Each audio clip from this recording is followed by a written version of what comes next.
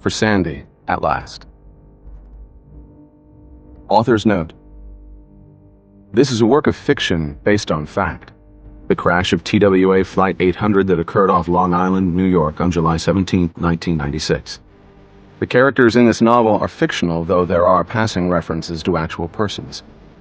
The events of July 17, 1996 that I describe in this book, and the subsequent investigation of the crash, are based on published accounts as well as my own interviews with investigators who worked on this case, and my interviews with eyewitnesses to the crash. The official cause of the crash is mechanical failure, though there are conflicting theories that point toward more sinister causes of this tragedy. I've tried to represent all sides of this controversy, and to be accurate in regard to the eyewitness accounts, the forensic evidence, and the details of the subsequent investigation. I have, however, taken dramatic liberties and literary license in cases where there is conflicting evidence. This book is in memory of the passengers and crew of TWA Flight 800, who lost their lives on the evening of July 17, 1996, and to their families and loved ones, as well as to the hundreds of men and women who participated in the rescue and recovery and the subsequent investigations of the cause of this tragedy. Book 1. July 17, 1996. Long Island, New York. For this must ever be a secret, kept from all the rest, between yourself and me. Lewis Carroll, Alice in Wonderland. Chapter 1. Bud Mitchell drove his Ford Explorer along Dune Road. Up ahead was a sign that said Cupsog Beach County Park, open dawn to dusk. It was dusk, but Bud drove through an empty parking field, on the far side of which was a wide nature trail, partially blocked by a roll-up fence. A sign said no vehicles. He said to the woman sitting in his passenger seat, "Are you sure you want to do this?" Jill Winslow replied, "Yes, it's exciting." Bud nodded without enthusiasm. He skirted around the fence and continued on in four-wheel drive along the sandy trail flanked by high, grass-covered dunes. Having extramarital sex should have been exciting enough for both of them, he thought. But Jill didn't see it that way. For her, cheating on her husband was only worth it if the sex, romance, and excitement was better than at home. For him, the taboo of having sex with another man's wife was the turn-on. Somewhere around his 40th birthday, Bud Mitchell had come to the startling conclusion that women were different. Now, 5 years later and 2 years into this affair, he realized that Jill's fantasies and his weren't communicating very well. Still, Jill Winslow was beautiful, willing, and most important, she was someone else's wife, and she wanted to keep it that way. For him, safe sex meant having it with a married woman. An added kick for Bud was that he and his wife Arlene traveled in the same social circles as Jill and her husband Mark. When the four of them were together at a social function, Bud felt the opposite of awkward or guilty. He felt terrific. His ego knew no bounds, and he reveled in his secret knowledge that he had seen every inch of the beautiful Jill Winslow's naked body. But it wasn't that secret, of course, or it wouldn't have been so much fun. Early in the affair, when they were both nervous about getting caught, they'd sworn to each other that they wouldn't tell anyone. Since then, they'd both hinted that they'd had to confide in close friends solely for the purpose of providing cover stories for their absences from home and hearth. But always wondered who of her friends knew, and at social gatherings he had fun trying to guess. They had driven in separate cars from their homes on Long Island's Gold Coast, about 55 miles from West Hampton, and Jill had parked in a village lot where they'd rendezvoused, then driven to a hotel together in Bud's Explorer. At the hotel, Bud had asked her what her cover story was and gotten a one-word answer.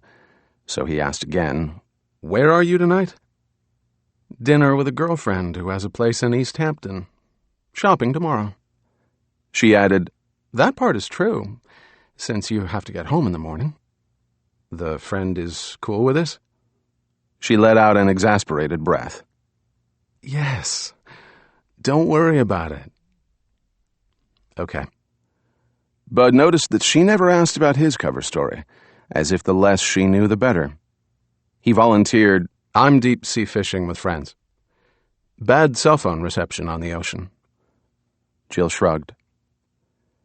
Bud Mitchell understood that in their own way, both he and Jill loved their slightly boring spouses. They loved their children and their comfortable upper-middle-class lives. They also loved each other, or said they did, but not enough to chuck everything to be together 7 days a week. 3 or 4 times a month seemed to be good enough.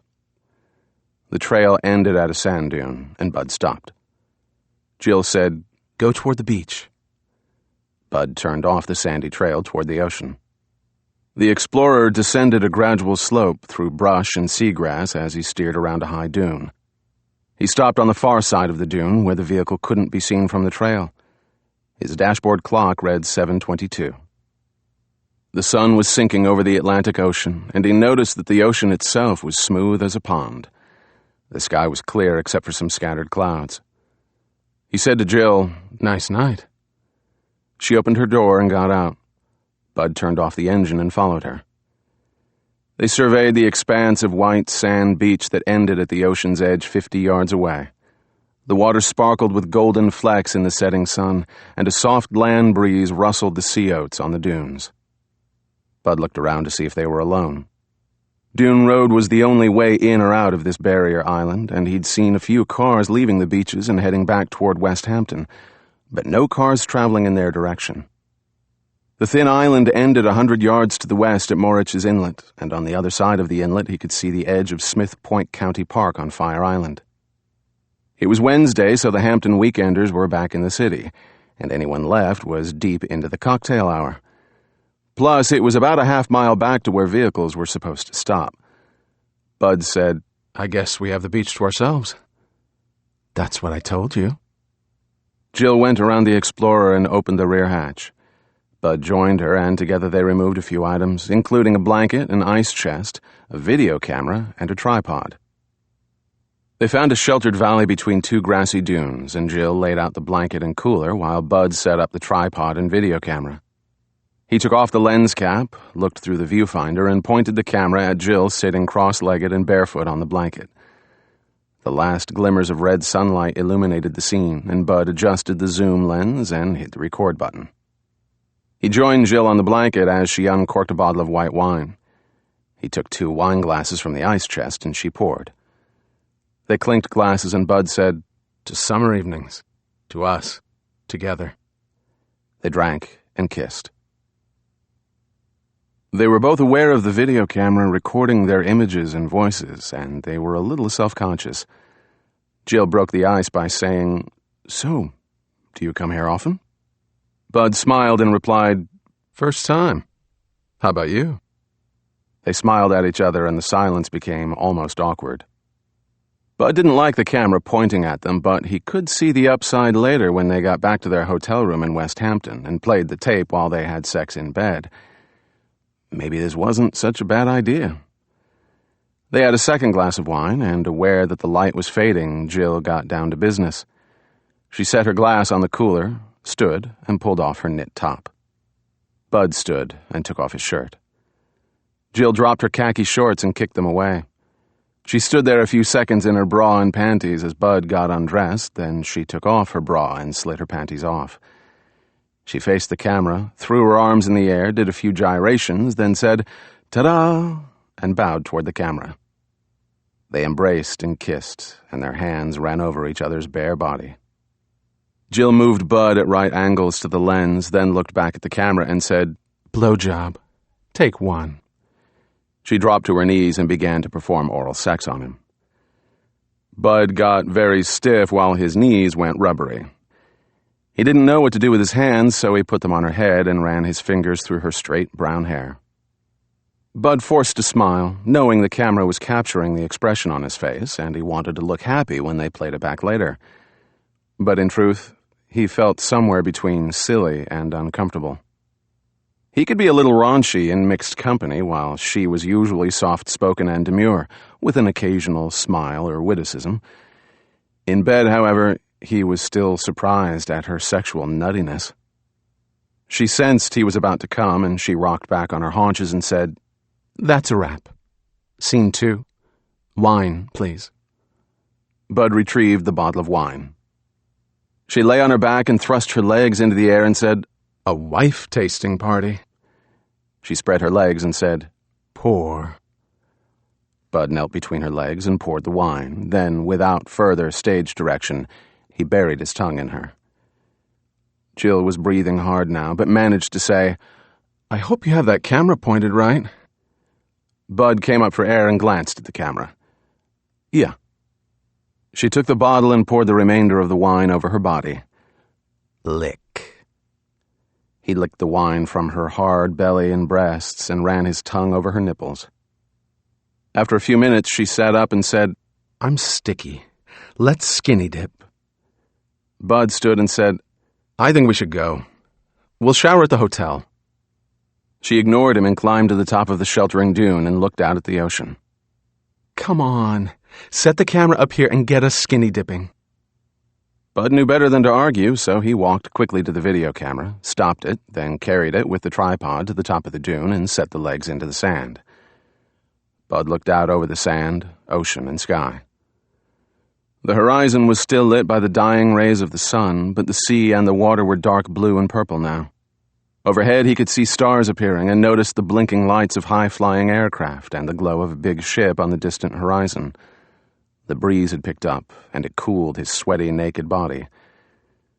Jill looked through the viewfinder and switched to a twilight setting, then set the autofocus on infinity and zoomed out for a wide shot. She pushed the record button and said, "This is so beautiful." Bud replied, "Maybe we shouldn't go down to the beach naked. There could be people around." "So what? As long as we don't know them, who cares?" "Yeah, but let's take some clothes. Live dangerously, Bud."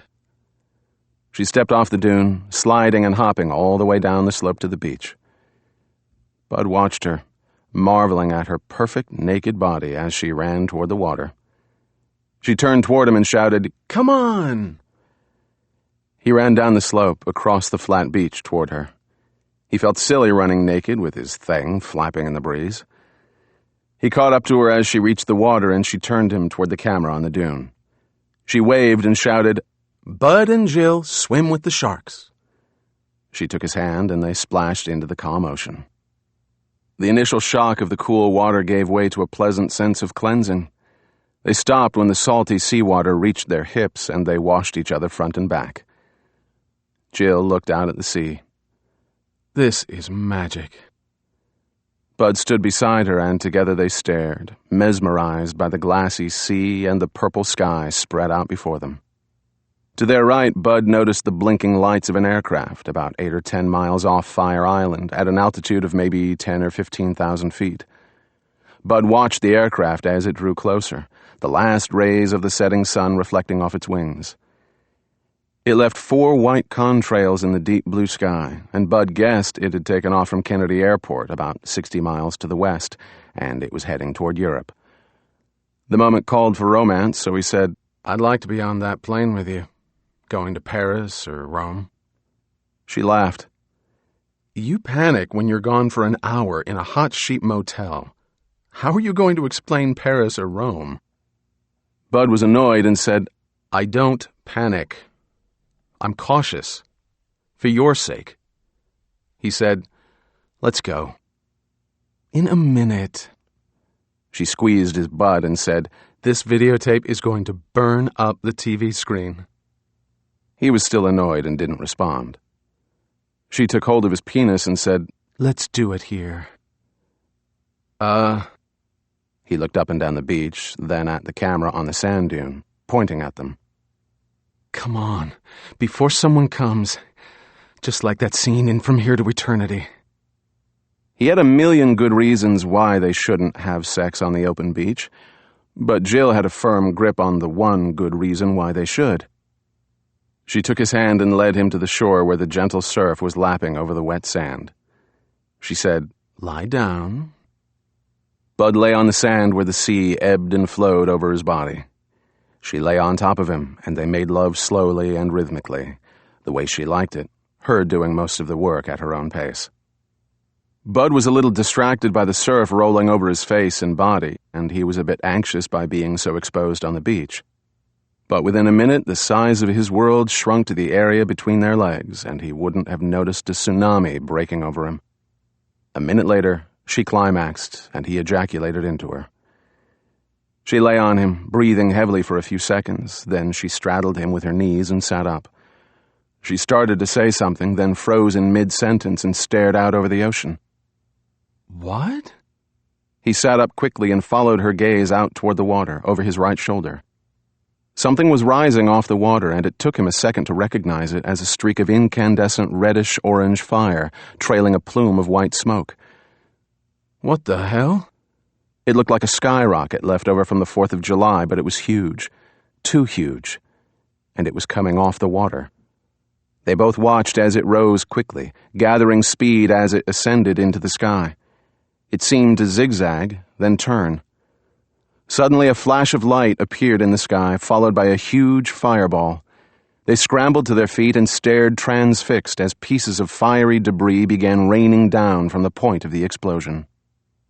About a half-minute later, the sound of 2 explosions in quick succession rolled across the water and filled the air around them, causing them to instinctively flinch. Then, silence. The huge fireball seemed to hang in the air for a long time. Then it began falling, breaking up into 2 or 3 fiery pieces, falling at different speeds. A minute later, the sky was clear except for white and black smoke, illuminated from below by the glow of fires burning on the smooth ocean miles away. Bud stared at the blazing horizon, then at the sky, then back at the water, his heart beating rapidly. Jill whispered, "Oh my God. What?" Bud stood motionless, not quite comprehending what he'd just seen, but in his gut he knew it was something terrible. His next thought was that whatever this was, it was big enough and loud enough to draw people toward the beach. He took Jill's arm and said, "Let's get out of here. Fast." They turned and sprinted across the 50 yards of sand and up the dune. Bud grabbed the video camera and tripod as Jill scrambled down the far side of the dune. Bud followed and said, "Get dressed. Get dressed." They both dressed quickly and ran toward the Explorer, Bud carrying the tripod and Jill carrying the camera, leaving the blanket and ice chest behind. They tossed the video equipment in the back seat, jumped in the front, and Bud started the Explorer and threw it into gear. They were both breathing hard. He left his headlights off, and with wheels spinning, he drove back to the trail and made a sharp right turn. He drove cautiously in the dark, along the nature trail, then through the parking field and out onto Dune Road, where he put on his headlights and accelerated. Neither of them spoke. A police car approached from the opposite direction and sped past them. Within 5 minutes, they could see the lights of West Hampton across the bay. Jill said, "Bud, I think a plane exploded. Maybe it was a giant skyrocket. Fired from a barge. It exploded. You know, a fireworks show." "Skyrockets don't explode like that. Skyrockets don't burn on the water." She glanced at him and said, "Something big exploded in midair and crashed in the ocean. It was a plane." Bud didn't reply. Jill said, "Maybe we should go back." "Why?" "Maybe people got out. They have life vests, life rafts. Maybe we can help." Bud shook his head. "That thing just disintegrated. It had to be a couple miles high." He added, "The cops are already there. They don't need us." Jill didn't reply. Bud turned onto the bridge that led back to the village of West Hampton Beach. Their hotel was 5 minutes away. Jill seemed lost in thought, then said, "That streak of light. That was a rocket. A missile." Bud didn't reply. She said, "It looked like a missile was fired from the water and hit a plane." "Well, I'm sure we'll hear about it on the news." Jill glanced into the back seat and saw that the video camera was still on, recording their conversation. She reached back and retrieved the camera. She rewound the tape, flipped the selector switch to play, then looked into the viewfinder as she fast-forwarded. Bud glanced at her, but said nothing. She hit the pause button and said, "I can see it. We got the whole thing on tape." She ran the tape forward, then backwards, several times. She said, "Bud, pull over and watch this." He kept driving. She put down the video camera and said, "We have the whole thing on tape. The missile, the explosion, the pieces falling." "Yeah? What else do you see in there?" "Us." "Right. Erase it." "No." "Jill, erase the tape." "Okay. But we have to watch it in the hotel room. Then we'll erase it." "I don't want to see it. Erase it, now." "Bud, this may be evidence. Someone needs to see this." "Are you crazy? No one needs to see us screwing on videotape." She didn't reply. Bud patted her hand and said, "Okay, we'll play it on the TV in the room.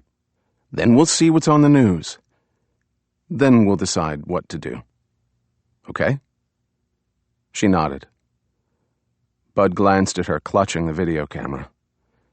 Jill Winslow, he knew, was the kind of woman who might actually do the right thing and turn that tape over to the authorities, despite what it would do to her personally. Not to mention him. He thought, however, that when she saw the tape in all its explicitness, she'd come to her senses. If not, he might have to get a little forceful with her. He said, "You know what do you call that? The black box, the flight recorder. When they find that, they'll know more about what happened to that airplane than we do, or what the tape shows. The flight recorder. Better than a video recorder." She didn't reply. He pulled into the parking lot of the Bayview Hotel. He said, "We don't even know if it was a plane. Let's see what they say on the news." She got out of the Explorer and walked toward the hotel, carrying the video camera. He shut off the engine and followed. He thought to himself, "I'm not going to crash and burn like that plane." Book 2, 5 years later, Long Island, New York. Conspiracy is not a theory. It's a crime. Chapter 2. Everyone loves a mystery. Except cops. For a cop, mysteries, if they remain mysteries, become career problems. Who killed JFK? Who kidnapped the Lindbergh baby? Why did my first wife leave me? I don't know. They weren't my cases. I'm John Corey, formerly a New York City homicide detective, now working for the Federal Anti-Terrorist Task Force in what can only be described as the second act of a one-act life. Here's another mystery. What happened to TWA Flight 800? That wasn't my case either, but it was my second wife's case back in July 1996, when TWA 800, a big Boeing 747 bound for Paris with 230 passengers and crew on board, exploded off the Atlantic coast of Long Island, sending all 230 souls to their deaths. My second wife's name is Kate Mayfield, and she's an FBI agent, also working with the ATTF, which is how we met. Not many people can say they have an Arab terrorist to thank for bringing them together. I was driving my gas-guzzling, politically incorrect 8-cylinder Jeep Grand Cherokee eastbound on the Long Island Expressway. Beside me in the passenger seat was my aforementioned second and hopefully last wife, Kate Mayfield, who had kept her maiden name for professional reasons. Also for professional reasons, she'd offered me the use of her surname, since my name was mostly mud around the ATTF. We live in Manhattan, on East 72nd Street, in the apartment where I had lived with my first wife, Robin. Kate, like Robin, is a lawyer, which might have led another man and his psychiatrist to analyze this love-hate thing which I might have with lady lawyers and the law in general, with all its complex manifestations. I call it coincidence. My friends say I like to fuck lawyers. Whatever. Kate said, "Thanks for coming with me to this. It's not going to be very pleasant." No problem. We were heading toward the beach on this warm, sunny day in July, but we weren't going to sunbathe or swim. In fact, we were going to a beachside memorial service for the victims of Flight 800. This service is held every year on the July 17th anniversary date of the crash, and this was the 5th anniversary. I'd never been to this service, and there was no reason why I should. But as I said, Kate had worked the case, and that's why, according to Kate, she attended every year. It occurred to me that over 500 law enforcement people worked that case, and I was sure they didn't attend every or maybe any memorial service. But good husbands take their wives at their word. Really? I asked Kate, "What did you do on that case?" She replied, "I mostly interviewed eyewitnesses." "How many?" "I don't remember." "Lots." "How many witnesses saw this?" "Over 600. "No kidding. What do you think actually caused the crash?"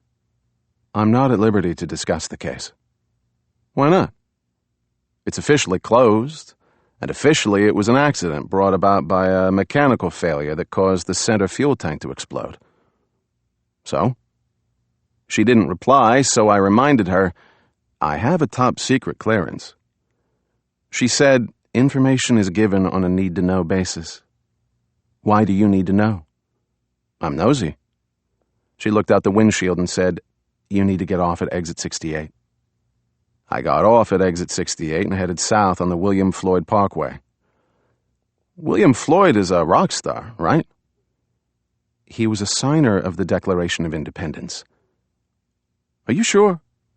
You're thinking of Pink Floyd, she said. Right. You have a good memory. Then why can't I remember why I married you, she asked. I'm funny. And sexy. And smart. Smart is sexy. That's what you said. I don't remember saying that. You love me. I do love you. Very much. She added, but you're a pain in the ass. You're not exactly easy to live with either, sweetheart. She smiled. Ms. Mayfield was 14 years younger than I, and the small generation gap was sometimes interesting, sometimes not. I'll mention here that Kate Mayfield is rather nice-looking, though it was her intelligence that first attracted me, of course.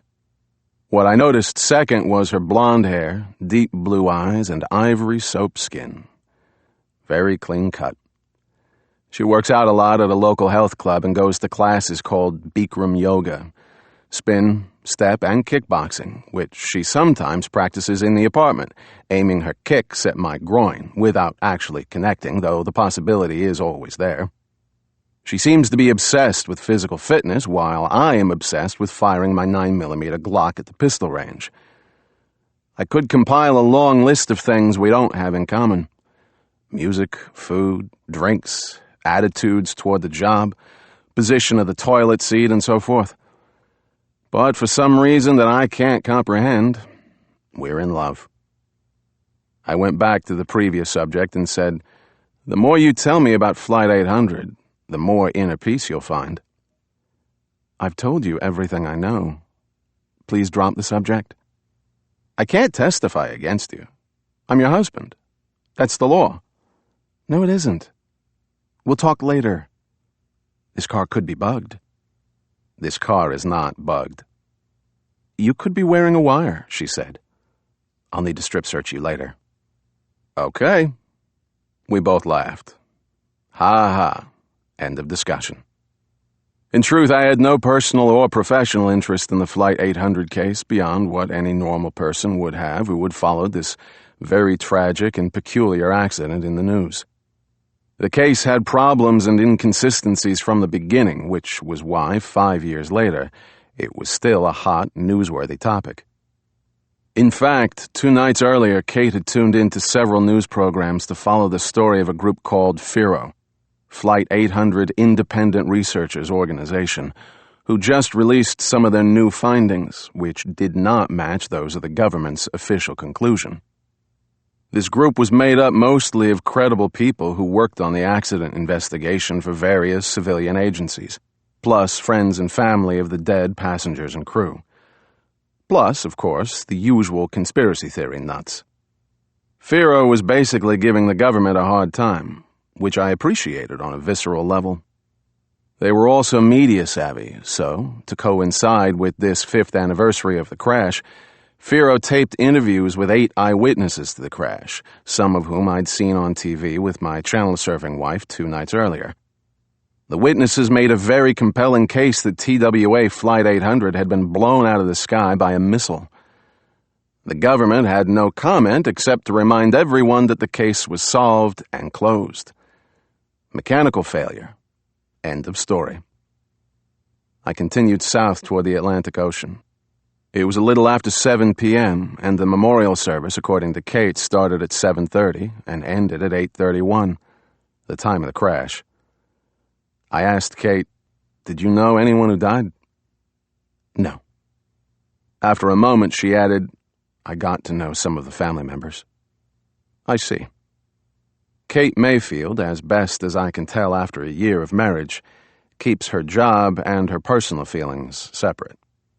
Therefore, her taking half a day AL, which is FBI talk for annual leave and which everyone else calls vacation, to attend a memorial service for people she didn't know seemed not completely understandable.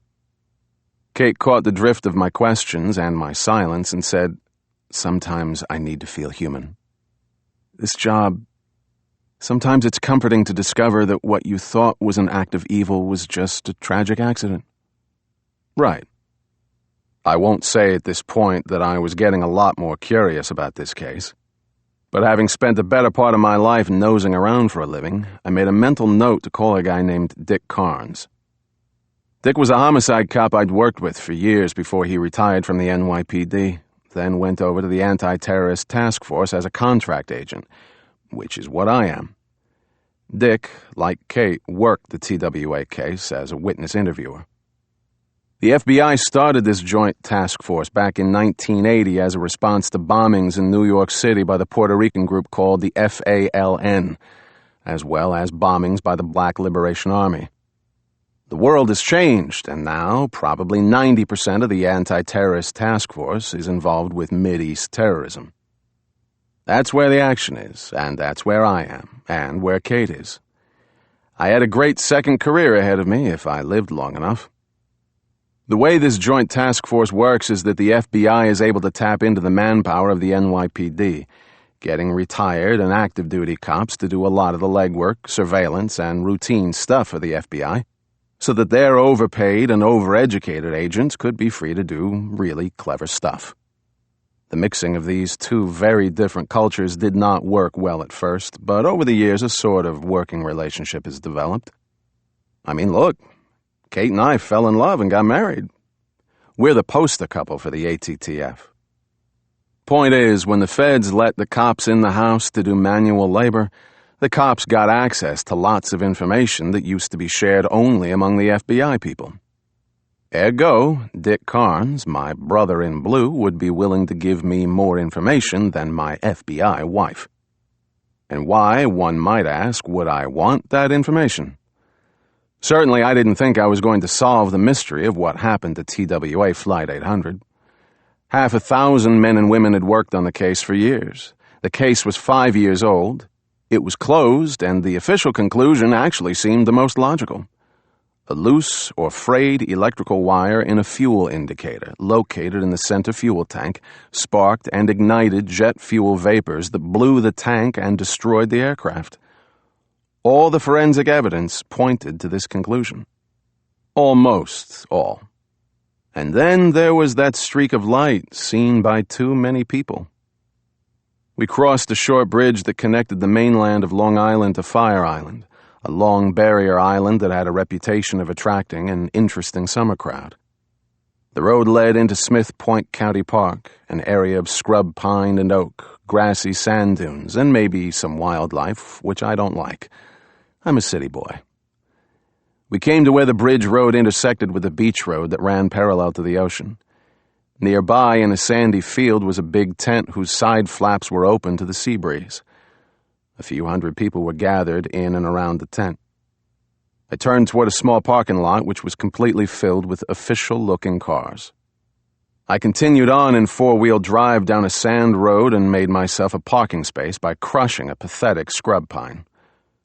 Kate said, "You ran over that tree." "What tree?"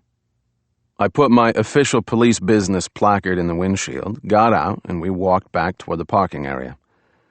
The parked cars were either chauffeur-driven or had some sort of official business placards in their windshields. We continued on toward the open tent, which was silhouetted against the ocean. Kate and I were wearing khakis and a knit shirt, and as per Kate, I wore good walking shoes. As we walked toward the tent, Kate said, "We may run into a few other agents who worked the case. Criminals may or may not return to the scene of their crime, but I know for a fact that cops often return to the scenes of their unsolved cases, sometimes obsessively. But this wasn't a criminal case, as I had to remind myself. It was a tragic accident. The sun was low on the southwestern horizon, the sky was clear, and a cool breeze blew in from the ocean. Nature's okay sometimes. We walked to the open tent where about 300 people were gathered. I've been to too many memorial services and funerals in my professional life, and I don't volunteer to go to ones that I don't have to go to. But here I was. Kate said most of the family members wear photos of their loved ones who died. But even if they didn't, you'd know who they were. She took my hand and we walked toward the tent. She said, "They're not here to find closure. There is no closure. They're here to support and comfort one another, to share their loss." Someone handed us a program. There were no chairs left, so we stood alongside the tent on the side that opened to the ocean. Just about opposite this spot, maybe 8 miles out, a giant airliner had exploded and fallen into the sea. Aircraft debris and personal effects washed the shore on that beach for weeks afterward. Some people said that body parts also washed up, but that was never reported by the news media. I recalled thinking at the time that this was the first American aircraft to be destroyed by enemy action within the United States, and also that this was the second foreign-directed terrorist attack on American soil, the first being the bombing of the North Tower of the World Trade Center in February 1993. And then as the days, weeks, and months passed, another explanation for the crash began to gain more credibility. Mechanical failure. No one believed it, and everyone believed it. I believed it, and I didn't believe it. I looked out at the horizon and tried to imagine what it was that so many people saw streaking toward the aircraft just before it exploded. I have no idea what they saw, but I know they were told they didn't see anything. It was too bad, I thought, that no one had captured that brief moment on film. Chapter 3. As I said, I've been to many funerals and memorial services, but this service, for 230 men, women, and children, had not only the pall of death hanging over it, but also the pall of uncertainty, the unspoken question of what had actually brought down that airliner 5 years ago. The first speaker was a woman who, according to the program, was a chaplain of an interdenominational chapel at Kennedy Airport. She assured the friends and family of the victims that it was all right for them to keep living life to the fullest, even if their loved ones could not. A few other people spoke, and in the distance, I could hear the sound of the waves on the beach. Prayers were said by clergy of different faiths, people were crying, and Kate squeezed my hand. I glanced at her and saw tears running down her cheeks. A rabbi, speaking of the dead, said, "And we still marvel at how these people, so many years dead, can remain so beautiful for so long." Another speaker, a man who had lost his wife and son, spoke of all the lost children, the lost wives and husbands, the families flying together, the brothers and sisters, fathers and mothers, most of them strangers to one another, but all now joined for eternity in heaven. The last speaker, a Protestant minister, led everyone in the 23rd Psalm. "Yea, though I walk through the valley of the shadow of death." Police bagpipers in kilts played Amazing Grace, and the service at the tent ended. Then, because they'd been doing this for years, everyone, without instructions, walked down to the beach. Kate and I walked with them. At the ocean's edge, the victims' families lit one candle for each of the 230 dead, and the candles stretched along the beach, flickering in the soft breeze. At 8:31 p.m., The exact time of the crash, the family members joined hands along the beach. A Coast Guard helicopter shined its searchlight on the ocean, and from a Coast Guard cutter, crew members threw wreaths into the water where the searchlight illuminated the rolling waves. Some family members knelt, some waded into the water, and nearly everyone threw flowers into the surf. People began embracing one another. Empathy and sensitivity are not my strong points, but this scene of shared grief and comforting passed through my own death-hardened shell like the warm ocean breeze through a screen door. Small knots of people began drifting away from the beach, and Kate and I headed back toward the tent. I spotted Mayor Rudy Giuliani and a bunch of local politicians and New York City officials who were easy to identify because of the reporters trailing alongside them, asking for quotable statements. I heard one reporter ask Rudy, "Mr. Mayor, do you still think this was a terrorist act?" To which Mr. Giuliani replied, "No comment." Kate saw a couple she knew, excused herself, and went over to speak with them. I stood on the boardwalk near the tent watching the people straggling in from the beach where the candles still burned. The helicopter and boat were gone, but a few people remained on the beach, some still standing in the water looking out to sea. Others stood in small groups talking, hugging, and weeping. Clearly it was difficult for these people to leave this place that was so close to where their loved ones fell from the summer sky into the beautiful ocean below. I wasn't quite sure why I was here, but the experience had certainly made this 5-year-old tragedy less academic and more real for me. And this, I suppose, was why Kate invited me to come. This was part of her past, and she wanted me to understand this part of her. Or she had something else in mind. On a day-to-day basis, Kate Mayfield is about as emotional as I am, which is to say, not very. But obviously this tragedy had personally affected her, and I suspected had professionally frustrated her. She, like everyone here this evening, didn't know if they were mourning the victims of an accident or a mass murder. For this brief hour, maybe it didn't matter. But ultimately it did matter, for the living and for the dead, and too for the nation. While I was waiting for Kate, a middle-aged man dressed in casual slacks and shirt approached me. He said, not asked, "John Corey." "No," I replied. "You're not John Corey. I'm John Corey." That's what I meant. Without extending his hand, he said to me, "I'm Special Agent Liam Griffith. We work in the same place." He looked a little familiar, but in truth all FBI agents look alike to me. Even the women. He asked me, "What brings you here?" "What brings you here, Liam?" I asked first. "Are you asking officially?" Mr. Griffith recognized the little verbal trap when he heard one. He replied, "I'm here as a private citizen." "Me too." He glanced around and said to me, "I guess you're here with your wife." "Good guess." We both remained silent for a while and stared at each other. I love these macho eyeballing contests, and I'm good at them. Finally, he said, "Your wife, as she may have told you, has never been fully satisfied with the final determination of this case." I didn't reply. He continued, "The government is satisfied. She, and you, work for the government." Thanks for the hot tip. He looked at me and said, "Sometimes the obvious needs to be stated." "Is English your second language?" "Okay, hear me on this. The case is closed.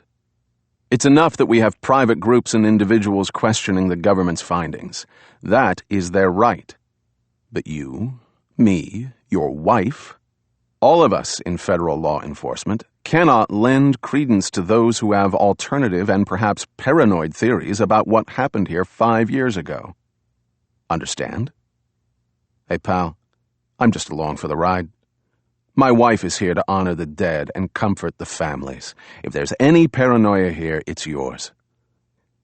Mr. Griffith seemed to take offense, but kept his cool. He said to me, "Perhaps the point I'm making is too subtle for you to understand. What happened here or didn't happen here is not the issue. The issue is your status as a government agent." He added, "If you retired or got fired tomorrow, you could spend all the happy hours you want looking into this case. That would be your right as a private citizen, and if you found new evidence to reopen the government's case, then God bless you. But as long as you work for the government, you will not, even in your off-duty hours, make any inquiries, conduct any interviews, look at any files, or even think about this case. Now, do you understand?" I keep forgetting that nearly all special agents are lawyers, but when they speak, I remember. I said, "You're making me curious. I hope that wasn't your intent. I'm telling you the law, Mr. Corey, so later, if it comes up, you can't plead ignorance." "Hey, pal, I've been a cop for over 20 years, and I teach criminal justice at John Jay College. I know the fucking law." "Good. I'll note that in my report. While you're at it, note, too, that you told me you were here as a private citizen, then read me my rights." He actually smiled, then switched to good cop and informed me, "I like you." "Well, I like you too, Liam." Take this conversation as friendly advice from a colleague. There'll be no report. You guys don't take a crap without making out a 10-page report. I don't think he liked me anymore. He said, "You have a reputation of being difficult and not a team player. You know that. You're the golden boy for the moment as a result of the Assad Khalil case. But that was over a year ago, and you haven't done anything spectacular since then. Khalil is still free, and by the way, so are the guys who put 3 bullets in you up in Morningside Heights. If you need a mission in life, Mr. Corey, look for these people who tried to kill you. That should be enough to keep you busy and out of trouble. It's never a good idea to cold-cock a federal agent, but when they use this condescending tone, I should go ahead and do it. Just once. But not here." I suggested to Mr. Griffith, "Go fuck yourself." "Okay," he said, as though he thought that was a good idea. "Okay, consider yourself on notice." I replied, "Consider yourself gone." He turned and went away. Before I could process the conversation with Mr. Griffith, Kate came up beside me and said, "That couple lost their only daughter. She was on her way to Paris for a summer study program." She added, 5 years hasn't made a bit of difference. Nor should it. I nodded. She asked me, "What was Liam Griffith talking to you about?" "I'm not at liberty to say." "Did he want to know what we were doing here?" "How do you know him?" I asked. "He works with us, John." "What section?" "Same as ours. Mideast terrorism." "What did he say?" "Why don't I know him?" "I don't know. He travels a lot." "Did he work the TWA case?" "I'm not at liberty to say. Why didn't you ask him?" I meant to. Right before I told him to go fuck himself. Then the moment was gone. "You shouldn't have said that to him." "Why is he here?" She hesitated, then replied, "To see who else is here." "Is he sort of like an internal affairs guy?" "I don't know. Maybe. Did my name come up?" "He said you weren't satisfied with the government's final determination in this case." "I never said that to anyone." I'm sure he deduced it. She nodded, and like a good lawyer not wanting to hear any more than she'd be willing to repeat under oath, she dropped it. Kate looked out over the ocean, then up at the sky. She asked me, "What do you think happened here?" "I don't know." "I know you don't know. I worked the case and I don't know. What do you think?" I took her hand and we began to walk back to the Jeep. I said to her, "I think we need to explain the streak of light. Without the streak of light, the evidence is overwhelming for a mechanical failure. With the streak of light, we have another very credible theory, a surface-to-air missile." "And which way do you lean?" "I always lean toward the facts." "Well, you have 2 sets of facts to pick from. The eyewitnesses and their testimony regarding the streak of light, and the forensic facts, which show no evidence of a missile strike and do show some evidence of an accidental center fuel tank explosion. Which facts do you like? I replied, I don't always trust eyewitnesses. What if there are over 200 of them who all saw the same thing? Then I'd need to speak to a lot of them. You saw 8 of them on TV the other night. That's not the same as me questioning them. I did that. I interviewed 12 of them, and I heard their voices, and I looked into their eyes. She said to me, "Look into my eyes." I stopped walking and looked at her. She said, "I can't get their words or their faces out of my mind." I replied, "It might be a good idea if you did." We got to the Jeep, and I opened the door for Kate. I got in, started the engine, and backed onto the sand road. The scrub pine bounced back, taller and fuller than before I'd run over it. Trauma is good for wildlife. Survival of the fittest. I joined a long line of vehicles leaving the memorial service. Kate stayed quiet for a while, then said, "I get myself worked up when I come here." I can see why. We made our way slowly toward the bridge. I suddenly recalled very distinctly a conversation I'd had with Special Agent Kate Mayfield not too long after we'd met. We were working the case of Assad Khalil, recently mentioned by my new friend Liam. Mr. Khalil, a Libyan gentleman, had come to America with the purpose of murdering a number of U.S. Air Force pilots who had dropped some bombs on his country. Anyway, I guess I was complaining about the long hours or something, and Kate had said to me, "You know, when the ATTF worked the TWA explosion, they worked around the clock, 7 days a week." I had responded, perhaps sarcastically, maybe presciently, and that wasn't even a terrorist attack. Kate had not replied, and I recalled thinking at the time that no one in the know replied to questions about TWA 800, and that there were still unanswered questions. And here we were, a year later, now married, and she still wasn't saying much. But she was telling me something. I turned onto the bridge and crept along with the traffic. To the left was the Great South Bay, to the right Morich's Bay. Lights from the far shore sparkled on the water. Stars twinkled in the clear night sky, and the smell of salt air came through the open windows. On a flawless summer night, very much like this one, exactly 5 years ago, a great airliner, 11.5 minutes out of Kennedy Airport, on its way to Paris with 230 passengers and crew on board, exploded in midair, then fell in fiery pieces into the water and set the sea ablaze. I tried to imagine what that must have looked like to an eyewitness. Certainly it would have been so far out of the realm of anything they'd ever seen that they couldn't comprehend it or make any sense of it.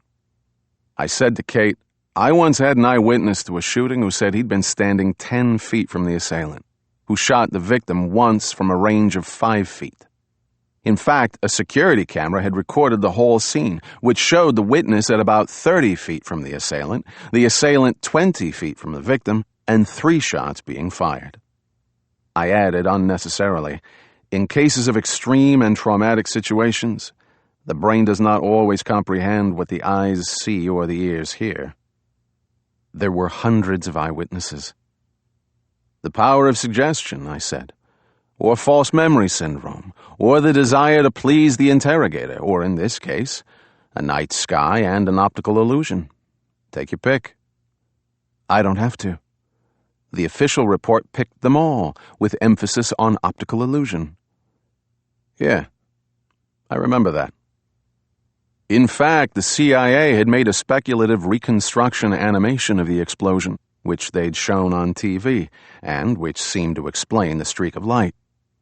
In the animation, as I recall, the streak of light, which over 200 people had seen rising toward the aircraft, was, according to the animation, actually coming from the aircraft as a result of burning fuel dropping from the ruptured fuel tank. The way this was explained in the animation was that it was not the initial explosion that caught the attention of the witnesses. It was the sound of the explosion that would have reached them 15 to 30 seconds afterward, depending on where they were located.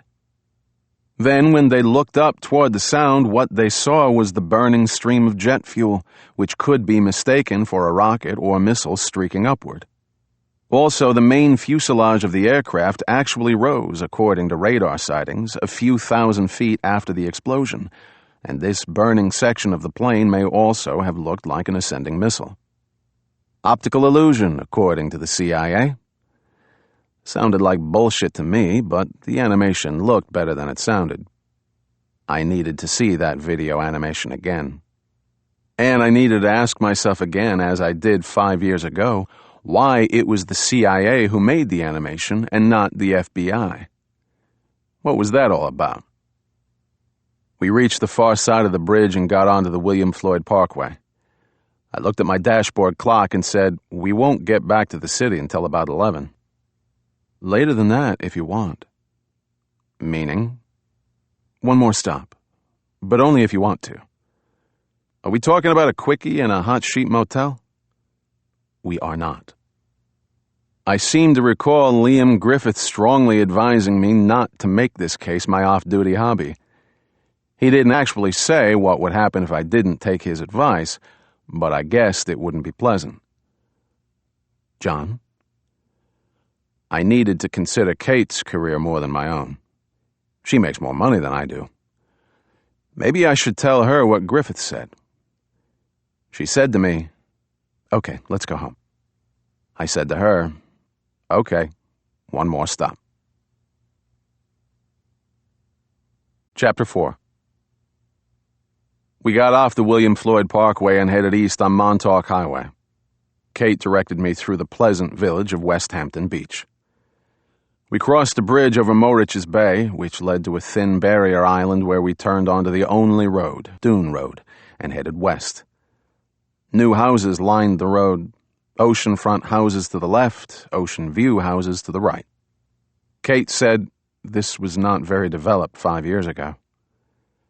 An offhand observation, perhaps, but more likely she meant this was a more secluded area at the time of the accident, and therefore, what I was about to see and hear should be put into that context.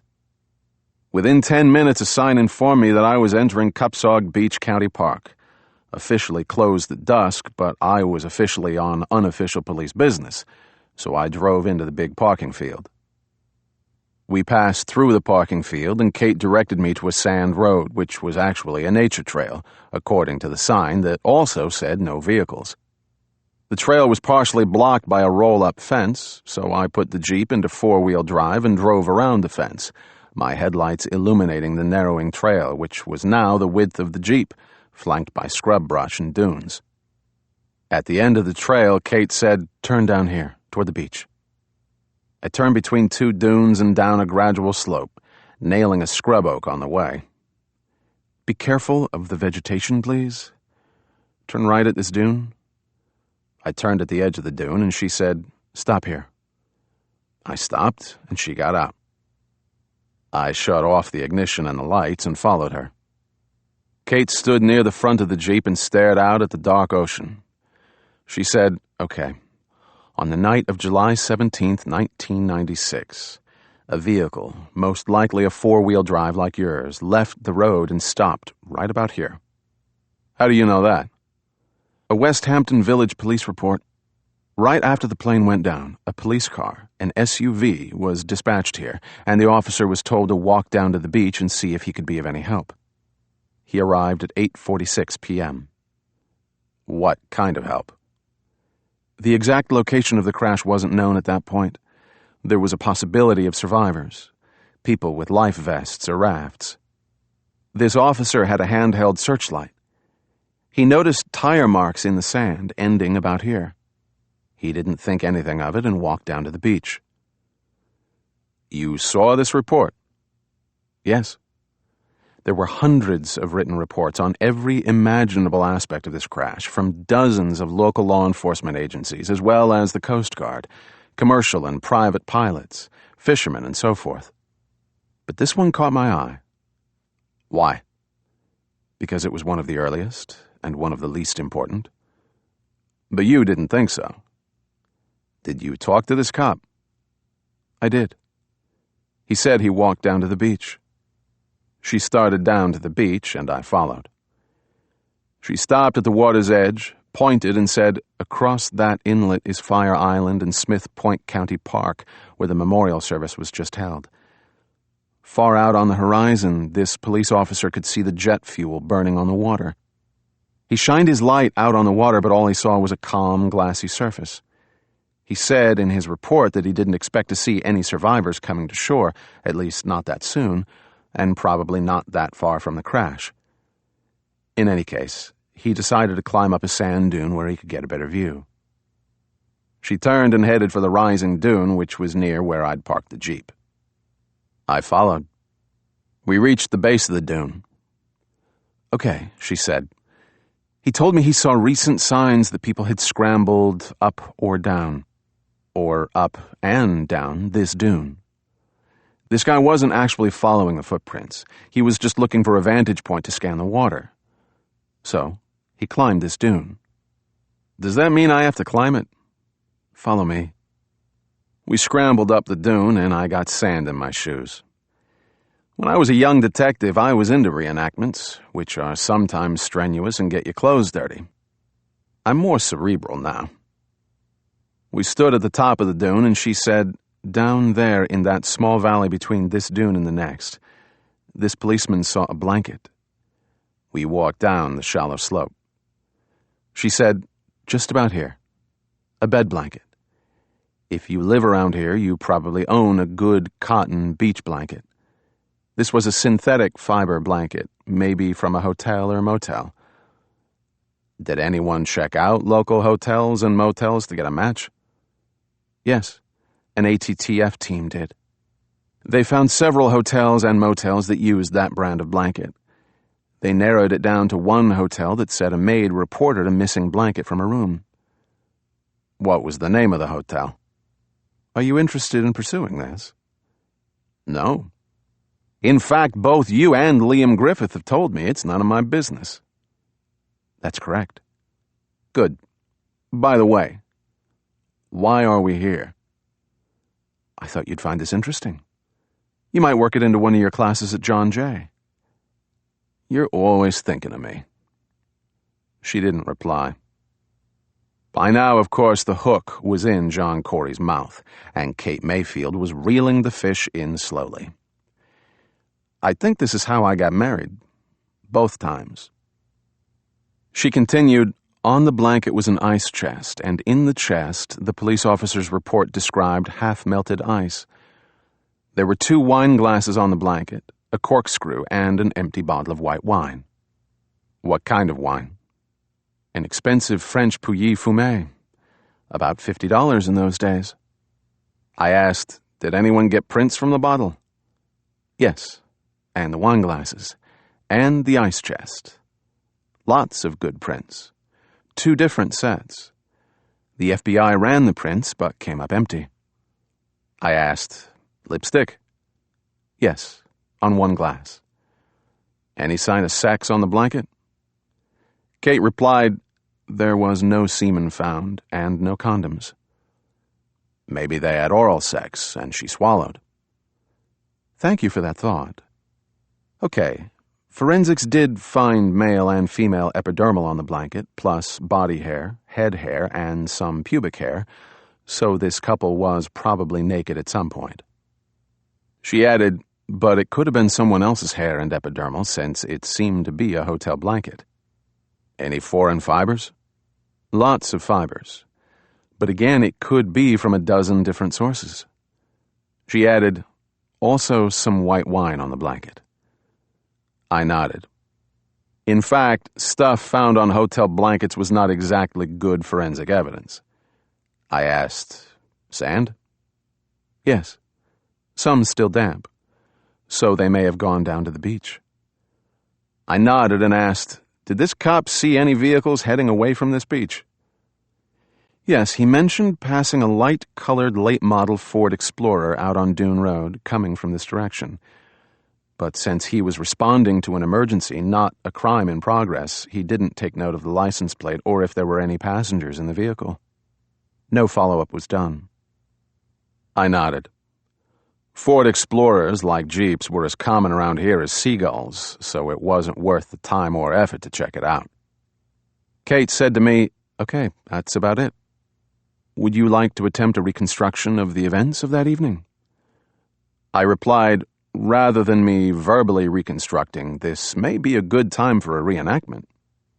"John, clean up your act." "I'm trying to get into this scene." "Come on. It's getting late. Reconstruct." She smiled. "We'll reenact later." I smiled in return. "Okay. We have a man and a woman. They may have been staying at a local hotel, the name of which I may learn later. The expensive wine indicates perhaps upper middle class and middle-aged people. They decide to go to the beach and they snag the blanket from the hotel bed. They do, however, have an ice chest, so maybe this was planned to some extent. They know or have heard of this secluded spot, or they just stumbled upon it. I think they got here late afternoon or early evening." "Why?" "Well, I remember where I was when I heard about the crash. Bright and sunny that day, and you didn't mention suntan oil or lotion on the blanket, on the bottle, or on the wine glasses." "Correct. Continue." "Okay. So this man and woman, perhaps driving a Ford Explorer, got here at some point before 8:31 p.m., the time of the crash. They laid out the blanket, opened the ice chest, took out the wine, opened it with the corkscrew, poured it into 2 glasses, and finished the bottle. At some point, they may have gotten naked and may have engaged in sexual activity." She didn't reply, and I continued, "Okay, based on the damp sand found on the blanket, we can speculate that they went down to the water, naked or clothed. At some point, at 8:31 p.m. to be exact, they saw and heard an explosion in the sky. I don't know where they were standing at that time, but realizing that this spectacular occurrence would draw people to the beach, they got the hell out of here, and they were gone before the police arrived at 8:46. The 2 vehicles may have passed on the single road leading to this beach." I added, "My guess is that these 2 people were not married to each other." "Why?" "Too romantic." "Don't be cynical. Maybe they weren't running away. Maybe they ran for help and kept on running. They didn't want to be seen together." She nodded. "That's the general consensus." "Among who?" "Among the FBI agents on the anti-terrorist task force who investigated this 5 years ago." "Let me ask you something. What makes these 2 people so important that the FBI went through all that trouble?" "They were probably witnesses to the crash." "So what? There were 600 eyewitnesses who saw the explosion. Over 200 of them said they saw a streak of light rising toward the plane before the explosion. If the FBI didn't believe 200 people, why are these 2 unknown people so important?" "Oh, I forgot. One last detail." "Ah." She said, "Also on the blanket was a plastic lens cap belonging to a JVC video camera." I let that sink in a moment as I looked around at the terrain and the sky. I asked her, "Did you ever hear from these people?" "No." "And you never will. Let's go."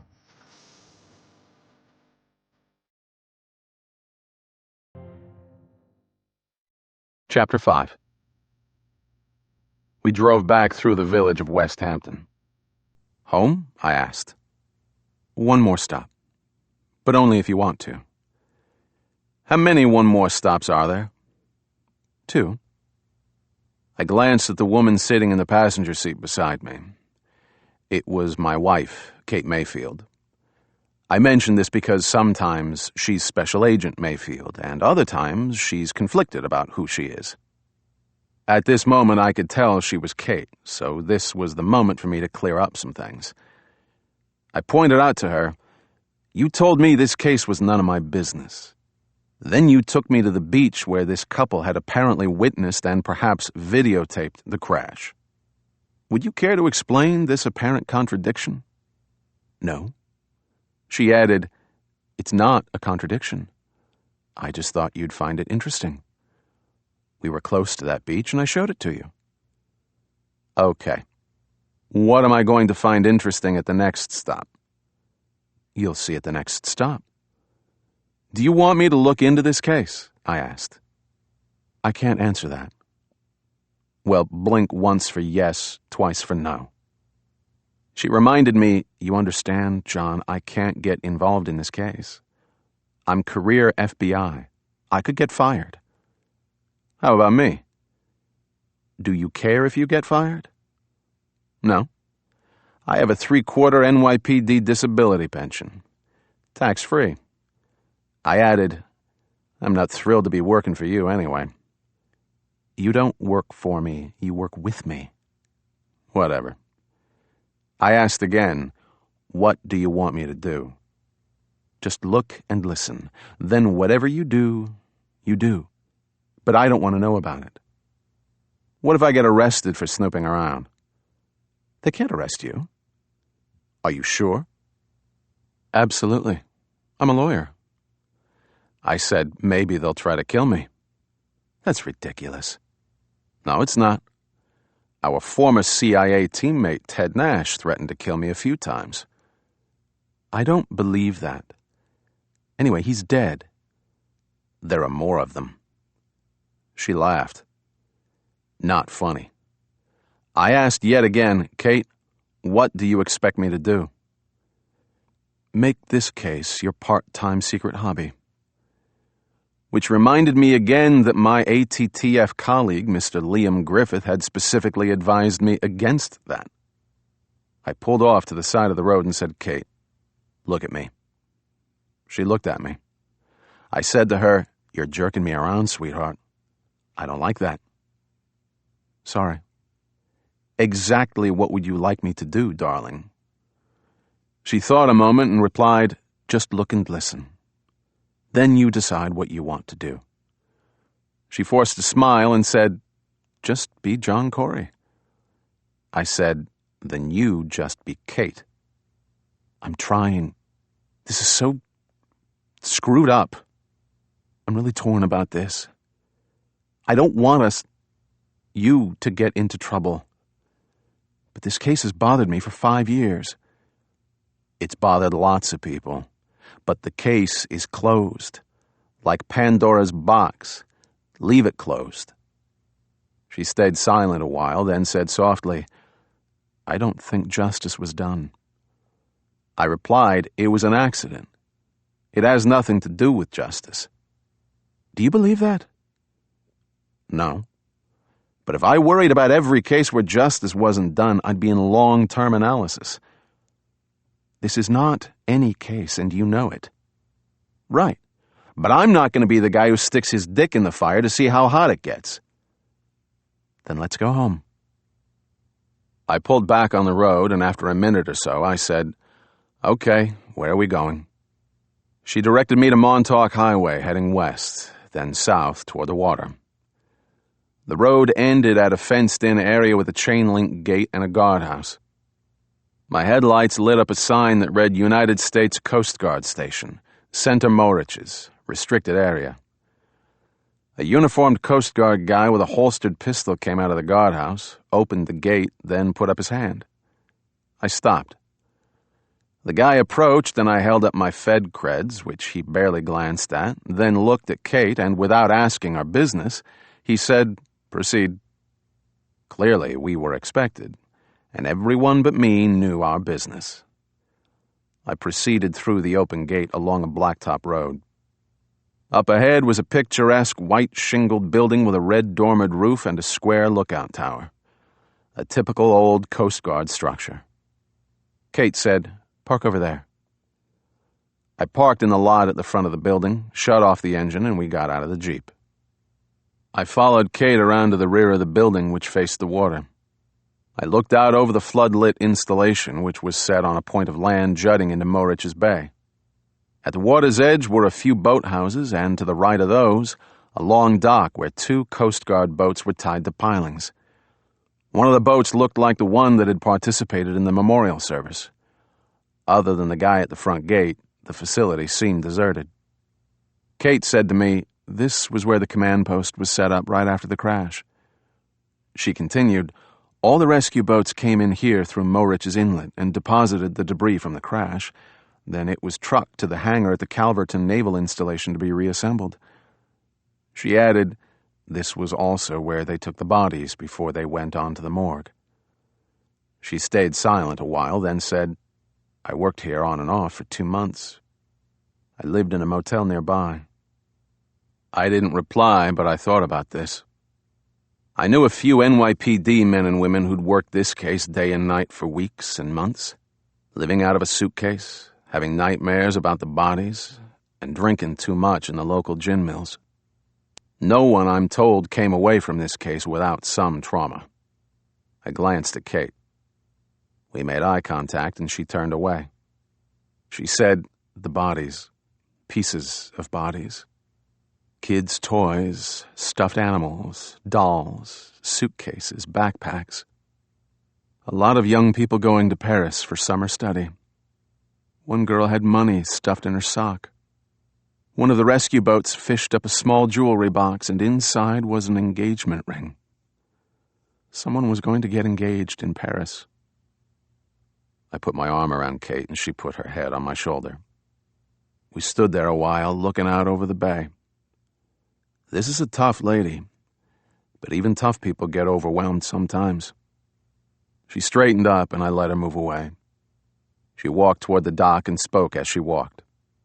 When I got here, the day after the crash, this place was about to be closed down and wasn't being maintained. Grass as high as my waist. Within a few days, this whole place was filled with commo vans, forensic vans, ambulances, a big Red Cross tent over there, trucks, mobile morgues. We had portable showers to wash off the contaminants. About a week later, they put in those 2 paved helipads out on the lawn. It was a good response.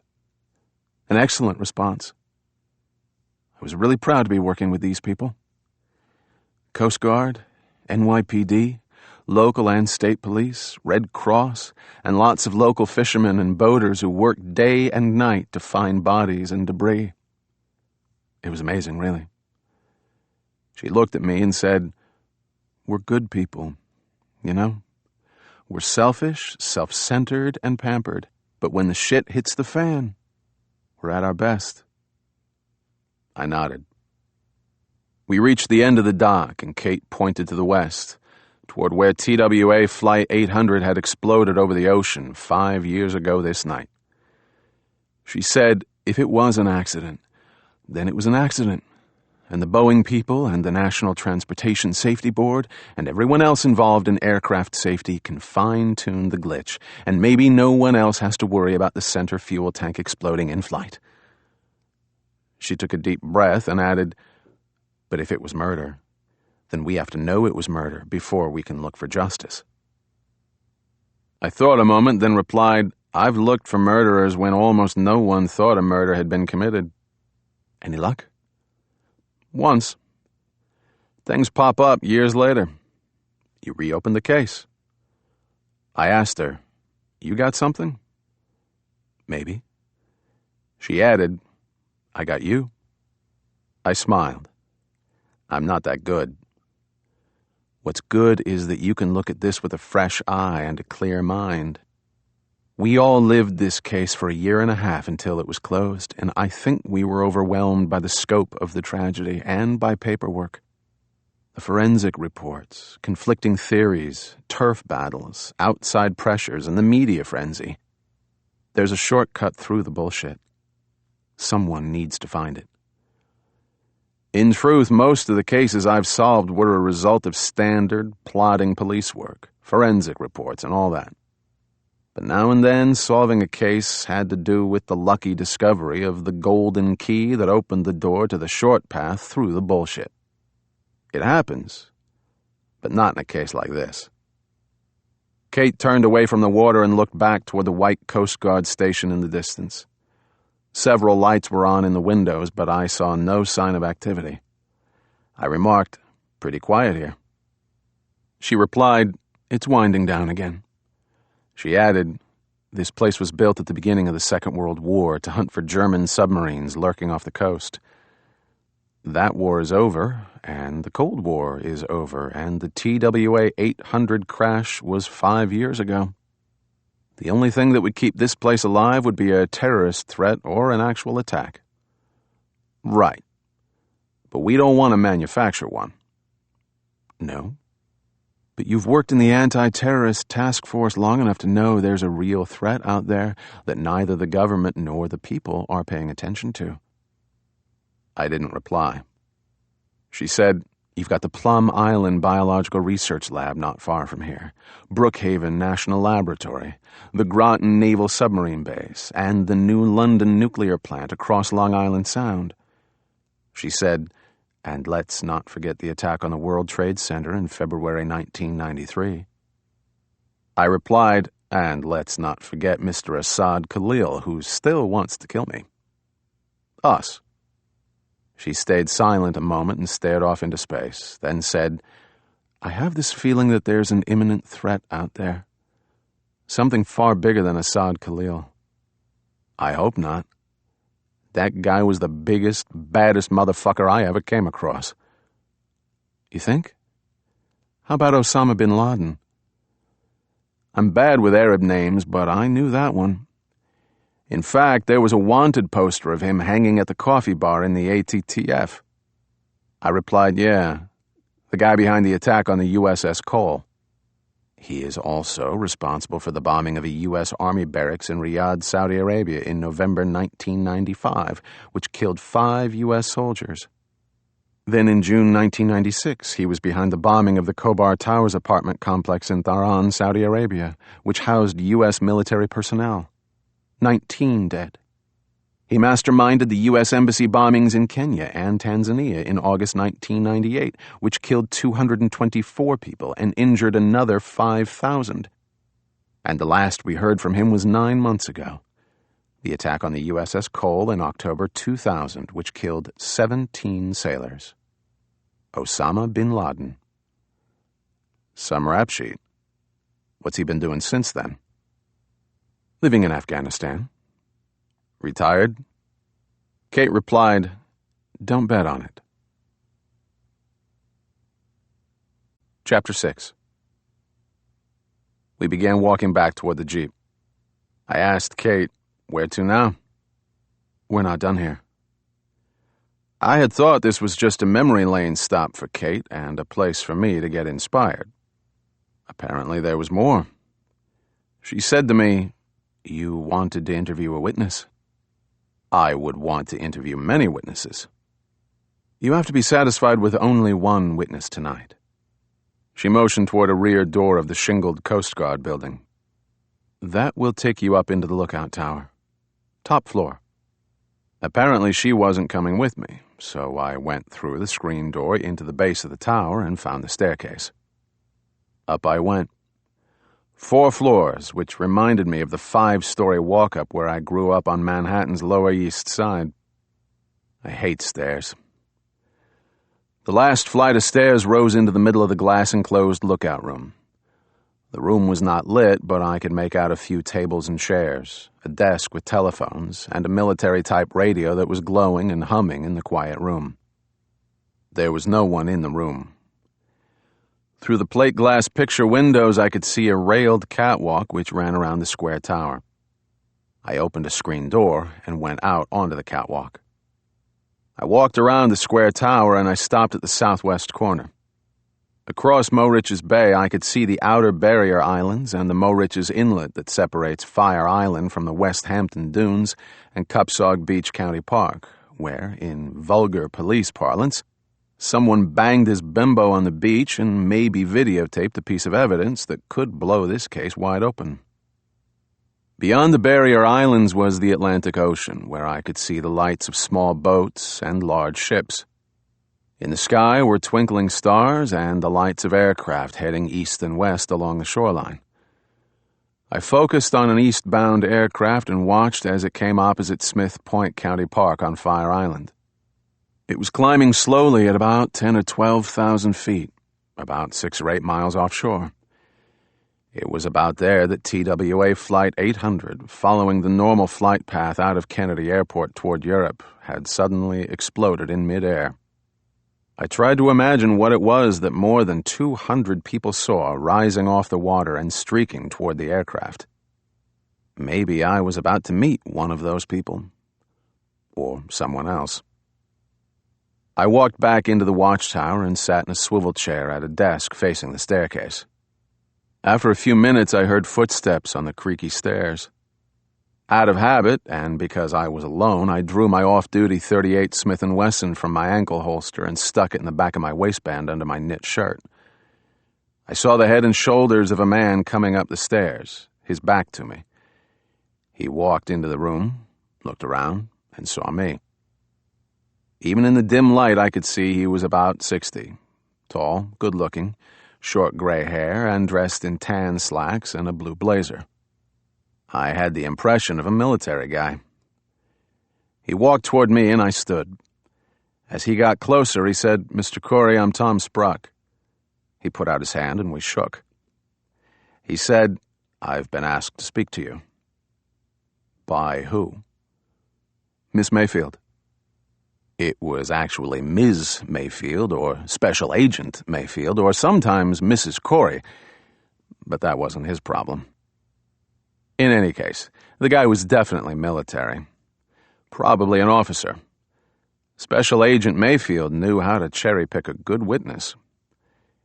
I wasn't talking, so he said, "I was a witness to the events of July 17th, 1996. But you know that." I nodded.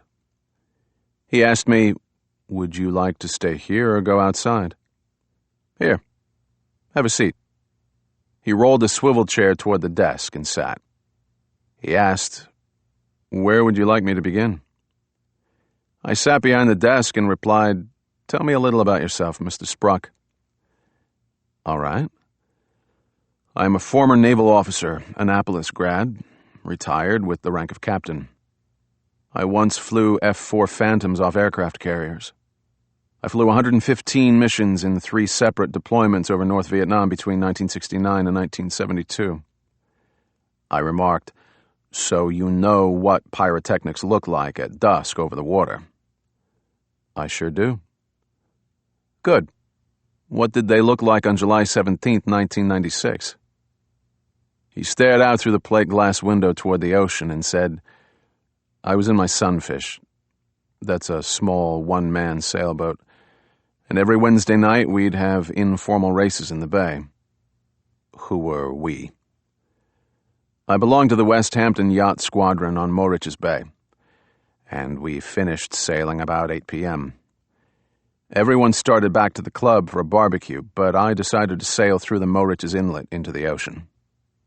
"Why?" "The sea was unusually calm, and there was a 6-knot wind.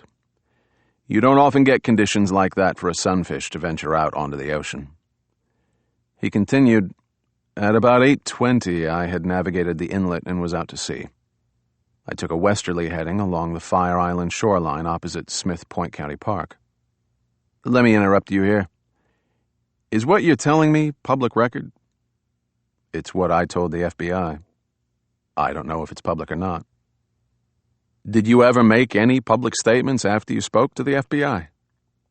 "I did not." He added, "I was told not to." "By who?" "By the agent who first interviewed me, then by other FBI agents in subsequent interviews." "I see. And who first interviewed you?" "Your wife." "She wasn't my wife at the time, but I nodded and said, 'Please continue.'" He glanced out at the ocean again and continued, "I was sitting in the Sunfish, looking up at the luff of the sail, which is how you spend most of your time in a sailboat. It was very quiet and calm, and I was enjoying the sail. Sunset was officially 8:21 p.m., but EENT, end of evening nautical twilight, would be about 8:45 p.m. I glanced at my watch, which is digital, illuminated, and accurate, and saw that it was 8:30 and 15 seconds. I decided to come about and enter the inlet before dark. Captain Spruck stopped speaking and had a thoughtful look in his eyes. Then he said, I glanced up at my sail, and something in the sky to the southwest caught my eye. It was a bright streak of light rising into the sky. The light was reddish-orange and may have risen from a point beyond the horizon. Did you hear anything? I did not. The light streak was coming from out on the ocean toward the land and slightly toward my position. It was climbing at a steep angle, perhaps 35 or 40 degrees, and seemed to be accelerating, although that's a difficult call because of the angles and the lack of firm background references. But if I had to estimate the speed, I'd say about 100 knots. I asked, you figured all this out in how many seconds? About 3 seconds. You get about 5 seconds in the cockpit of a fighter bomber. I counted to 3 in my head and realized that was more time than you get to dodge a bullet. Captain Spruck added, but as I told the FBI, there were too many variables and unknowns for me to be absolutely positive about any of my calculations. I didn't know the point of origin of the object, or its exact size or distance from me, so its speed was a guess. So you're not really sure what you saw? I know what I saw. He looked through the window and said, I've seen enough enemy surface-to-air missiles coming at me and coming at my squadron mates to get a sense of these things. He smiled tightly and said, when they're coming at you, they look bigger, faster, and closer than they actually are. He added, you divide by 2. I smiled and said, I had a little Beretta pointed at me once that I thought was a .357 Magnum. He nodded. I asked, but it was definitely a streak of red light that you saw? That I'm sure of. A reddish-orange streak of bright light, and at the apex of this light was a white, incandescent spot, which suggested to me that I was seeing the ignition point of probably a solid fuel propellant trailed by the red-orange afterburn. No shit. No shit. But did you see the projectile? I did not. Smoke? A plume of white smoke. Did you notice this aircraft? This 747 that subsequently crashed? I noticed it briefly before I became fixed on the streak of light. I could see the glint, the last of the sunlight off its aluminum skin, and I saw the aircraft's lights and 4 white contrails. Okay, back to the streak of light. Captain Spruck continued, I watched this red-orange streak of light closely as it continued its climb into the sky. Excuse me, what was your first impression? My first, second, and lasting impression was that it was a surface-to-air missile. I had been trying to avoid the M word, but there it was. I asked, why? Why not a shooting star?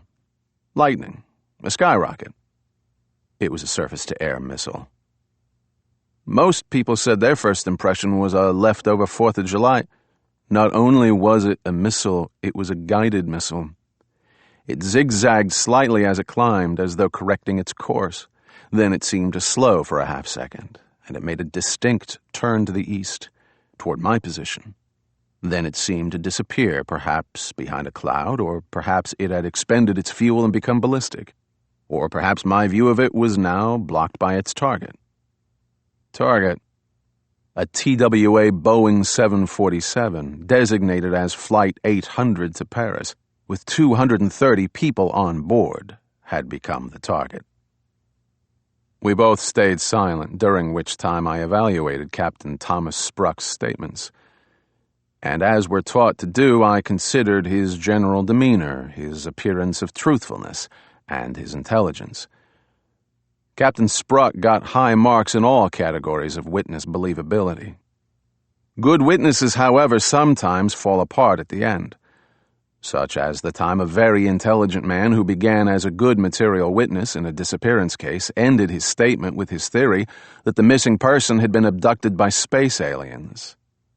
I had dutifully noted that in my report with an asterisk explaining that I wasn't fully convinced. Witnesses also start to unravel under questioning, so I asked Captain Spruck, "Tell me again how far this object was from you." He answered patiently, "As I said, I believe, but I can't be sure, that it originated over the horizon, which would be about 6 miles line of sight on the water with calm seas. But it could have been farther, of course." "So you didn't see an initial point of, let's say, launch?" "No." "What would that have looked like? I mean, how much light would that make?" "A lot. I'd be able to see the glow lighting up the dark horizon, even if it was launched 10 or 20 miles from my position." "But you didn't." "To be honest, I don't know what first caught my eye. The flash of a launch, or the red-orange streak of light rising off the horizon." "Did you hear anything?" "No. A missile launch is not that loud, especially from a distance, with the wind blowing toward the launch." "I see. And how far up was this object when you first recognized it as an ascending streak of light?" "I can't say unless I know the distance. Height is a product of distance and angle off the horizon. Simple trigonometry." "Right." I was a little out of my element here, but interrogation techniques remained the same. I said, "Give me a good guess." He thought a moment and said, "Maybe 1,500 to 2,000 feet above the water when I first saw it." This initial impression was reinforced as I watched it climb, and I was then able to get a feel for its speed and flight path. It was rising in a straight line as opposed to an arc, with small zigzag corrections, then a distinct turn as it locked on. "Locked on to what?" "Its target." "Okay." I asked him, "Did you ever see that CIA animation of what they thought happened?" "I did. I own a copy of it." "Yeah, I need to get one." "Okay, so in this animation, what they're saying is that the center fuel tank vapors accidentally exploded because of an electrical short circuit, right? And what all the eyewitnesses saw was a stream of burning fuel from a ruptured wing tank coming down from the aircraft, not a streak of light coming up toward the aircraft. In other words, people had it backwards in their minds. They heard the explosion before they saw it, then looked up and mistook the burning stream of fuel for a rising rocket. What do you think?" He looked at me, then pointed his thumb into the air and asked me, "This way is up, right?" "Last time I checked." I said to him, "The other possibility, also shown in this animation, is that this aircraft actually continued to rise a few thousand feet, and what eyewitnesses saw was the burning aircraft ascending, which looked to people on the ground like a rising streak of light from a missile." I asked him, "What do you think?" "I think I know the difference between a streak of light, which is accelerating and ascending, trailing a white smoke plume, as opposed to a burning aircraft in its death throes. I've seen both." I had the disturbing thought that Special Agent Mayfield had done a better job of questioning Captain Spruck than I was doing. I asked him, "Is this basically the same testimony you gave Ms. Mayfield?" "Yes." "Did she ask good questions?" He looked at me as though I'd just asked a stupid question, but replied politely, "She did." He added, "We went through the sequence of events for over an hour. She said she'd be back, and could I please think about what I saw and call her if anything new came to mind." "And did you?" "No. 2 gentlemen, FBI agents, visited me the next day and told me they were going to do a follow-up interview and that Agent Mayfield had moved on to other witnesses. Apparently she did initial interviews. There were 600 to 800 witnesses according to a news report, and about 200 of those saw the streak of light. The others saw only the explosion." "I read that too." "So these 2 guys, did you get their names?" "Yes." "And their cards?" He took 2 business cards from his pocket and gave them to me. I turned on the desk lamp and read the first card. Liam Griffith. That sort of surprised me, but not that much. The second card really surprised me. It was an FBI card, but the name on it was of a CIA guy. Mr. Ted Nash, to be more precise. This was the gentleman who I'd first met on the Plum Island case, then actually worked with on the Assad Khalil case. Ted had many annoying habits, but two stood out. The first was his pocket full of business cards and credentials that identified him as an employee of whatever government agency fit his purpose or his mood of the moment. His second annoying habit was his thinly veiled threats to terminate yours truly whenever I pissed him off, which was often. In any case, Ted and I had put all that behind us. Mostly because he was dead. I said to Captain Spruck, "Can I keep these cards?" "Yes. Miss Mayfield said I could give them to you." "Good. And do you have Ms. Mayfield's card?" "No. Mr. Nash took her card." "Really? Okay, so what did these two guys talk to you about?" They had listened to the taped statements I'd given to Miss Mayfield and said they wanted to go over them again. "And did you ever get a transcribed statement of your taped interview to sign?" "I did not." "Very unusual." I said, "Okay, so these guys had a tape recorder too?" "Yes. Basically, they wanted me to repeat what I'd said the day before." "And did you?" "I did.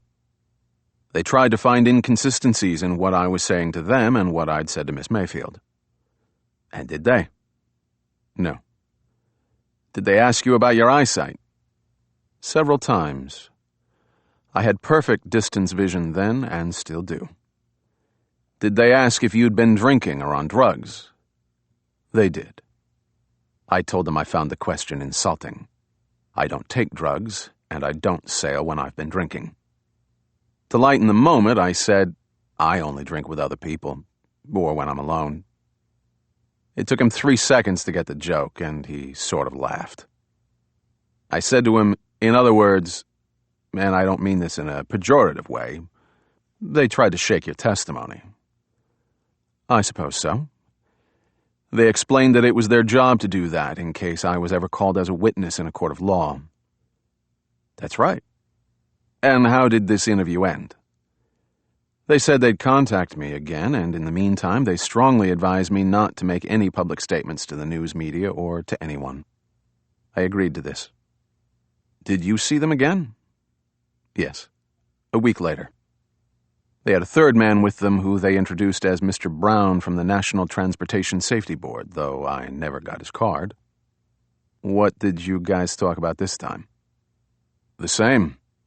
We went through my statements for another hour. A long time for an event that took less than 2 minutes. At this time, they informed me that they thought the explosion may have been an accident caused by a mechanical malfunction." "What kind of mechanical malfunction?" "They didn't say, and I didn't ask." "Why not?" "I know what I saw." "Right.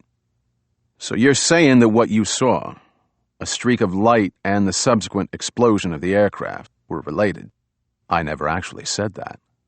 How could I?" "I appreciate you sticking to the facts. So maybe the streak of light and the aircraft exploding were a coincidence." "Hell of a coincidence." "And yet, it could be." "So how'd you leave it with these guys?" I had questions of my own by now. I asked them about radar sightings, about other eyewitnesses, about military maneuvers out on the ocean that night. "What military maneuvers?" "It was in all the media. There's a military zone out on the ocean of several thousand square miles called W105, which was activated that night for war games." "Yeah, I remember that. So did these guys answer any of your questions?" "No. They said they were not at liberty to discuss anything about the incident while the investigation was in progress." "Were they nice about blowing you off?" "They were polite, but firm." He added, "The fellow called Nash, however, wasn't as polite. He was condescending," I offered. "Snotty? A prick?" "Something like that." "That's my Ted." Only Ted Nash could try to make an Annapolis graduate and combat veteran fighter pilot feel inadequate. I asked Captain Spruck, how did they leave it? They again advised me not to make any public statements, and they said they'd be in touch. Were they? No. I'll bet if you'd made a public statement, they'd have been on your doorstep real soon. He replied, they understood that in my position, an officer in the active reserves, I'd do what the government asked. I nodded and asked him, so you left it that way? I mean, in your own mind? Well, I assumed the investigation would move forward and that if they needed me, they'd call. There were so many other eyewitnesses. And then they started to dredge up the aircraft and put it together at Calverton. I figured that they were getting closer. FBI agents were interviewing everyone around here about suspicious characters, people who'd taken boats out of the marinas that night, background checks of the plane's passengers. I followed all of this on the news. It was a massive investigation. So, I waited. He added, I'm still waiting. I informed him, the case is closed. You won't hear from anyone ever again. He replied, I've heard from your wife, and now you. No, you haven't. He nodded, then said to me, I've been tempted over the years to call Nash a Griffith. I replied, Ted Nash is dead.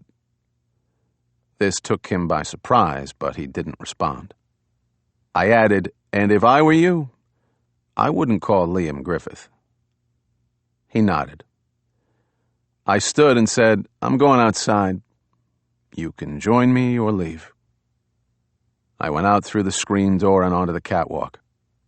I stood at the railing with my back to the door. It's always a good idea to give a friendly witness a short break and a chance to reflect on what he or she was getting into. It was a chance for me, too, to think about what I was getting into. Chapter 7. The breeze had picked up and the temperature was dropping. I heard the screen door open behind me and without turning, I asked Captain Spruck, do you think it was a military war games exercise that went very wrong? No. I thought that was one of the stronger conspiracy cover-up theories at the time. He stood beside me and replied, it is absolutely impossible to cover up an accident of that magnitude. Hundreds of seamen and airmen would have been involved with a cover-up of an accidental or mis-aimed missile launch. I didn't reply, and he went on, the average sailor talks too much when he's sober. When he's drunk, he'll tell everyone at the bar his sailing orders, fleet strength and capabilities, and anything else he knows. Where do you think the expression, loose lips sink ships, comes from? Okay. So if I said Arab terrorists, how would you feel about that? If I couldn't even see where the missile came from, how am I going to know the race or religion of the people who fired it? Good point. How about if I said some group that wanted to harm the United States? Then I'd say there was an El Al 747 right behind the TWA 747, and the El Al flight was running late and may have been the intended target. Really? I don't remember that. It was in all the papers. Another theory. Right. We got lots of theories. Captain Spruck asked me, do you want to hear about the explosion? I do, but I'm not as interested in the explosion as I am in the streak of light. Let me ask you this. 5 years have passed since you saw what you saw. You've read and heard a lot of stuff in those 5 years, right? Has anything caused you to reconsider your original statements? You know, like you think you may have made a mistake, or what you saw could be explained differently? And now you're kind of married to your original statements and you don't want to recant or retract because it would make you look a little less than smart. You understand? I understand. I am not being stubborn or egotistical, Mr. Corey, but I know what I saw. Within 16 hours, Miss Mayfield was in my living room asking me what I saw. At that point, I had heard not one other eyewitness account of this incident. Nothing that could have colored my perception of what I saw. But there were news reports by that time about people seeing a streak of light. Yes, but immediately after the incident, I called on my cell phone to this Coast Guard station and reported everything I'd seen, including the streak of light. At that point, for all I knew, I was the only person on the planet who saw what I saw. Good point. I made this point with the FBI people, who kept asking me about my perceptions being colored by subsequent news coverage. How the hell could my immediate report to the Coast Guard be colored by subsequent reports? He added, "My call to the Coast Guard station is on file, though I was never allowed to see what the duty officer wrote." He probably wrote nut job, I thought, but then subsequent calls and events caused him to black that out of his log. Captain Spruck continued, "Plus, I'm only one of 2 witnesses, to the best of my knowledge, who has actually seen a surface-to-air missile, live and in color, up close and personal." This guy was perfect. Too perfect. I asked Captain Spruck, "Who's the other guy who's seen a real live up-close missile?" He replied, "A man who was an electronic warfare technician. He's made public statements that coincide with my private statements." "You know this guy?" "No. I only read his statements in the news." He was frustrated by the direction the investigation was heading and by the fact that his eyewitness account was dismissed, so he went public. "What's this guy's name?" "Your wife can tell you. Or you can look it up." "Right." Captain Spruck informed me I didn't need this. There was nothing in this for me to say anything about that streak of light. I could have just called the Coast Guard to report what I thought was an air crash and given them the location, which was the first thing I did. But then I described the streak of light, and the duty officer started getting a little strange on me. I gave him my name, address, and phone numbers. He thanked me and hung up. At noon, the next day, your wife showed up at my door. He editorialized, "She's very nice, by the way. You're a lucky man." "Oh, I thank God every day." "You should." "Right.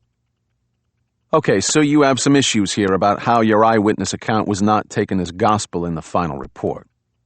You feel you were not believed, or that the FBI concluded that you were mistaken or confused about what you saw." He replied, "They were confused. What I saw, Mr. Corey, to get right down to it, was a surface-to-air missile that apparently destroyed its target, a commercial Boeing 747, and nothing that's happened since then can shake my account of what I saw or cause me to regret coming forward." "You must have some regrets. You just said I didn't need this." This has been very difficult. I did my duty and continue to do it, whenever asked." He looked at me and asked, "If this case is closed, why are you here?" "I'm just trying to make the wife happy on my day off." Of course, by now, I realized that Mr. John Corey himself was not happy with the official version of events, thanks to Ms. Mayfield and Captain Spruck. Captain Spruck informed me the other people I had been sailing with went back to the yacht club for the barbecue. About 15 of them, joined by spouses and family. About 12 of these people, out on the back lawn of the club or sitting on the veranda, all saw this streak of light simultaneously. This was not a mass hallucination. You know, Captain, I don't think anyone doubts that the 200 people who saw that streak of light actually saw it. The question is, what was it? And did it have anything to do with the explosion and crash of the 747? I told you what it was. I said to him, "Okay then, back to the streak of light. The last time we saw it, it had momentarily disappeared. Correct?" "That's correct. And that's consistent with a missile in close proximity to a target if the target is between the observer and the missile. Follow?" "Yeah. The plane was in front of the missile." "Correct. Or the propellant was expended and the missile was now ballistic. But to back up a few seconds, before I saw the missile change course and before it disappeared, I again noticed the 747. He continued, "My instincts, my training and my experience told me that this missile was on a course that would bring it into contact with the aircraft." He took a deep breath and said, "To be honest with you, my blood ran cold. and my heart skipped a beat. And you were back over North Vietnam. He nodded and said, but just for a moment. Then I refocused on the aircraft and divided my attention between the aircraft and the streak of light. The light disappeared, as I said. Then 2 seconds later, I saw a flash of light coming from the aircraft, around the midsection, somewhere near the wings. Then a second later, I saw a very large explosion that separated the aircraft into at least 2 parts. How would you explain that sequence of events? He replied, well, if the sequence of events began with a center fuel tank explosion, then the first explosion would have been the missile strike that detonated the fuel vapors in the center fuel tank, and that explosion then ignited one of the full wing tanks. The left one, according to the accident investigators, which was the cause of the catastrophic explosion. I asked him, did you come to those conclusions immediately? No. I was focused for a time on the aircraft itself, as it came apart.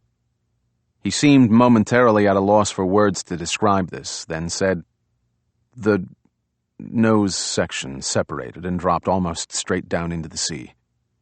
Then, without the weight of the nose section, and with the engines still running on fuel in the fuel lines, the main section of the fuselage actually rose for a few seconds and continued along in an ascent.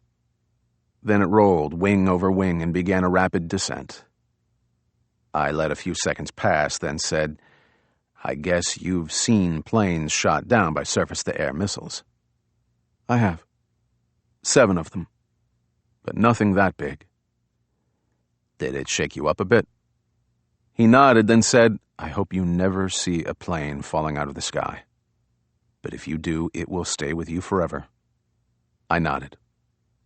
Captain Spruck glanced out at the sky and said, from the time I saw the explosion to the time when I heard it was about 30 or 40 seconds. He looked at me and said, sound travels at about 1 mile every 5 seconds, so I figured I was about 7 miles from the explosion. Altitude and distance. Nearly everyone who saw the streak of light saw it before they heard the explosion, not the other way around, as the official conclusion would have you believe. I leaned my butt against the rail, facing away from the ocean. Captain Spruck remained standing, looking out to sea like a ship's captain, I thought, standing watch, alert, but at the same time hypnotized by the dark sea and sky. He said, as if to himself, the fuel was burning on the water now, and the sky was lit by the fires. Black and white smoke billowed. I thought about setting sail toward the crash, but that's a long haul for a sunfish on the ocean. And if I got that far, I wouldn't be able to control the sunfish around all that burning fuel.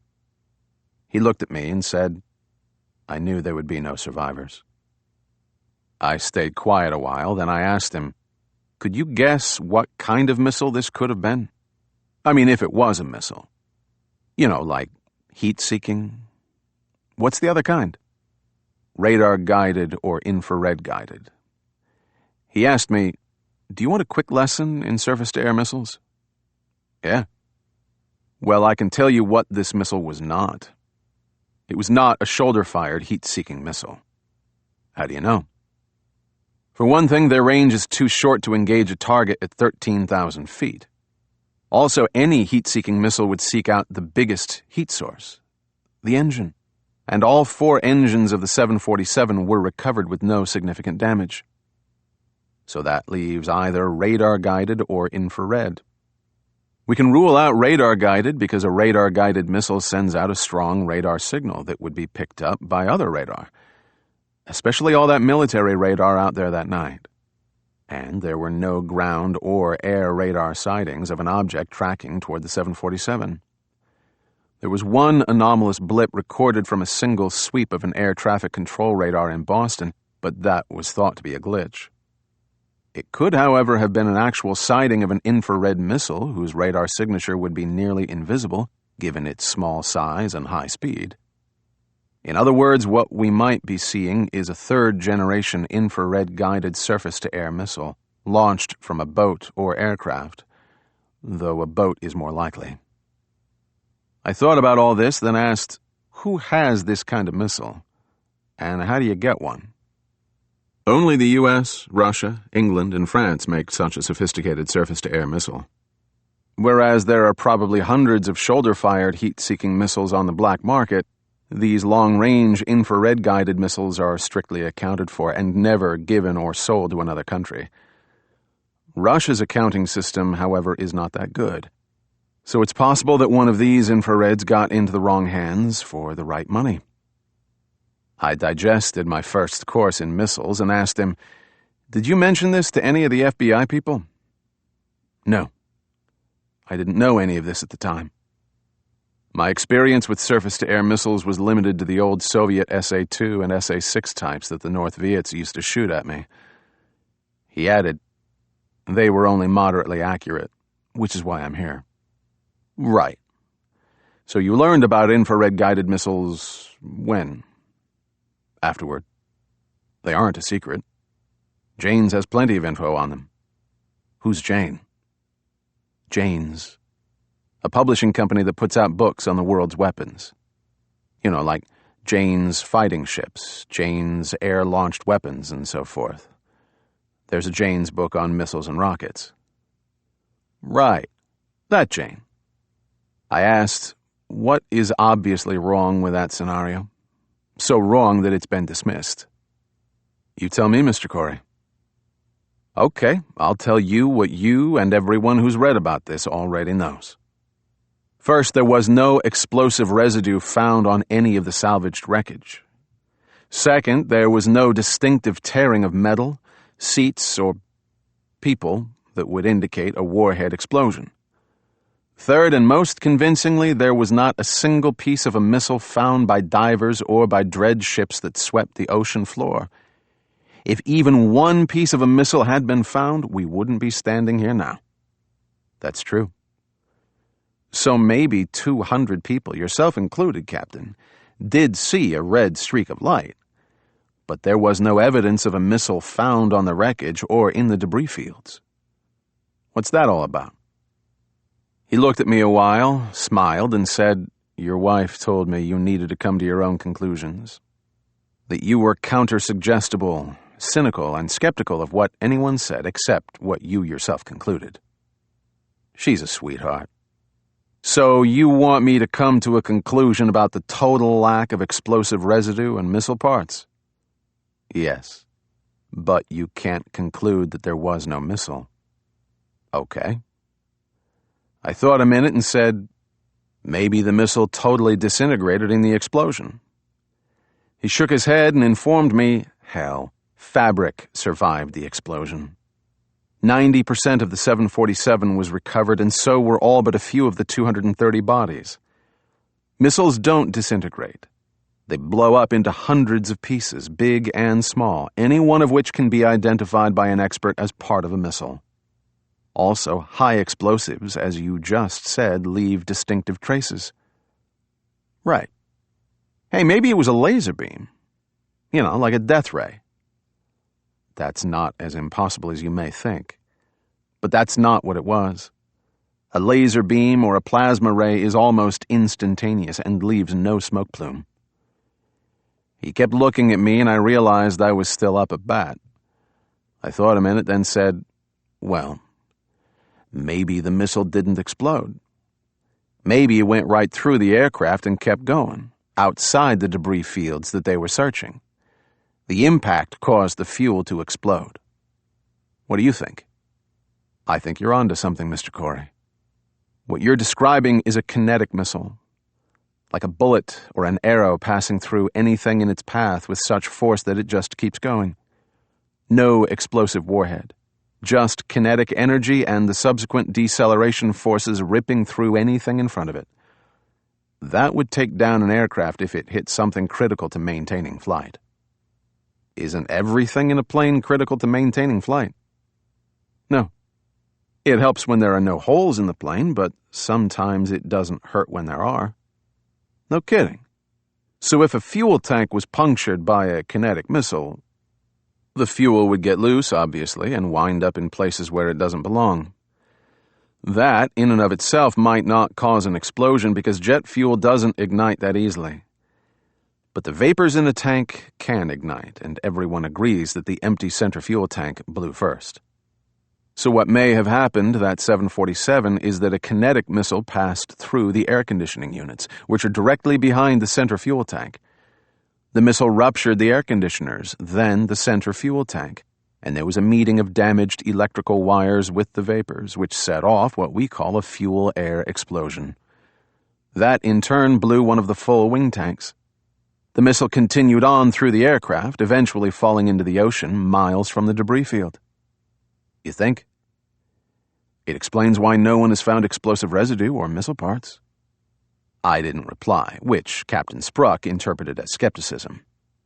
He said with a touch of impatience, "Look, it's very simple. More than 200 people see a streak of light, and eventually a lot of people are saying missile. Then there is not one trace of a missile found, so the FBI rules out a missile. What they should have said is that there is no evidence of an explosive missile. This is not rocket science." He chuckled. "Well, I guess it is." He informed me, kinetic projectiles are not exactly new technology. An arrow is a kinetic projectile. So is a musket ball or a bullet. It kills by passing through you. In fact, I had 3 bullets pass through me on a single occasion, though none of them hit my center fuel tank. I asked, why this kind of missile? I don't know. Maybe it's all they had available. The military can pick its ordnance to match its target. Other groups can't always do that. I wondered who he thought they were, but he didn't know, and I didn't know, and maybe there was no they. I asked, why does such a missile even exist? What's wrong with a surefire explosive warhead? Guidance systems today are so accurate you don't need an explosive warhead to knock down an aircraft, or even another missile. And non-explosive warheads are cheaper and safer to handle, and they leave more room for propellants. He added, a kinetic missile would be your choice of weapon if you wanted to take out an aircraft without leaving any evidence. Special ops kind of stuff. I thought about all this, and I wondered if Captain Spruck had, rightly or wrongly, come up with the only possible scenario that fit his and the other eyewitness accounts. I asked him, why didn't the FBI at least raise this as a possibility? I don't know. Ask them. Yeah, right. I said to Captain Spruck, so you think there's a missile out there somewhere? He replied, I shot an arrow in the air, and where it fell I know not where. Is that a yes? I think there are the remains of a moderately intact kinetic missile lying on the ocean floor. It was probably about 12 feet long, thin, and probably black in color. It is miles and miles from the debris fields where the Navy and FBI divers worked, and from where the naval dredges operated. And no one is looking for this missile because they don't believe it exists. And also because even if they did, you'd be talking about trying to find the proverbial needle in a haystack. How big is the haystack? If you guessed at the missile's trajectory after it passed through the aircraft and fell into the ocean, you could be talking about 100 square miles of ocean floor. He added, for all we know, it could have reached Fire Island and buried itself deep in the sand. The entry hole wouldn't be noticed, and the sand has long since filled the hole. Well, if that's true, no one is going to mount a multi-million-dollar search to find this thing. Captain Spruck had obviously thought about this and replied, I think they would, if the government was convinced that this missile existed. Well, that's the problem, isn't it? I mean, it's 5 years later, the case is closed, there's a new guy in the White House, and money is tight. But I'll talk to my congressman when I find out who he is. Captain Spruck ignored my flippancy and asked me, do you believe this scenario? Yeah, but that's not important. The case is closed, and even a great theory is not going to reopen it. Someone would need hard evidence to get those divers and dredges out there again. I have no evidence except my own eyes. Right. Captain Spruck, retired, may have too much time on his hands, I thought. You married? I am. What's your wife think? She thinks I've done all I can. He asked me, "Do you know how frustrating this is?" "No. Tell me." "If you'd seen what I'd seen, you'd understand." "Probably. You know, I think most of the people who saw what you saw have gotten on with their lives. I'd like nothing better. But I'm very bothered by this. Captain, I think you're taking this personally. And you're pissed off because you're pretty cocksure of yourself, and for one of the first times in your life, no one is taking you seriously." Captain Spruck did not reply. I glanced at my watch and said, "Well, thank you for taking the time to speak to me, Captain. Can I call you if I have any further thoughts or questions?" "Yes." "By the way, do you know this group called Firo?" "Of course." "You belong?" "I do not." "Why not?" "They haven't asked." "Why not?" "I told you, I've never gone public. If I had, they'd be all over me." "Who?" "Firo and the FBI." "You bet." "I'm not looking for publicity, Mr. Corey. I'm looking for the truth. For justice. I assume you are as well." "Yeah. Well, truth and justice are good, but harder to find than a missile at the bottom of the ocean." He didn't reply, and I asked him, pro forma, "Would you be willing to testify at some sort of official hearing?" "I've been waiting 5 years." We shook hands, and I turned and walked toward the door of the watchtower. Halfway through the door, I turned back to Captain Spruck and reminded him, this conversation never took place. Chapter 8. I found Kate in the Jeep talking on her cell phone. I heard her say, "Gotta go. Talk to you tomorrow." I got in the Jeep and asked, "Who was that?" "Jennifer Lupo. From work." I started the Jeep and headed back toward the gate. She asked me, "How did it go?" "Interesting." We rode in silence a while down the dark, narrow road leading away from the Coast Guard station. I asked, "Where to?" "Calverton." I looked at my dashboard clock. It was close to 11 p.m., and I inquired, "Is this the last stop?" "It is." We headed toward Calverton, which is a small town toward the north shore of Long Island, which was the site of a former Grumman aircraft and naval installation plant, where the pieces of the TWA Boeing 747 had been trucked for reconstruction in 1996. I wasn't sure why I needed to see this, but I guess I needed to see this. I turned on the radio to an oldies station and listened to Johnny Mathis singing The 12th of Never. Great song. Great voice. There are times when I want to lead a normal life, to not carry a gun, a shield, and the responsibility. After leaving the NYPD under strained circumstances, I could have and should have left law enforcement. But my stupid former partner, Dom Finelli, hooked me up with the Anti-Terrorist Task Force. At first, I looked at it as a halfway house to civilian life. I mean, the only thing I missed from the NYPD were my buds, the camaraderie and all that. And there was little of that with ATTF. The feds are weird. Present company excluded. And on that subject, my relationship with Special Agent Mayfield had been born and bred in the cauldron of the undeniably important work we were doing. So therefore, I wondered if the marriage would survive if I took a job on a fishing boat while she was still hunting terrorists. That was enough introspection for the month. I switched mental gears to more immediate concerns.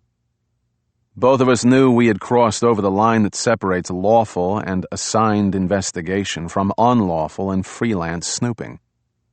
We could stop now and probably get away with what we'd done since the memorial service. But if we went to Calverton, and if we kept following this trail, we'd be unemployed and indicted. Kate asked me, "Did that gentleman mention that Liam Griffith and Ted Nash did a follow-up interview?" I nodded. "Did you find his eyewitness account compelling?" "He's had 5 years to work on it." He had barely 16 hours to work on it before I interviewed him, and he was still a bit shaken up. He had me convinced. She added, I did 11 other interviews with eyewitnesses. They all basically corroborated one another's testimony, and none of them even knew the others. Yeah, I understand that.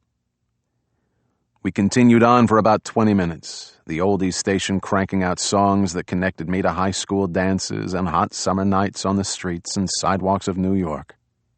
A time before airport metal detectors. A time before planes were blown out of the sky by people called terrorists. A time when the only threat to America was from far away. Not as close as it seemed to be getting. Kate said, "Can I turn that off?" She shut off the radio and said, "A few miles from here is Brookhaven National Laboratory. Cyclotrons, linear accelerators, laser guns, and subatomic particles. You lost me after laboratory. There's a theory, a suspicion, that this laboratory was experimenting with a plasma-generating device that night.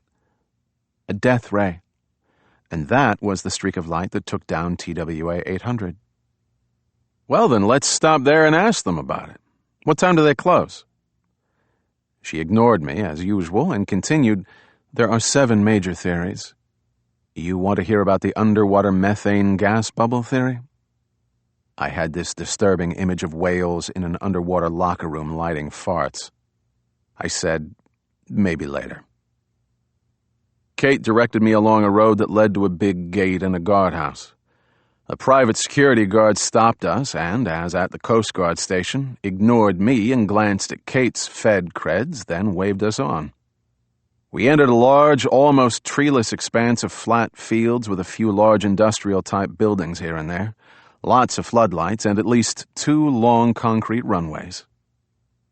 In my rearview mirror, I saw the security guard talking on a cell phone, a walkie-talkie. I said, "You remember that X-Files episode where Mulder and Scully go into the secret installation and—" "I do not want to hear about the X-Files. Life is not an X-Files episode." "Mine is." "Promise me you won't make any analogies to an X-Files episode for 1 year." "Hey, I didn't bring up the plasma death ray or the methane gas bubble." "Turn right over there. Stop at that hangar."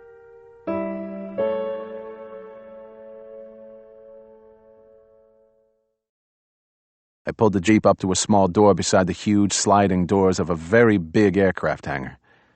I asked Kate, "How are we breezing through these guard gates?" "We have the proper credentials." "Try again."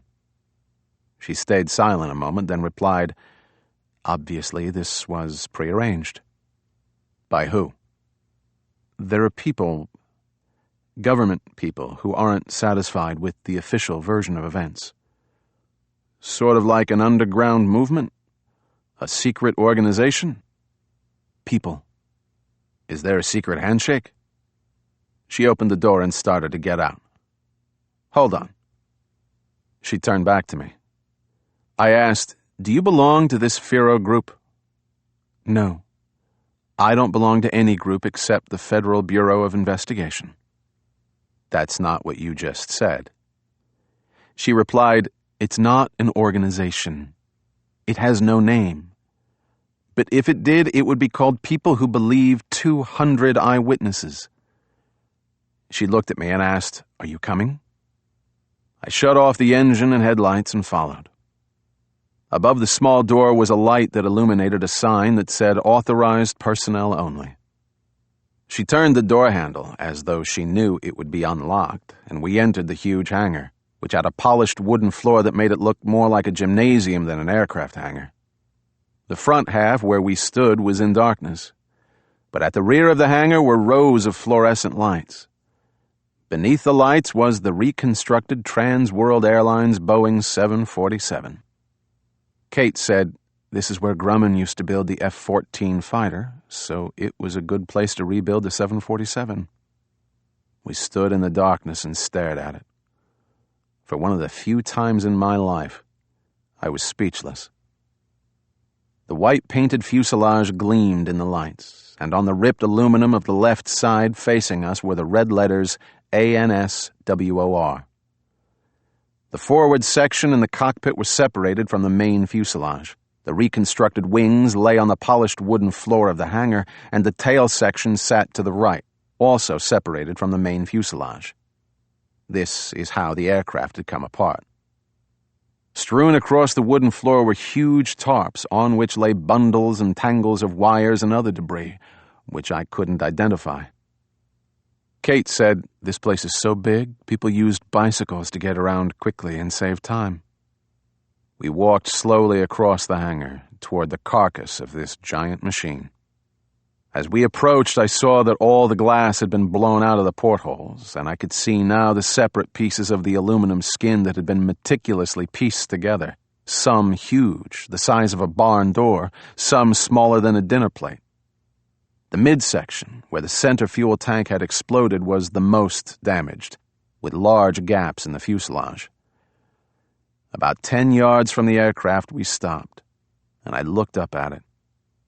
Sitting on the floor, even without its landing gear, it was as high as a 3-story building from belly to spine.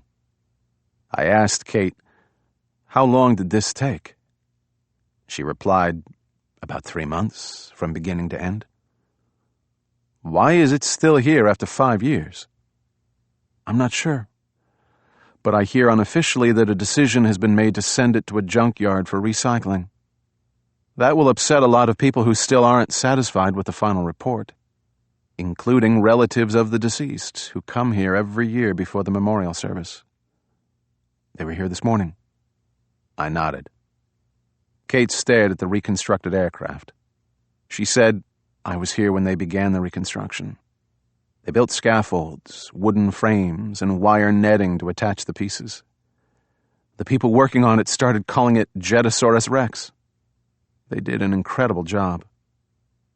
It was hard to take this all in. In one respect, it was a giant jetliner, the sort of object you didn't have to study to know what it was. But this thing was somehow greater than the sum of its parts. I now noticed huge, scorched tires, twisted landing struts, the 4 mammoth jet engines sitting in a row away from the aircraft, the wings sitting on the floor, the color-coded wires everywhere, and the fiberglass insulation laid out in some sort of pattern. Everything was labeled with tags or colored chalk. Kate said every object here was examined in minute detail. 70,000 pounds of metal and plastic, 150 miles of wire and hydraulic lines. Inside that fuselage is the reconstructed interior of the aircraft. The seats, the galleys, the lavatories, the carpeting. Everything that was brought up from the ocean, over 1 million pieces, was put back together. Why? At some point they must have concluded that it was a mechanical failure. They wanted to put to rest any other theories. Well, they didn't. She didn't reply to that and recalled, for about 6 months this place smelled of jet fuel, seaweed, dead fish, and whatever. I was sure she could still smell it. We stood silently in front of the white, almost ghostly aircraft. I looked into the empty portholes and I let myself think about the 230 Paris-bound passengers, and I tried to imagine the last few seconds before the explosion, and the moment of the explosion, and the final few seconds after the explosion as the aircraft separated in midair. Did anyone survive the initial fireball? Kate said softly, "There are times when I think we'll never know what happened. Other times I think something will reveal itself." I didn't respond. She said, "You see all that missing structure from the midsection? The FBI, National Transportation Safety Board, Boeing, TWA, and outside experts tried to find an entry and exit hole, or evidence of an explosion other than fuel air. But they couldn't. So they concluded that there was no missile strike. Could you conclude that?" "No. Too much structure missing or mangled." I said, "Also, the gentleman I spoke to did his own research, as I'm sure you know, and starting with his absolute belief that he saw a missile, he concluded that the missile didn't have an explosive warhead." A voice behind us said, "There was no missile." I turned around to see a guy approaching out of the darkness. He was dressed in a suit and tie, and he strode purposely across the hangar into the light and came toward us. He said again, there was no missile. I said to Kate, I think we got busted. Chapter 9. Well, as it turned out, we weren't caught red-handed by the federal thought police. The gentleman who had joined us was named Sidney R. Seibin, and he was an investigator with the National Transportation Safety Board, and didn't look like the sort of chap who would read you your rights and slap the cuffs on, even if he owned cuffs. In fact, up close in the light, he was not as young as I'd thought by his jaunty stride. He was intelligent-looking, well-dressed, and seemed perhaps a bit arrogant, or at the least, self-assured. My kind of guy. Kate explained that she and Sid had become acquainted during the investigation. I asked him, were you just in the neighborhood and passing through the hangar? He looked quizzically at Kate, who said to him, you're early, Sid, and I haven't had the chance to tell John you were coming. I added, or why? Kate said to me, I wanted you to hear the official version from one of the men who authored the final report. Sidney asked me, do you want to hear what actually happened? Or do you want to believe in conspiracy theories? I replied, that's a loaded question. No, it isn't. I asked Kate, what team is this guy on? Kate replied in a strained, darling, what are you talking about tone, there are no teams, John. Just honest differences of opinion. Sid made himself available to speak to you about your concerns and doubts.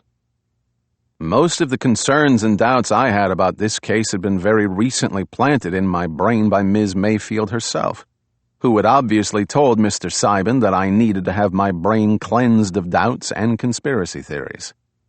Unfortunately, she forgot to tell me. But to play along, I said to Sidney, well, you know, I've always thought there were problems with the official version. I mean, there are 7 major theories about what caused this plane to explode. Missile, methane gas bubble, plasma death ray, and so forth. Now, Kate is a firm believer in the official version, and let me tell you what happened here, Mr. Corey. Okay. He pointed to something in the far corner. I looked and saw a huge lime-green object on the floor. Mr. Seibin informed me that is a 747's center fuel tank. Not the one on this aircraft, which was taken to the lab, but another one that we brought here to make this reconstruction complete. I looked at the fuel tank. I had imagined something the size of a truck's fuel tank, but this thing was as big as a garage. Mr. Seibin continued, the pieces of the original fuel tank that were recovered were taken to a laboratory where they were studied intensely. He looked at me intensely and went on, first, there was absolutely no chemical evidence found of explosive residue other than fuel air. Follow? I repeated dutifully, there was absolutely no chemical evidence found of explosive residue other than fuel air. Correct. Second, there was no evidence on the fuel tank's metal of a high-velocity explosion. No pitting, no sign of what we call torturing or feathering on the metal. Follow? There was no evidence. Third, there was no evidence on the fuel tank of missile penetration. No entry or exit hole, which we call pedaling, like a flower petal, which rules out a non-explosive warhead, a kinetic missile. He looked at me and said, I understand that you believe a kinetic missile was involved. I hadn't even heard of a kinetic missile before I spoke to Captain Spruck, but Kate had written tonight's script before I even knew I had a part in the play. I asked Mr. Seibin, where's the original fuel tank now? In storage at the laboratory in Virginia. What percentage of it was recovered? He looked at me and replied, about 90%. Is it possible, Mr. Seibin, that there could be an entry and exit hole in the 10% you haven't recovered? What are the chances of that? 10%. Actually and statistically, the chances of 2 distinct holes, entry and exit, opposite one another, both not appearing in the 90% of the reconstructed fuel tank, are far less than 10%. Okay, 1%. That still leaves it an open possibility. Not in my mind. All right, we also looked for matching entry and exit holes in the fuselage. He nodded toward the reassembled aircraft. And we found no distinctive holes with inward or outward metal pedaling. I replied, obviously the most critical parts of this aircraft are missing. The part where the explosion occurred. It's not all missing. Inside this fuselage, which you can see later if you wish, is the reconstructed interior. The flooring, carpeting, seats, overhead bins, the ceiling, lavatories, galleys, and the rest of it. You can't tell me that a kinetic missile passed through the center section of this aircraft and did not leave one trace of its entry or exit. Mr. Seibin was probably right, of course. So here we had the classic case of the unimpeachable eyewitness, Captain Spruck, and the unimpeachable forensic evidence represented by Mr. Seibin. The evidence was totally contradictory, and to be honest, I was leaning toward Sidney Seibin. I glanced at Kate, who seemed pensive or perhaps conflicted herself. Obviously, she'd been through this 100 times, and for some reason she leaned privately toward the kinetic missile theory. I tried to recall what I knew of the forensic evidence and what Spruck had said, and I asked, how about the air conditioning units near the center fuel tank? What about them? Well, where are they? He pointed to the right of the center fuel tank in the far corner. There. Reconstructed. And? No evidence of high explosive residue. No sign of a kinetic missile penetration. Do you want to look at them? How much is missing? Again, about 10%. Well, Mr. Seibin, what's missing might hold an important clue. And if I were a conspiracy theorist, I might say that something was actually found and spirited away. He looked annoyed and replied, every piece of this aircraft that was recovered by Navy divers, FBI divers, local fishing boats, and dredge ships was carefully cataloged, photographed, and deposited here for further cataloging. Hundreds of men and women were involved in this process, and no one, except conspiracy idiots, has suggested that anything was spirited away. The objects that went on to forensic laboratories are all accounted for. He looked at me and added, the only pieces not accounted for are still lying on the bottom of the ocean. This was an amazingly successful recovery operation, at depths of up to 120 feet, and what remains missing does not hold any surprises. I replied, yet if this was a murder investigation, a medical examiner would be reluctant to rule this an accident and to rule out a crime. Is that so? Yeah, it's so. What would you need? I'd need to know why you think it was an accident and not a crime. The lack of evidence for a crime doesn't prove it was an accident. Do you have proof it was an accident? No proof other than the fact that this explosion occurred where an accidental explosion is most likely to occur, in an empty center fuel tank filled with volatile vapors. If you like analogies, imagine a house that burns down. Arson or accident. Arson is rare. Accidents happen all the time. The fire marshal determines very quickly that the fire started in the basement. He goes right to the mechanical room where most fires start. Furnace, air conditioning unit, electrical panel, or stored flammables.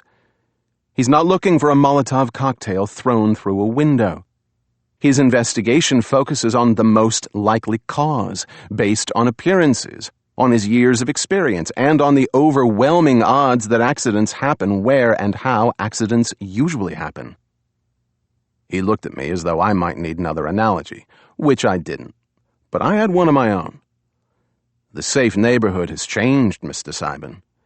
It's now a dangerous neighborhood, and Molotov cocktails thrown through windows are not out of the question anymore.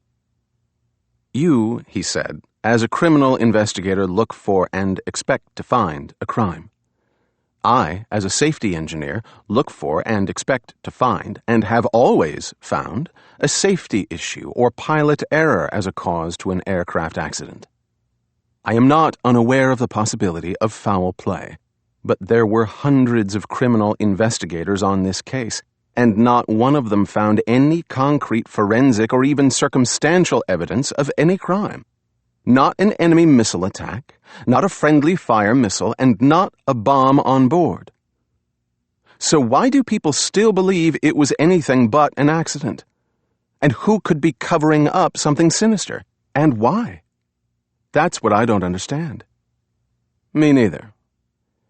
In fact, in criminal investigations, you always have to ask why.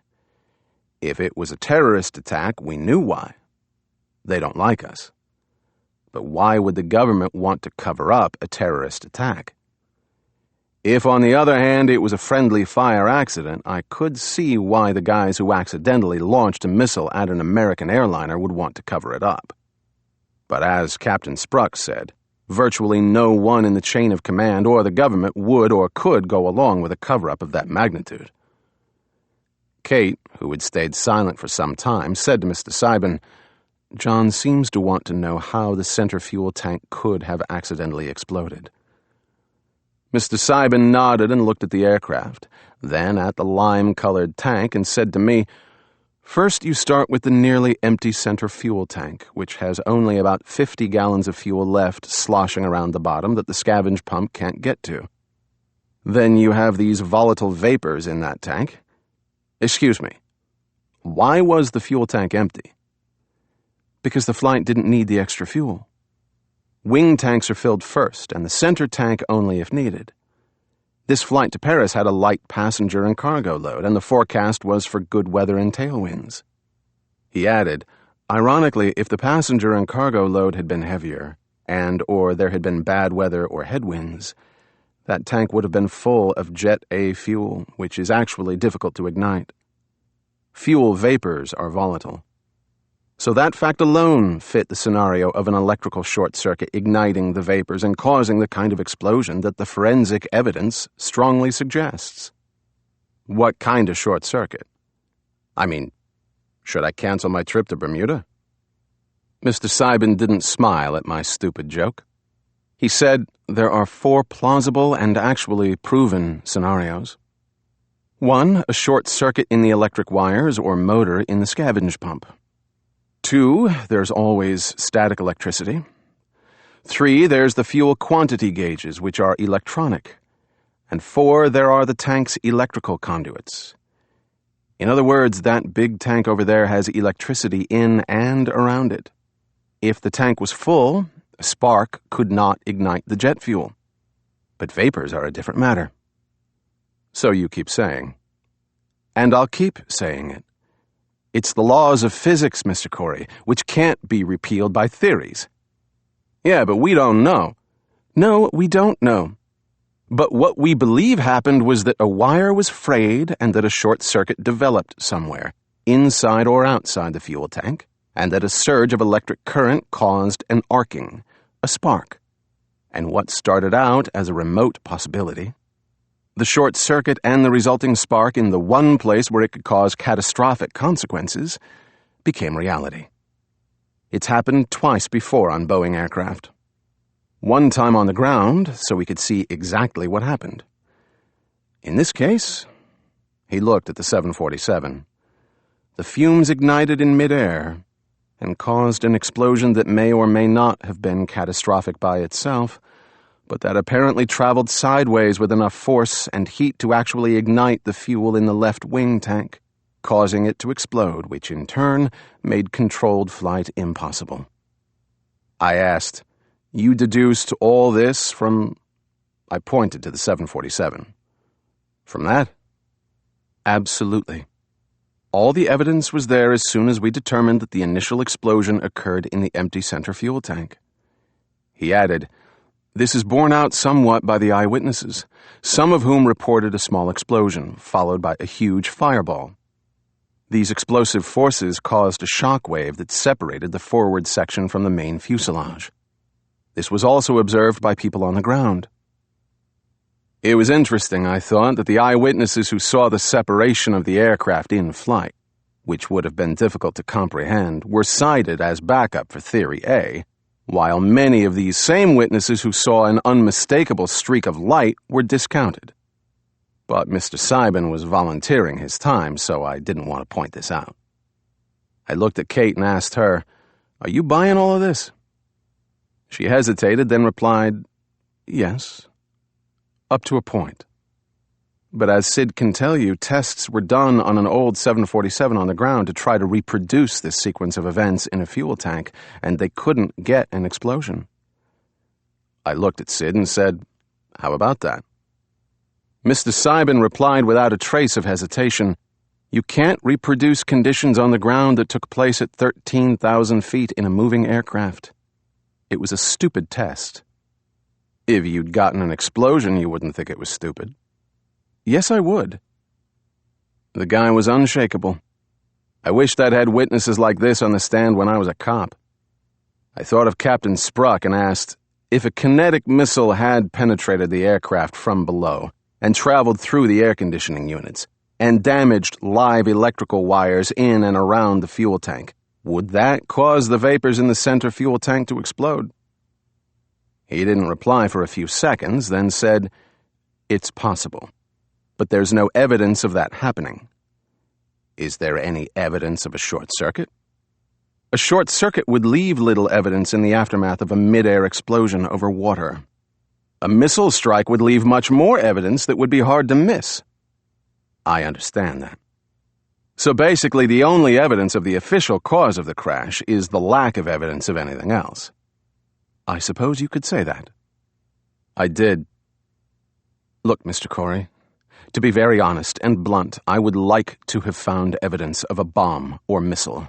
And so would Boeing and TWA and the insurance companies. You know why? Because a mechanical failure suggests that people weren't doing their job.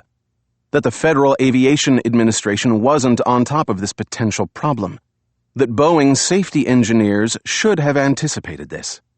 That TWA should have performed more and better maintenance on this potential problem."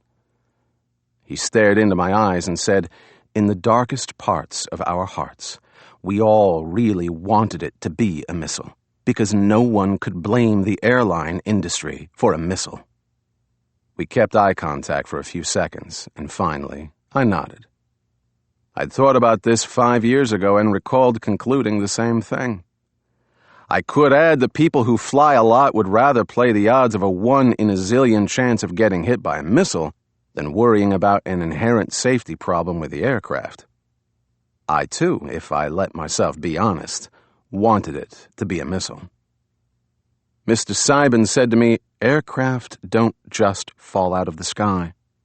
There has to be a cause, and there are 4 possible causes for an aircraft accident." He was into numbering his points, and this time he counted on his fingers.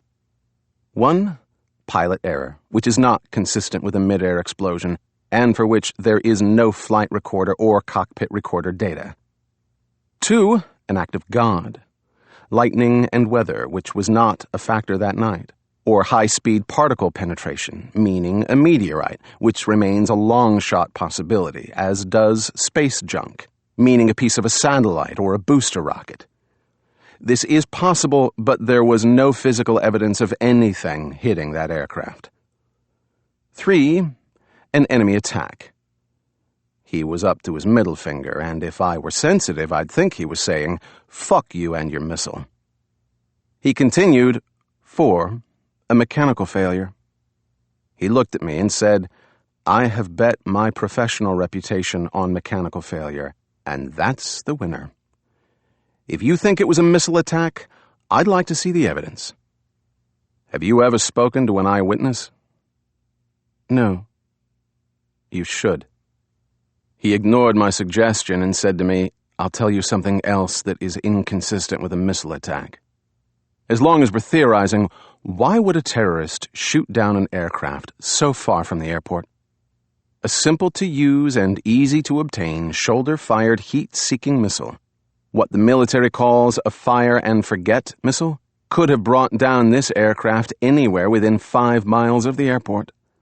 To shoot down this aircraft at 13,000 feet, 8 miles off the coast would take a very sophisticated, complicated-to-use, and almost impossible-to-obtain infrared or radar-guided surface-to-air or air-to-air missile. Correct? Correct. So there you have it. I got it. Kate said to me, I have a copy of the official final report on the case, which you can read.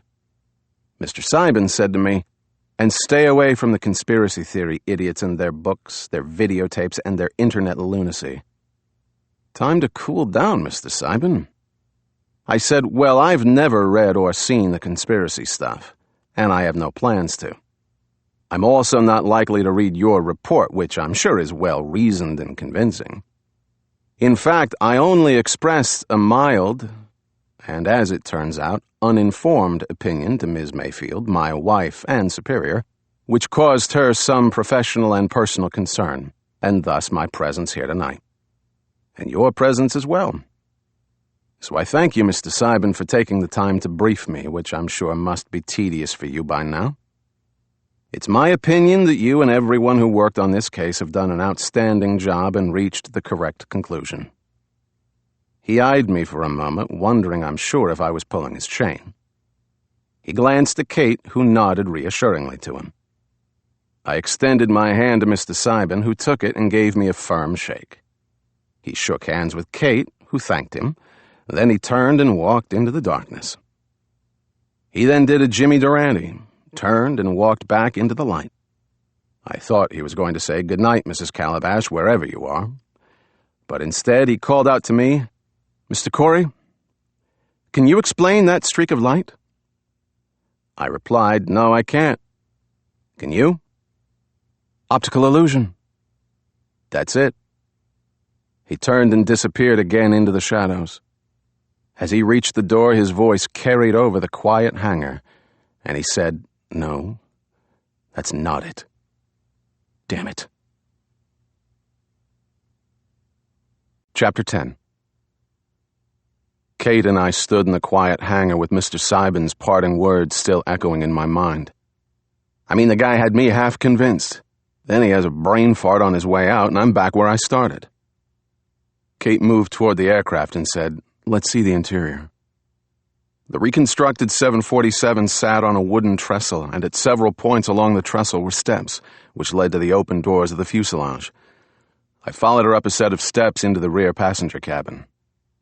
Kate said, "This interior cabin was reassembled in the fuselage as an investigative tool to match fuselage damage with cabin damage." I looked down the length of the cabin toward where the forward section and cockpit should have been. But the cockpit sat separately in another part of the hangar, leaving a huge opening through which I could see the far wall of the hangar. I realized that at the moment of separation, the passengers saw the cockpit falling away and the sky appearing in front of them, followed by a howling wind that must have ripped the cabin apart. And in the falling cockpit, the captain, co-pilot, and flight engineer were at the controls of an aircraft that was no longer attached to their cockpit. What did they think? What did they do? I felt my heart racing. The main cabin of the huge 747 was a nightmarish semblance of the interior of an airliner. Cracked ceilings and lights, hanging luggage bins, open portholes, pieced-together bulkheads, mangled lavatories and galleys, shredded and burned divider curtains, rows of tilted and ripped seats, and carpet patched together on the floor. Everything was held in place by a framework of wooden beams and wire netting. There was still the faint odor of something unpleasant in the air.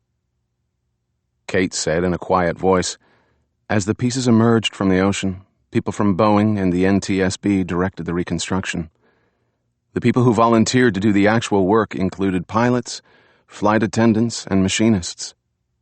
Airline people who had intimate knowledge of the interior of a Boeing 747. She continued, "Every piece of the aircraft has a factory number, so, difficult as this was, it wasn't impossible." I commented, "This took a lot of patience, a lot of dedication, and a lot of love. About 40 of the passengers were TWA employees." I nodded. She continued, "From the TWA seating chart, we had a good idea where each passenger sat. Using that, the pathologists created a computer database and digitalized photographs, and matched the injuries sustained by each passenger to damage on their seats, trying to determine if those injuries and the seat damage was consistent with a bomb or missile. Amazing. It is. No one can fault any of the work done by any group on this project. It went beyond state-of-the-art. It broke new ground and wrote the book on aircraft accident investigations. That was the only good thing to come out of this tragedy. She added, "No one found a smoking gun, but they did prove a lot of negatives, the most important of which was that there were no explosive residues on board. I thought they found some chemical evidence of an explosive substance. I remembered that caused a big stir." Kate replied, "They got some false positives, such as the glue used in the seat and carpet fabrics, which was chemically close to a plastic-type explosive. Also, they got a few real hits inside this cabin, but as it turned out, this plane had been used a month before the crash in St. Louis to train bomb-sniffing dogs." "Are we sure about that?" "Yes. The dog handler was interviewed by the FBI, and he stated that some Semtex residue may have been left behind." We walked up the right-hand aisle between the scorched and ripped seats, and there were stains on some of the seats, which I didn't ask about. There were also carnations and roses on some of the seats, and Kate said to me, "Some of the people who you saw at the memorial service came this morning to visit, and to be close to the last place where their loved ones sat. I came one year, and people knelt by the seats and spoke to—" I put my hand on her shoulder, and we stood silently a while, then continued down the aisle. We stopped in the center of the cabin, the area right over the center fuel tank, between where the wings would have been. The fuselage around this center section below the fuel tank explosion was extensively damaged, but all the seats had been recovered and so had most of the carpeting. Kate said, "If a missile, with or without an explosive warhead, passed through here, there should be some sign of it. But there isn't. Not here in the cabin, not on the fuselage skin, not in the center fuel tank, and not in the air conditioning unit below the fuel tank." I looked at the floor, then at the seats, the ceiling, and at the hanging luggage bins. I said, "Still, there are lots of missing pieces." "There are, but you'd think that Captain Spruck's missile would leave some trace of its entry and exit as it passed through all that mass." She looked quietly around at the mangled remains of the cabin's interior, then said, "But it could have passed through, and all evidence of its passing was destroyed in the explosion and the subsequent crash from 13,000 feet." She looked at me. I thought a moment, then said, "That's why we're here." We walked toward the front of the cabin and passed into the first-class section where the seats were wider. The aircraft had separated here, halfway through this forward section, and through the reconstructed dome section overhead. A twisted spiral staircase rose up into the dome, surrounded by the shattered plastic bulkheads. Kate was quiet for some time, then said, "TWA Flight 800, bound for Charles de Gaulle Airport in Paris, 10 minutes out of Kennedy Airport, climbing at 11,000 feet, about 8 miles off the southern coast of Long Island. Speed about 400 miles per hour." She took a deep breath and continued, "We know from passengers who were still strapped to their seats that at least 12 of them switched seats. The usual scramble on a night flight to find empty center rows where they could stretch out." I turned and looked back at the rows of seats in the coach cabin. On the night of July 17th, 1996, this aircraft was only about half filled with passengers. A small blessing. So there would be plenty of empty rows with 3 seats across. Tonight, they were all empty. Kate continued, "The pilot, Captain Ralph Kevorkian, had released the flight attendants from their seats right before the explosion occurred. We can assume they were all out of their seats and preparing the beverage service." She glanced at a nearby galley and said, "The divers found the coffee maker in this section turned to the on position." I didn't reply. She continued, "At 8:28, the cockpit voice recorder picks up Captain Kevorkian saying, 'Look at that crazy fuel flow indicator there on number 4, meaning the number 4 engine.' Then he says again, 'See that crazy fuel flow indicator?' Neither the co-pilot nor the flight engineer responded. Then at 8:30, Boston Air Traffic Control gave Flight 800 instructions to climb to 15,000 feet, and the co-pilot, Captain Stephen Snyder, acknowledged. Captain Kevorkian then said, "Climb thrust. Climb to 15,000. The flight engineer, Oliver Crick, said, "Power's set," and those were the last recorded words. At 8:31 and 12 seconds, this aircraft reached 13,760 feet. Then it exploded. I stayed silent a while, then asked, "What's with the crazy fuel flow indicator?" She shrugged. "Don't know. Most pilots say it was a temporary aberration of the cockpit instrument, but it may indicate some serious mechanical malfunction." I nodded. She continued, "The pilot of a small commuter plane at about 16,000 feet spotted TWA 800 flying toward him, about 25 miles away. He said he thought that the 747 still had its takeoff lights on, though they should have been turned off at 10,000 feet. He also said that the light seemed brighter than it should have been. Then he realized that the bright light he saw was not a takeoff light. The light was near the 747's number 2 engine, and he thought the engine could be on fire. He blinked his own lights to alert the 747, and at that moment, the 747 erupted in a fireball. I thought a moment and said, "That sounds like it could have been a mechanical malfunction." Kate nodded, then continued, "At the same time, a passenger on a U.S. air jet had been looking out his window and saw what looked like a flare rising into the air. About 10 seconds later, this passenger saw a small explosion in the area where he had last seen the flare. Then a second later, there was a massive explosion." I remarked, "That sounds like a missile." She nodded again. This passenger was a U.S. Navy electronic warfare technician. I recalled Captain Spruck's mention of an electronic warfare technician. Kate said, "One more aerial sighting. 2 Air National Guard helicopter pilots on a routine training mission. They were out over the ocean, heading due north, back toward their base on Long Island. These guys seemed to have been closest to the explosion, about 7 miles distance and a few thousand feet below the 747, flying directly toward it. The pilot claims he saw a flare-like streak of red-orange light ascending from west to east, the same direction that the 747 was moving. His co-pilot confirms the same sighting, and in fact, the co-pilot called over his intercom to his flight engineer and said, 'Hey, what is that pyro?' A second later, the pilot and co-pilot observed a small yellowish-white explosion, followed by a second, almost pure white explosion. Then they described a third, massive fireball. So now we have 3 instead of the 2 explosions that most people saw. But as I say, they were the closest, and they were experienced military pilots who should know what they were seeing." I asked, "Did this helicopter go to the scene of the crash?" "Yes. They were the first to arrive. They circled but saw no signs of survivors." She added, "These 2 pilots later recanted their first report about the streak of light. Then the senior pilot, after he retired from the Air National Guard, went back to his original story." I nodded. It would appear that someone put pressure on those Air National Guard pilots to change their original report. Kate looked around at the jigsaw puzzle that was once a Boeing 747.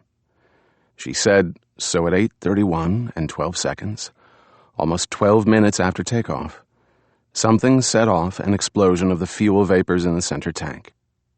The tank blew, and the force of the explosion severed the cockpit and half of the first-class compartment from the fuselage.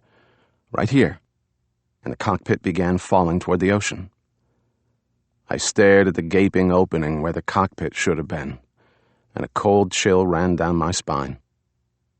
Kate said, "When the weight of the cockpit was gone, the center of gravity shifted and the tail tilted down.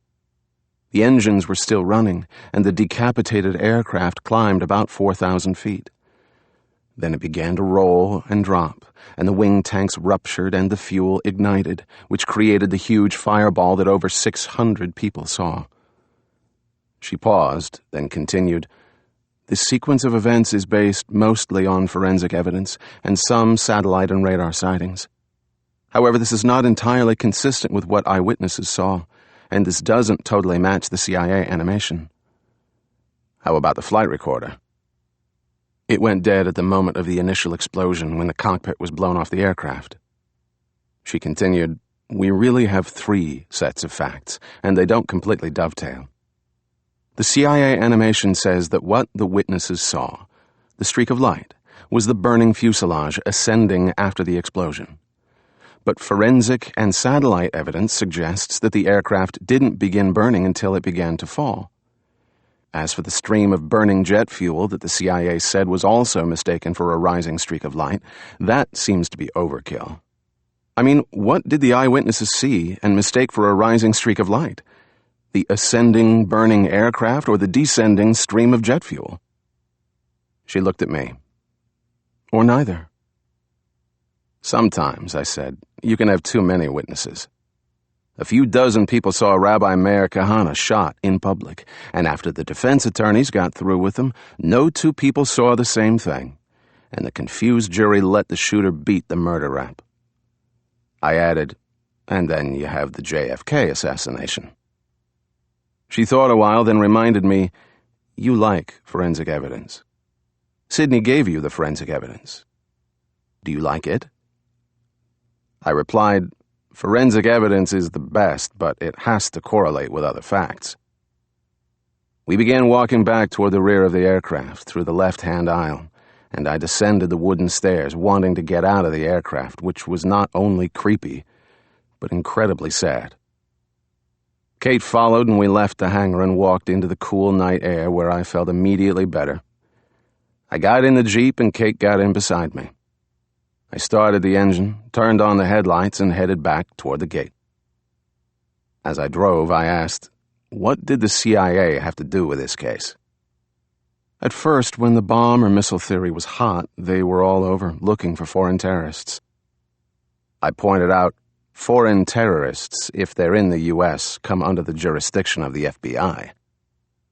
That's right. But there are, as you know, CIA people in our organization. You remember Ted Nash? I remember Ted. I also remember you went to dinner with him a few times. Once. Whatever. Why was he interviewing Captain Spruck? I don't know. That was a little unusual. What did Ted tell you about it over dinner? John, don't obsess over my one date with Ted Nash. We were never romantic. I don't care if you were. He's dead. She got back to the subject and said, after the FBI and NTSB concluded that the crash was an accident, the CIA should have disappeared. But they never really did, and it was the CIA who made that video animation that was shown on TV. She added, the unofficial word was that the FBI didn't want to be associated with that animation. Why not? I suppose because it was too speculative. It raised more questions than it answered, and it infuriated many of the eyewitnesses who said that the animation was nothing like what they saw. It stirred up the whole thing again. We passed through the gates, and Kate directed me toward the Long Island Expressway. I said, now that I've spoken to Spruck, I need to see that animation again. I have a copy of it. Good.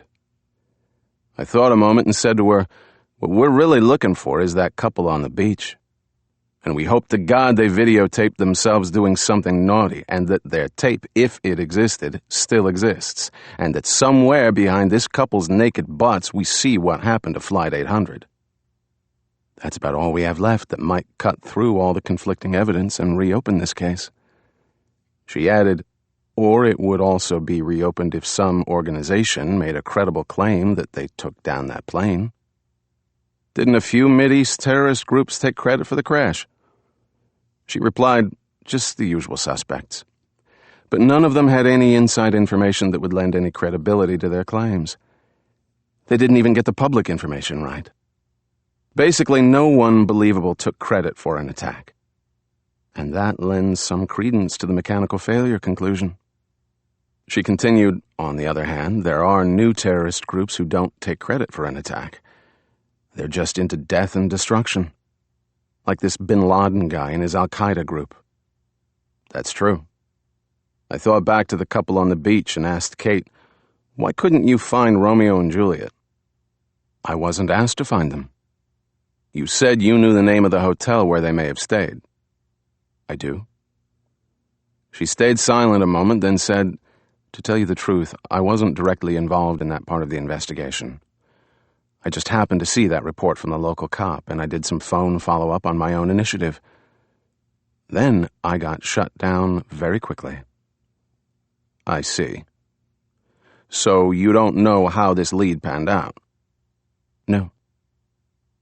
I don't believe in conspiracy theories, especially among government employees or the military, who are not capable of agreeing on anything, let alone capable of keeping secrets, or doing anything that would jeopardize their jobs or their pensions. The one exception to this was the CIA, who lived and breathed deception, conspiracies, and borderline illegal activities. That's what they got paid for. For all my problems with the FBI, I had to admit that they were straight shooters, good citizens, and letter-of-the-law people. Like my loving wife, who was about to have a minor breakdown because she took a step over the line. Kate said as if to herself, "If we pursue this, we don't have a lot of time before they get onto us." I didn't respond to that. Home? Home. I got on the westbound ramp of the Long Island Expressway and headed back to Manhattan. Traffic was light and moving well at this late hour. I moved into the outside lane and accelerated past the speed limit. I'm the one who used to follow people, but my world had changed, so I looked in my rear view and side view mirrors, then suddenly cut hard right across 2 lanes and got off at the next exit. No one followed. I ran along the service road for a while, then got back on the expressway. Kate did not comment directly about my evasive maneuvers, but said, "Maybe we should drop this." I didn't reply. She asked me, "What do you think?" "What's in it for me?" "Nothing but trouble." That's a very persuasive argument. Chapter 11.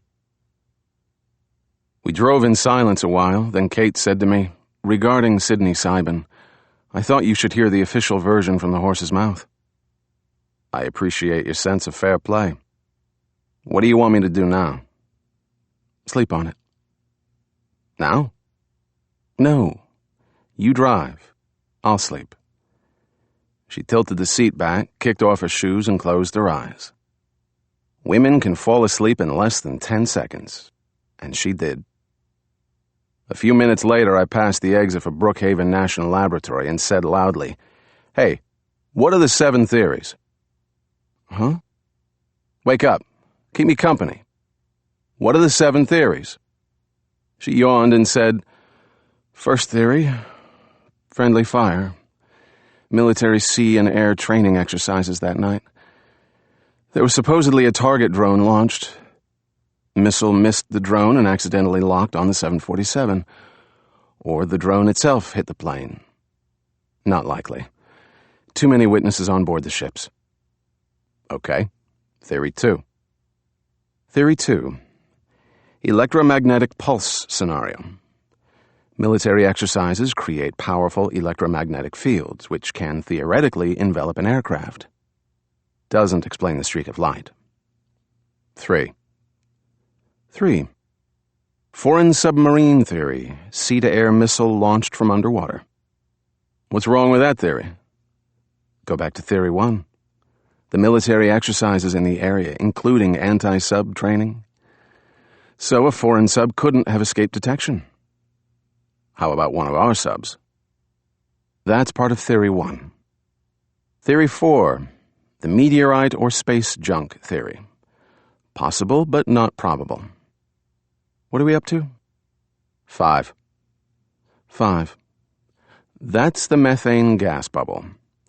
Naturally occurring and invisible gas from the ocean floor rose up and was ignited by the 747's engines. Far out. Not consistent with the evidence. And then there's Theory 6, which is the plasma death ray. Brookhaven National Laboratory. So silly that there could be something to it. But Brookhaven says no. 7. 7.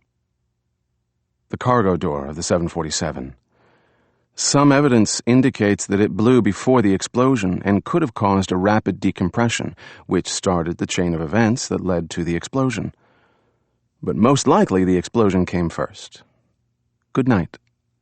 Hold on. How about the terrorist missile? That's in a category by itself. Okay. But I keep thinking about what your friend Sidney said. Why shoot down an aircraft so far from the airport? And why would the government want to cover up a terrorist attack? A terrorist attack from the high seas lets everyone off the hook, saves millions in insurance claims, not to mention millions in retro-engineering of the center fuel tank. Hell, if there was a government conspiracy, it should have to do with manufacturing a terrorist attack, not making believe it was a mechanical failure. Unless, of course, the government didn't want to cause panic and admit to a massive intelligence failure, which is where the CIA comes in, and... I glanced at Kate. Hello?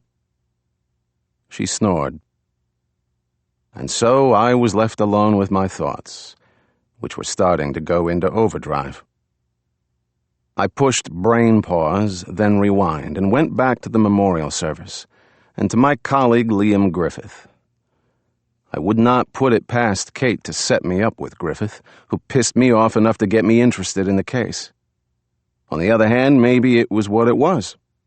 An FBI guy telling me not to get nosy, and meaning it. I glanced at Kate, who looked very angelic sleeping. My sweetheart wouldn't manipulate her loving husband, would she? Scene 2. Cupsog Beach County Park, dusk. A couple on the beach. Did they actually see and videotape that streak of light and the explosion? I wondered, too, why they had never been located. Or maybe they had. Scene 3. Center Morich's Coast Guard Station. Captain Tom Spruck, reliable and cocksure witness. This was the thing I couldn't get out of my mind. This guy was one of about 200 men, women, and children who had all, individually or in groups, from different locations, seen the same thing. This way is up, right? And finally, Scene 4. Calverton, aircraft hangar. Mr. Sidney R. Seiben, safety engineer for the National Transportation Safety Board. The honest and immovable expert witness. Or was he? Mr. Sidney Seiben, during his stage exit, had expressed some doubts. Optical illusion. That's it. No, that's not it. Damn it. What was that all about? An unbidden image of the reconstructed Boeing 747 took shape in my mind. I mentally moved inside the broken fuselage and walked again down the aisles, over the patchwork carpet, and between the empty seats. As the medical examiners like to say, the dead speak to us. Indeed they do, and in a way they can even give evidence at a hearing or a trial. The 747 had given up most of its secrets. The recovered bodies had done the same. The eyewitnesses had given statements. The experts had spoken. The problem was, not everyone was saying the same thing. I recalled that a few careers and reputations had been ruined, damaged, or compromised by this case, and I didn't want to add my or Kate's career to that list. I looked at Kate. We'd been married a year, and this case had never come up before, though I recalled now that she'd gone to the memorial service last July without me. I wondered why she'd waited until this anniversary to let me in on this. Maybe I'd been on probation, or maybe something new had come up. In any event, I'd been given a peek into some sort of group that wasn't giving up on this case. This case had always been dangerous to anyone who came near it. It was a plasma death ray, an explosive gas bubble, a phantom missile, friendly fire, electromagnetic pulse, a volatile mixture of fuel and air, and an optical illusion. All my instincts told me that for my own good, and for Kate's as well, I needed to forget everything I had seen and heard tonight. But it wasn't about Kate or me, or anyone else, in or out of the government. It was about them. 230 of them. And their families and loved ones. The people who had placed roses on the seats of the aircraft, and who had lit the candles and waded into the ocean and threw the flowers into the sea. And the people who hadn't been at the service, who sat at home tonight and cried. Chapter 12. Home. I live in a 2-salary high-rise on East 72nd Street, between 2nd and 3rd Avenues. My apartment is on the 34th floor, and from my balcony where I was now standing, Scotch whiskey in hand at 2 in the morning, I looked south down the length of Manhattan Island. Between the skyscrapers of Midtown, I could see the Bowery and a piece of the Lower East Side, where I grew up on Henry Street near the housing projects. Beyond Chinatown, I could make out the courthouses and jails and one police plaza, where I once worked, and Federal Plaza, where I now worked. In fact, most of my history was spread out down there. John Corey as a kid playing on the mean streets of the Lower East Side. John Corey as a rookie cop on the Bowery. John Corey, the homicide detective. And last, John Corey, contract agent for the Federal Anti-Terrorist Task Force. And now, John Corey, a year into his second marriage, living in the apartment of his first wife, Robin, who was living with her boss, a total schmuck making too much money defending financially successful scum. At the lower tip of Manhattan, the skyscrapers of Wall Street rose like stalagmites in a cave pool. And to the right, soaring a quarter mile into the sky, were the twin towers of the World Trade Center. On February 26, 1993, at around noon, Mideast terrorists with explosives packed in a Ryder rental van drove into the underground garage of the North Tower, parked the van, and left. At 12:18 p.m., the van exploded, killing 6 people and injuring another 1,000. Had the tower actually collapsed, the dead would have numbered in the thousands. This was the first attack by foreign terrorists ever perpetrated on American soil. It was also a wake-up call. But no one was listening. I went into the living room of my apartment. The decor of this place is sort of Palm Beach hotel lobby, with too many pinks and greens and seashell motifs and scratchy rugs.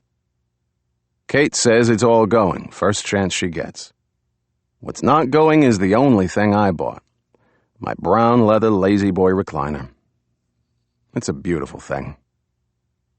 I poured another scotch and hit the play button on my VCR. I sat in my Lazy Boy and stared at the TV screen. A collage of images with inappropriate music filled the screen. This was a 1-hour videotape made by a conspiracy theory group, according to Kate, which pushed the theory of a missile attack. It included, Kate said, the CIA animation. In a film clip of a network news interview, a former head of the National Transportation Safety Board said that it was unprecedented for the FBI to conduct the investigation. Congress, he said, had given a clear mandate to the National Transportation Safety Board to investigate airline accidents. The key word, which seemed to be missed by the dim-witted television news interviewer, was accident. Obviously, some people in the government thought it was a crime, which was precisely why the FBI and not the NTSB had taken over the investigation and the reconstruction of the aircraft. Next, an expert of some sort said that the empty center fuel tank couldn't have caused such a large explosion because it contained only a thimbleful of fuel. But Mr. Seibin had told me that there could be 50 gallons of fuel left that wasn't sucked up by the scavenge pump. In any case, it was the volatile fumes, not the fuel itself, which had apparently caused the initial explosion. So, right in the first few minutes of the tape, we had some mistakes, or perhaps skewed facts. I paid closer attention as a number of people who were not well identified spoke darkly of the disappearance of aircraft parts from the Calverton hangar, missing seats that had been recovered from the ocean depths and never seen again, and structural aluminum pounded into place during the reconstruction, thereby altering the signature of the explosion. There was talk of the El Al 747 right behind the TWA 747, and of lab reports about explosive warhead residue and rocket propellant residue, and of misguided naval missiles. Someone spoke about a vaguely worded threatening letter received from a Mideast terrorist group hours before the TWA flight went down, and there was a lot of speculation about other altered and/or ignored evidence. The so-called documentary was making several points, but not all the points connected to make a straight line. There was just a lot of stuff being thrown out to see what stuck. Or to be more open-minded, this presentation gave equal weight to all theories, except the official conclusion of mechanical malfunction. The tape went into some detail about the war games that had been conducted on the night of July 17, 1996, in the area off the coast of Long Island, designated W-105. I thought that the makers of this tape would then conclude that it was an American misguided missile that had brought down TWA-800. But an ex-Navy guy, very much like Captain Spruck, said, "There's no way that an accident of that magnitude could be covered up by hundreds, thousands of military people." And I was left wondering why these war games played so important a part in the conspiracy theories. I guess government cover-ups are always more interesting than government stupidity. The tape did make a provocative point, however, which was that radar sources had identified all the ships in the area of the crash, and that subsequent investigations had found and cleared all those ships, except one. A high-speed boat had immediately left the area after the explosion, and no one, not the Navy, not the FBI, not the Coast Guard, and not the CIA, had ever identified or found that missing boat. If that were true, then, ostensibly, this was the boat from which the missile, if there had been a missile, had been fired. The tape was now showing 3 color photographs, all taken by people who were photographing other people that night, but who had inadvertently captured in the background what appeared to be a short streak of light in the night sky. The narrator speculated that this could be the afterburn of a rising rocket or missile. The problem with still photography as evidence, especially when it was taken by accident, is that it proved nothing. Moving pictures, however, videotape and film were another matter, and I thought again of the couple on the beach. The most compelling part of this presentation was original footage of 6 eyewitnesses. Some of these eyewitnesses were interviewed where they said they had been standing when they saw the streak of light rising into the sky, so they were able to point and make little flying motions with their hands. All of them seemed credible and insistent about what they saw. A few of them became upset, and one woman broke down and cried. They all described pretty much the same thing, with some slight variations. They happened to be looking out to sea when they saw a streak of fiery light rise off the ocean, climb into the air, gather speed, then culminate in a small explosion, followed by a huge fireball, followed by the fireball plunging into the sea. And now came the CIA animation. I put down my scotch and looked closely at the animated depiction, narrated by a guy whose tone of voice was as annoying as the pedantic script. First was a representation of the interior of the empty center fuel tank, showing some fuel residue in between the baffles on the bottom of the tank. Then the narrator mentioned volatile fuel vapors. Then a spark was seen coming from some source inside the tank. Then the explosion. The fuel-air explosion ripped through the left side of the center tank and ignited the fuel in the left wing tank, causing a big explosion, shown as a cartoonish depiction of a big bang. The narrator explained that the concussive forces of the explosion had caused the nose section of the aircraft to unzipper and fall off. But then, under the category of not leaving well enough alone, the narrator and the animation attempted to explain what the eyewitnesses actually saw, though the narrator didn't mention that there were over 200 of those witnesses. If I could follow this animation and narrative correctly, the CIA was saying that the 200 eyewitnesses did not notice the aircraft at the moment of the explosion.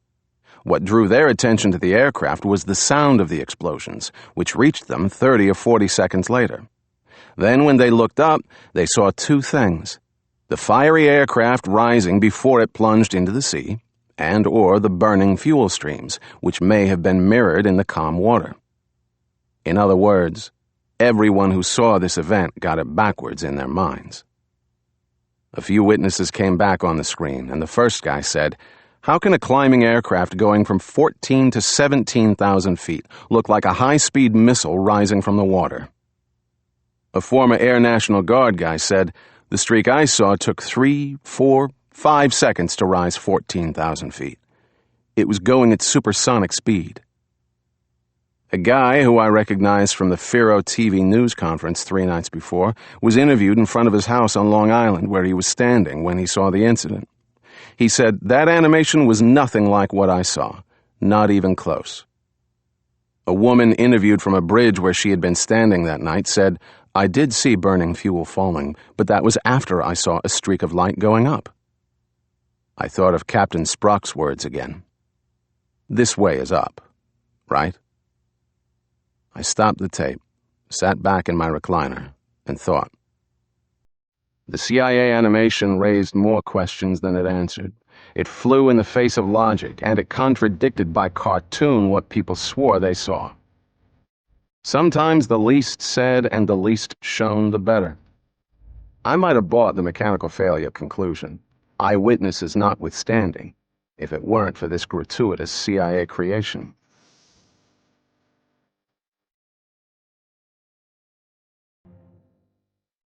I hit the play button, and the tape continued. Kate came into the living room, wearing a little teddy. "Come to bed, John." "I'm not tired." She pulled up a footstool, sat beside me, and took my hand. We watched the last few minutes of the tape together.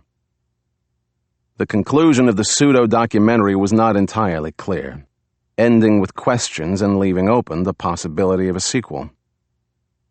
I shut off the VCR and we sat in a dark, silent room, high above the streets of New York. Kate asked me, "What do you think?"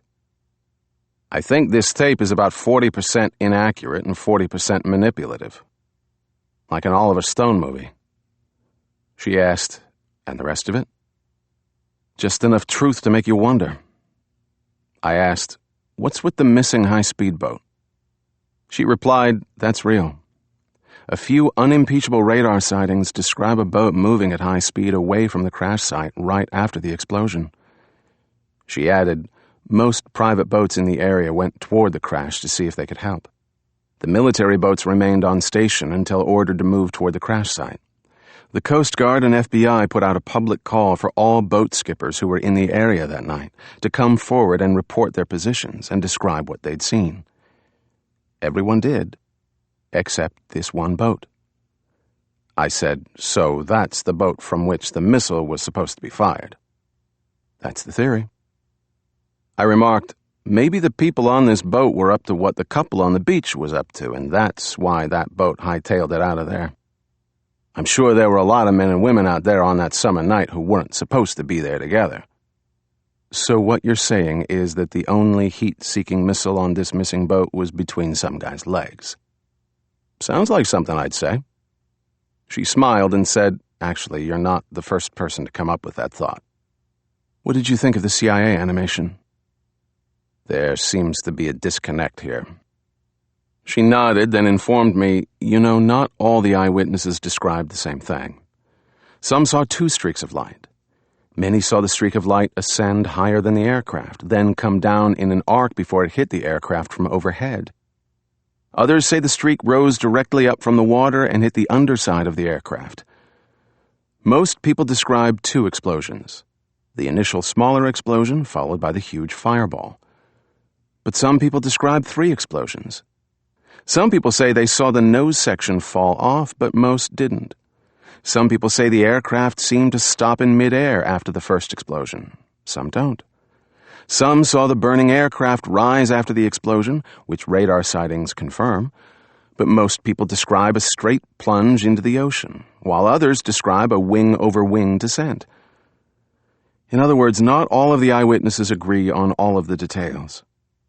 I replied, "That's why I don't understand how the CIA could make a speculative animation based on so much conflicting testimony.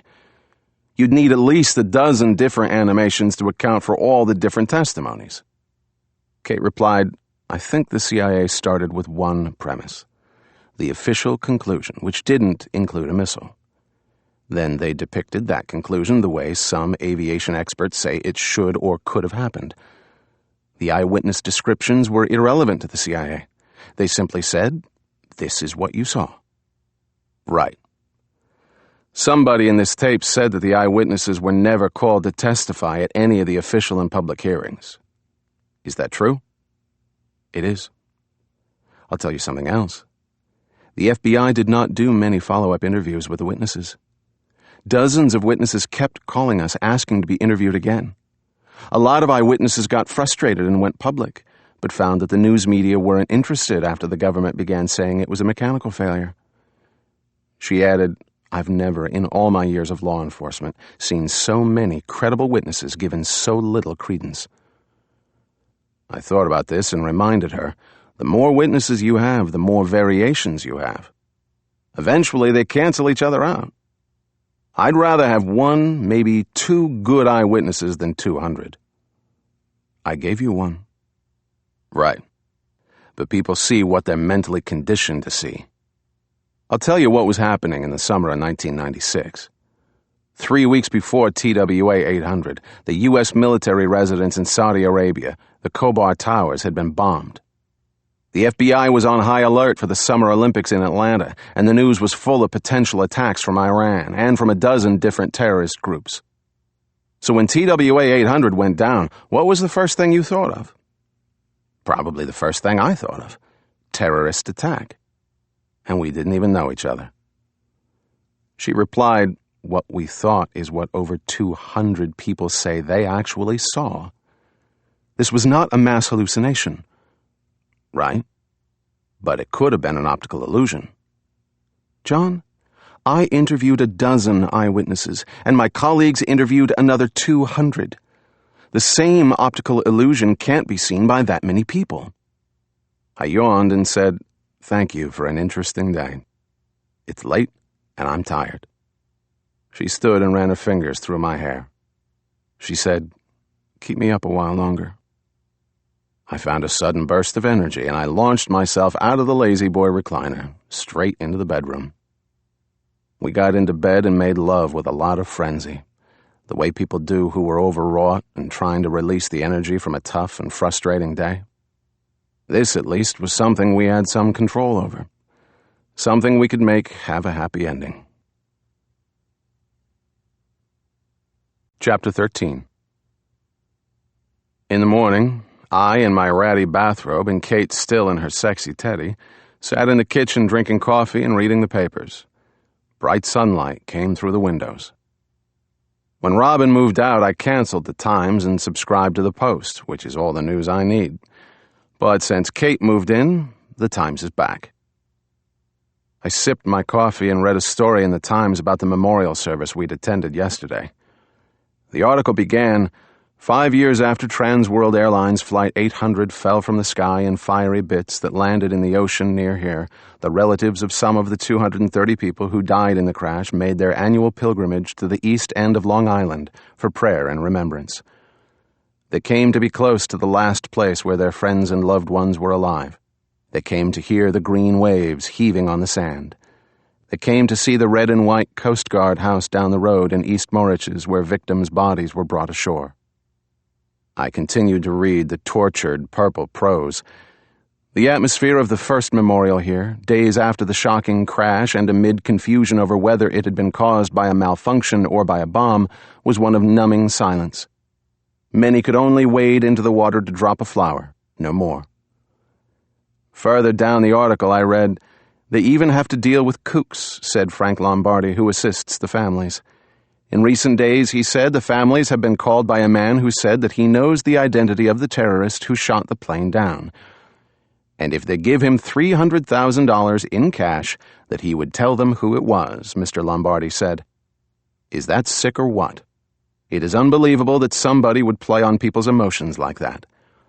The National Transportation Safety Board concluded that an explosion in a fuel tank, possibly triggered by a short circuit, caused the crash. I finished the article and gave the paper to Kate, who read it silently. She looked up and said, "Sometimes I think I'm one of the better-intentioned kooks." I asked her, "By the way, what was the name of the hotel where that couple may have stayed?" She replied, "Everything you saw and heard yesterday was either public record or, in the case of Captain Spruck's testimony, available under the Freedom of Information Act. The name of that hotel does not officially exist. But if it did, what would it be called?" She replied, "It would be called the Bayview Hotel in West Hampton Beach." "And what did you discover at this hotel?" "As I said, I never actually got to the hotel. This wasn't my case." "Then how did you learn the name of the hotel?" "I took it on myself to call local hotels and motels to inquire about a missing blanket. A lot of the people who I called said the FBI had already been there, showing them a blanket. One guy at the Bayview Hotel said he told the FBI that he was missing a blanket and that the one they showed him could possibly be that blanket, but he couldn't be sure." I nodded and asked, "And that's the extent of the lead?" "This guy at the Bayview did say that the FBI had gone through his guest registration cards, credit card slips, and his computer, and had questioned his employees." She added, "He assured me that he wouldn't mention any of this to a single soul, as instructed. Then he asked me if we'd found the guys who fired the missile." "Not yet. What was this guy's name?" "Leslie Rosenthal, manager of the Bayview Hotel." "Why didn't you follow up?" "Well, when you get a bite, sometimes it bites back. Mr. Rosenthal, or maybe some other hotel person that I phoned, called their FBI contacts, or maybe the FBI was doing a follow-up or something, but whatever happened, the next day I get called into an office I've never been to on the 28th floor of 26 Fed. Two guys from the OPR who I'd never seen before or since told me I'd overstepped the scope of my duties on this case." I nodded. "The OPR is the FBI Office of Professional Responsibility, which sounds really nice, but in fact, this is a pure Orwellian name. The OPR is like the NYPD Internal Affairs. Snoops, snitches, and spies. I had no doubt, for instance, that Mr. Liam Griffith was an OPR guy. I said to Kate, 'Did these guys offer you a transfer to North Dakota?' I'm sure that was a possibility. But they kept their cool and tried to make like it was a small error in judgment on my part. They even complimented me on my initiative." "You get a promotion?" "I got a polite but firm suggestion to be a team player. They told me that other agents were working on this lead and that I should go on doing eyewitness interviews and confine myself to those duties." "You got off easy. One of my commanding officers once threw a paperweight at me." "We're a bit more subtle. In any case, I got the message, and I also knew I'd hit on something." "So why didn't you follow it up?" "Because I was following orders not to. Didn't you hear what I said?" They were just testing you to see what you're made of. They wanted you to tell them you weren't going to drop it." "Yeah, right." She thought a moment and said, "At that point, I just made the logical assumption that if anything came of this, it would come out in some internal memo followed by a news conference." She added, "I wasn't thinking of conspiracy or cover-up 5 years ago." "But you are now." She didn't reply to that, but said to me, "Everyone who was involved with this case was deeply affected by it. But I know that the witness interviewers were affected in a different way. We were the ones who spoke to people who saw this event, over 200 of whom described what they believed was a missile or rocket, and none of us could reconcile what we'd heard from the witnesses with the final report or the CIA animation." She added, "The ATTF bosses were having some problems with the interviewers, and I wasn't the only one called into that office." "Interesting." I asked, "How did the interviewing process work?" Kate replied, "At first, it was just chaos. Hundreds of NYPD and FBI task force personnel were shipped out from Manhattan to the east end of Long Island within 24 hours. There weren't enough places to stay, so some agents slept in their cars. The Coast Guard facilities were used as dorms, and some agents made it home at night if they lived close by. I slept in an office of the Moriches Coast Guard station for 2 nights with 4 other women. Then they got me a hotel room with another FBI agent. Who? Don't ask me the names of the people I worked with. I actually didn't want names of FBI people who wouldn't talk to me anyway, but NYPD people would. I asked Kate, "Did you work directly with any NYPD?" "A few at first." She continued, "There were over 700 good witnesses and about 100 marginal types. And at first we couldn't determine which witnesses saw a streak of light and which saw only the explosion. Eventually we classified the witnesses as to credibility and what aspect of the crash they saw. Within a few days we had over 200 witnesses who claimed they saw a streak of light. And those were the witnesses that the FBI interviewed." "Right. But initially, in all the confusion, the NYPD got a lot of the good witnesses, and the FBI got a lot of bad witnesses." What a horrible thought. She ignored this and continued, "We got it sorted out, and the witnesses who saw the streak of light were interviewed only by FBI. Then the cherry-picked witnesses, about 20 people who were very insistent about the streak of light rising from the ocean, such as Captain Spruck, were passed over to a higher echelon of FBI. And CIA. Like Ted Nash. Apparently. Did any of these witnesses have unfortunate accidents?" She smiled. "Not a single one." Well, there goes my theory. I thought about this and realized what I'd known from recent experience and observation. The NYPD detectives working for the anti-terrorist task force were tasked with most of the initial legwork. Whenever they got a hit, they turned it over to an FBI agent. This pleased God. I said to Kate, "I'll bet that these interviewers, NYPD and FBI, who had the experience of talking to people who saw that streak of light, are the core of the group who don't believe this was an accident." There is no group. She got up and went into the bedroom to get dressed for work. I finished my coffee and also went into the bedroom. I strapped on my 9mm Glock, which I own, and which is a copy of my old police-issued piece. Kate strapped on her Glock, which is a .40 caliber FBI-issued model. Hers is bigger than mine, but I'm a very secure guy, so it doesn't bother me much. We put on our jackets, she grabbed a briefcase, I grabbed the Post sports pages, and we left the apartment.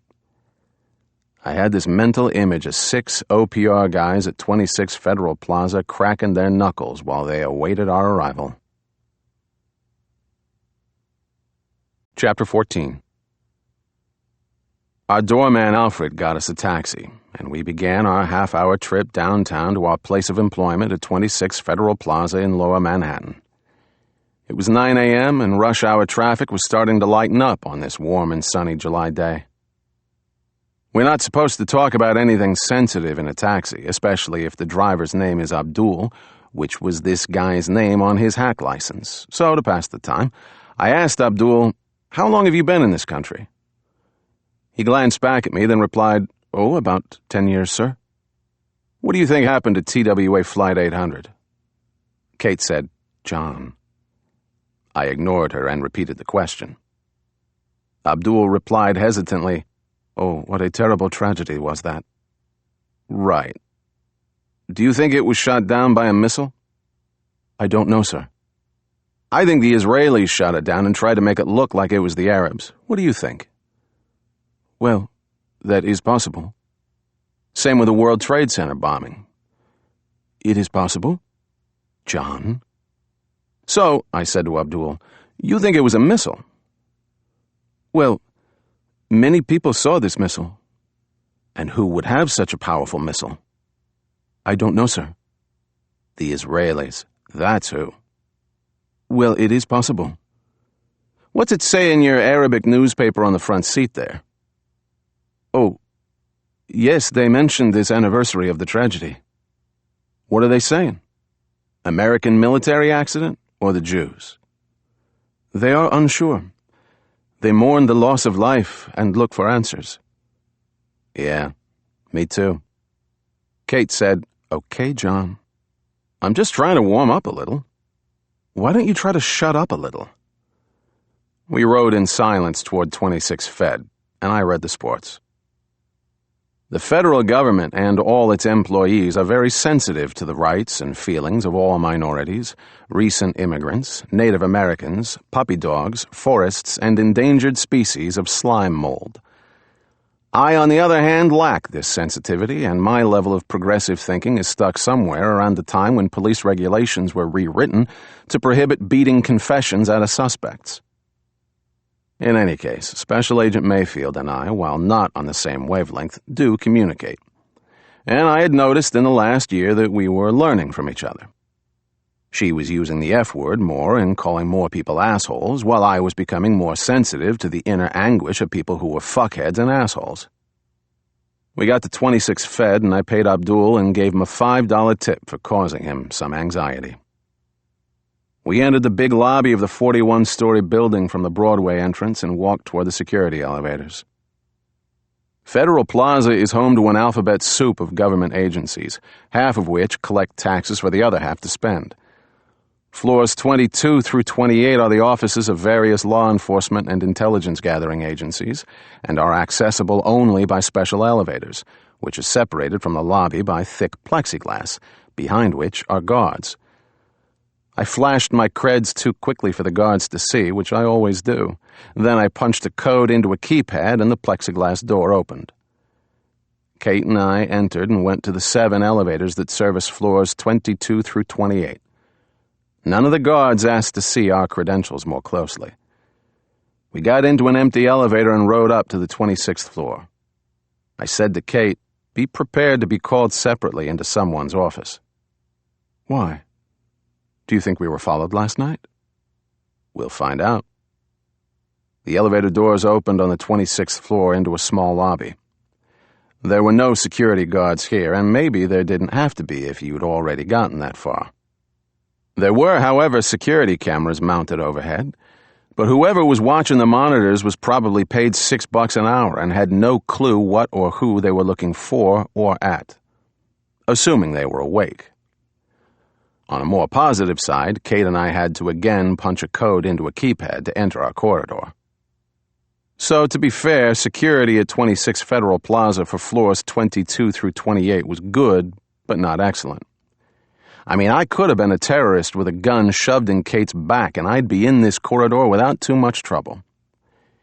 In fact, security hadn't improved much here, or probably anywhere, in the last 2 decades, despite clear evidence that there was a war going on.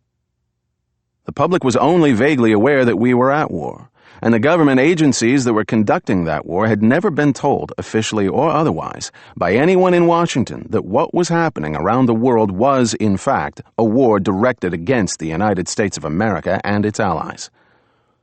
Washington and the news media chose to see each and every terrorist attack as a single event with little or no connection, whereas even an imbecile or a politician, if he thought about it long enough, could see a pattern. Someone needed to rally the troops, or some event needed to be loud enough to wake up everyone. At least that was my opinion, formed in the short year I'd been here, with the advantage of being an outsider. Cops look for patterns that suggest serial killers or organized crime. The feds apparently looked at terrorist attacks as the work of disorganized groups of malcontents or psychopathic individuals. But that's not what it was. It was something far more sinister and very well planned and organized by people who stayed up late at night writing things on their to-do list about ways to fuck us up. My opinion, however, was not popular and not shared by many of the people working on floors 22 through 28. Or if it was, no one was putting this viewpoint in a memo or bringing it up at meetings. I stopped at a water cooler and said to Kate between slurps, "If you're questioned by a boss or the OPR, the best thing to do is tell the truth and nothing but the truth." She didn't reply. If you lie, your lie will not match my lie. Only the unrehearsed truth will keep us from having to get a lawyer. I know that. I'm a lawyer. But water? I offered. I'll hold the handle. No thanks. Look, I won't push your face in the water. Promise. John, fuck off and grow up. Listen, we haven't really done anything wrong. That's our story, and we're sticking to it. What we did last night was because we're dedicated and enthusiastic agents. If you're questioned, do not look, act, or feel guilty. Act proud of your devotion to duty. That confuses them. Spoken like a true sociopath. Is that good or bad? This is not funny. She added, I was specifically told 5 years ago not to involve myself in this case. You should have listened. We continued our walk down the corridor, and I said to her, my guess is that if they're on to us, they won't let on right now. They'll keep an eye on us to see what we do and who we talk to. You're making me feel like a criminal. I'm just telling you how to deal with what you started. I didn't start anything. She looked at me and said, John, I'm sorry if I got you. Don't worry about it. A day without trouble for John Corey is like a day without oxygen. She smiled and kissed me on the cheek, then walked to her workstation in the big cube farm, greeting her colleagues along the way. My workstation was on the other side of the room, away from the FBI types, among my fellow NYPD detectives, both active duty and retired contract agents like me. While I enjoyed the company of my own people, this physical separation between FBI and NYPD bespoke a separation of cultures wider than 10 feet of carpeting. It was bad enough working here when I didn't have a wife on the high-rent side of the room, and I needed an exit strategy from this place, but I didn't want to just resign. Poking around the TWA 800 case might get me kicked out, which was fine with me and wouldn't look to Kate like I was bailing out of our nice working arrangement, which she liked for some odd reason. I mean, I embarrass everyone I know, even other cops sometimes. But Kate, in some perverse way, seemed proud to be married to one of the problem cops on the 26th floor. Maybe it was an act of rebellion on her part, a way of saying to Jack Koenig, the FBI SAC, special agent in charge, sometimes called affectionately by the police detectives as the MFIC, the motherfucker in charge, as well as to the other bosses that Special Agent Mayfield was not totally housebroken yet. Well, that was my deep thought for the day, and it wasn't even 10 a.m. yet. I adjusted my tie and thought about a facial expression. Let's see. I was quite possibly up to my ears in deep shit, so I decided to look upbeat and happy to be here. I got the face right and strode toward my desk. Chapter 15.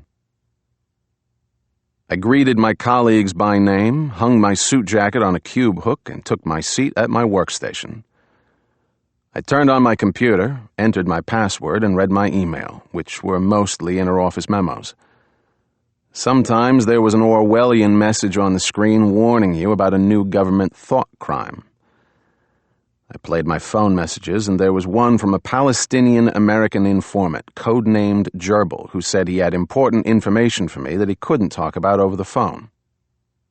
Mr. Imad Salami was, in fact, a nearly useless source of information, and I never could figure out if he just wanted to feel important or if he was a double agent, or if he only needed an extra $20 now and then. Maybe he just liked me. I know he liked Italian food because he always picked an Italian restaurant for me to buy him lunch or dinner. The last two messages were hang-ups which didn't come up on my caller ID, and which always intrigued me. I shuffled through some papers on my desk. My biggest challenge on this job was trying to figure out what to do. As a wise man, me, once said, the problem with doing nothing is not knowing when you're finished. With homicide work, there's always an active caseload of past and present murders, whereas with terrorist acts, you try to anticipate the crime. After the Assad Khalil case a year ago, I was assigned to a special team, which included Kate, and whose sole mission was to pursue this case. But after a year, the clues and leads had run out, and the trail was cold.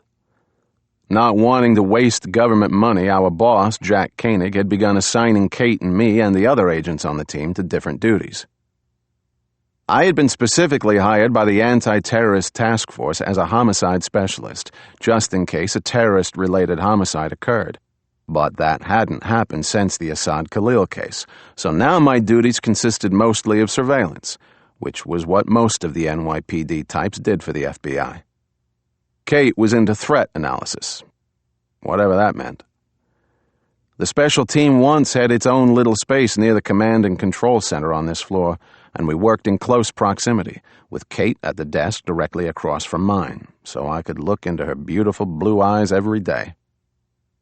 But now we were separated, and I had to look at Harry Muller, a former NYPD intelligence unit guy. I said to him, "Harry, what's the definition of a moderate Arab?" He looked up at me. "What?" "A guy who ran out of ammunition." He chuckled and said, "You told me that one." He advised me, "You gotta watch what you say. What's the difference between an Arab terrorist and a woman with PMS?" "What?" "You can reason with an Arab terrorist." I chuckled and said, "I told you that one. Two demerits, racial and gender slur." The Arab and Muslim community in New York, I should point out, is probably 98% upstanding and loyal citizens, and 1% are useful idiots for the other 1% who are bad guys. I mostly watch and interrogate the useful idiots, and when I get a lead on the real bad guys, I have to turn it over to the FBI, who sometimes notify the CIA, who similarly are supposed to notify the FBI of interesting leads. But in reality, they don't keep each other informed, and they certainly don't keep me informed. This is very frustrating, and was one of the reasons why I didn't like this job, since Koenig had basically dissolved the special team.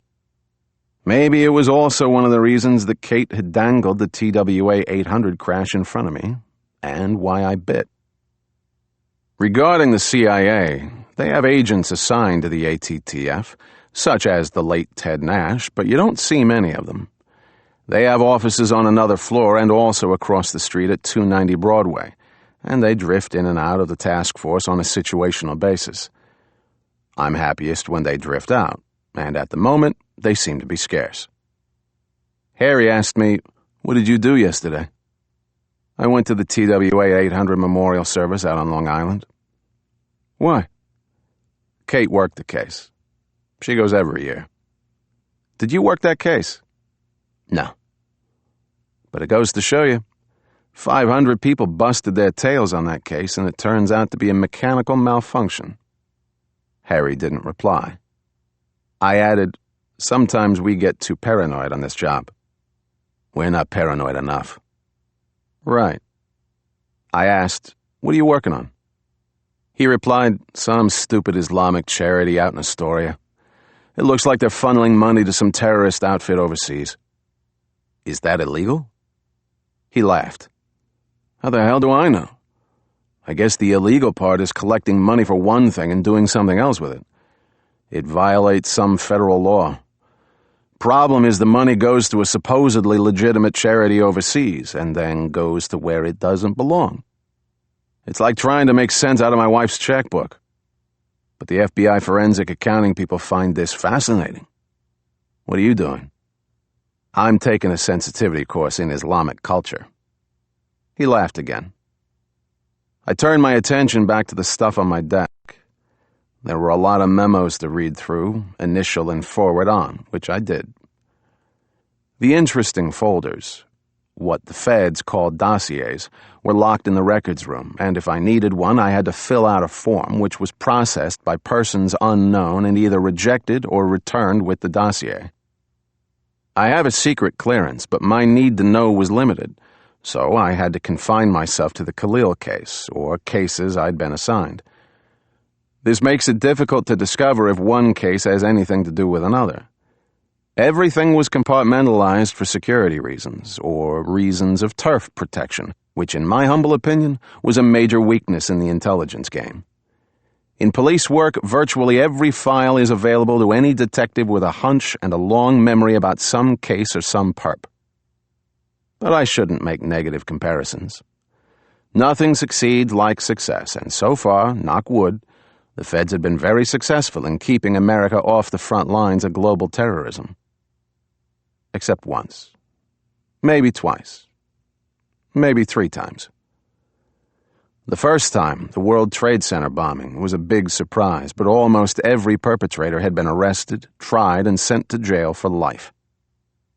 There was a nice granite monument for the 6 victims of the blast, erected between the Twin Towers directly above the site of the underground garage explosion.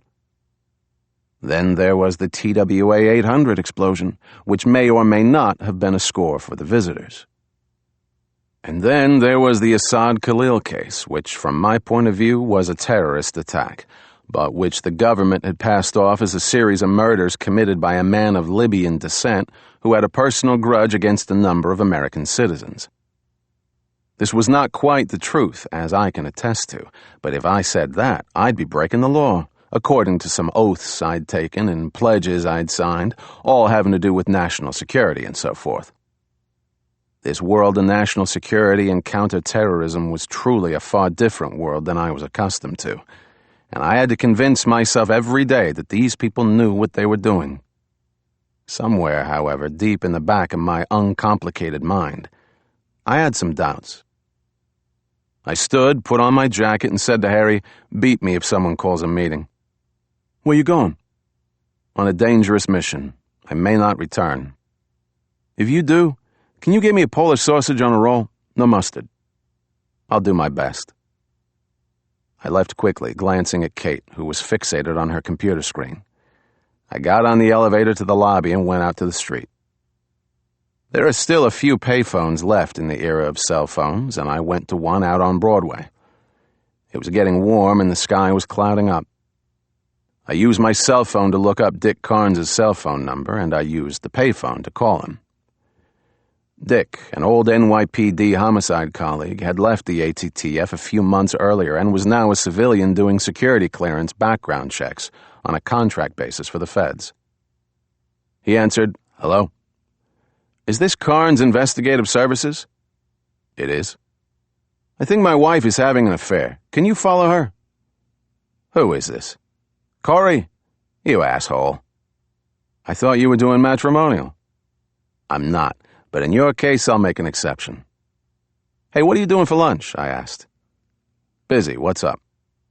"What are you doing now?" "Talking to you. Where are you?" "Outside 26 Fed." "You need me now?" "I do." There was a pause, then he said, "I'm home. In Queens." He added, "I work from home. Great job.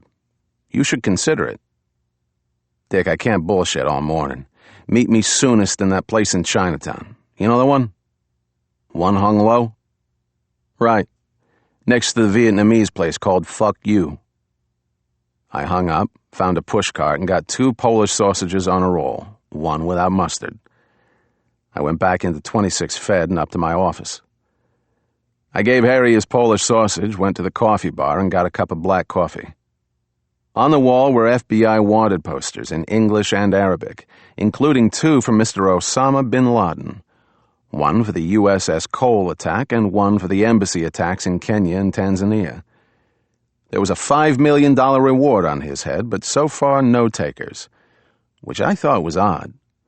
For $5 million, most people would turn in their best friend and their mother. The other odd thing was that bin Laden had never actually taken credit for any of the attacks that he'd supposedly masterminded.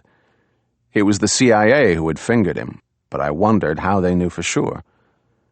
The point was, as I'd discussed with Kate yesterday, terrorist groups and individuals had apparently stopped bragging about their work, and this could be the case in the TWA 800 explosion.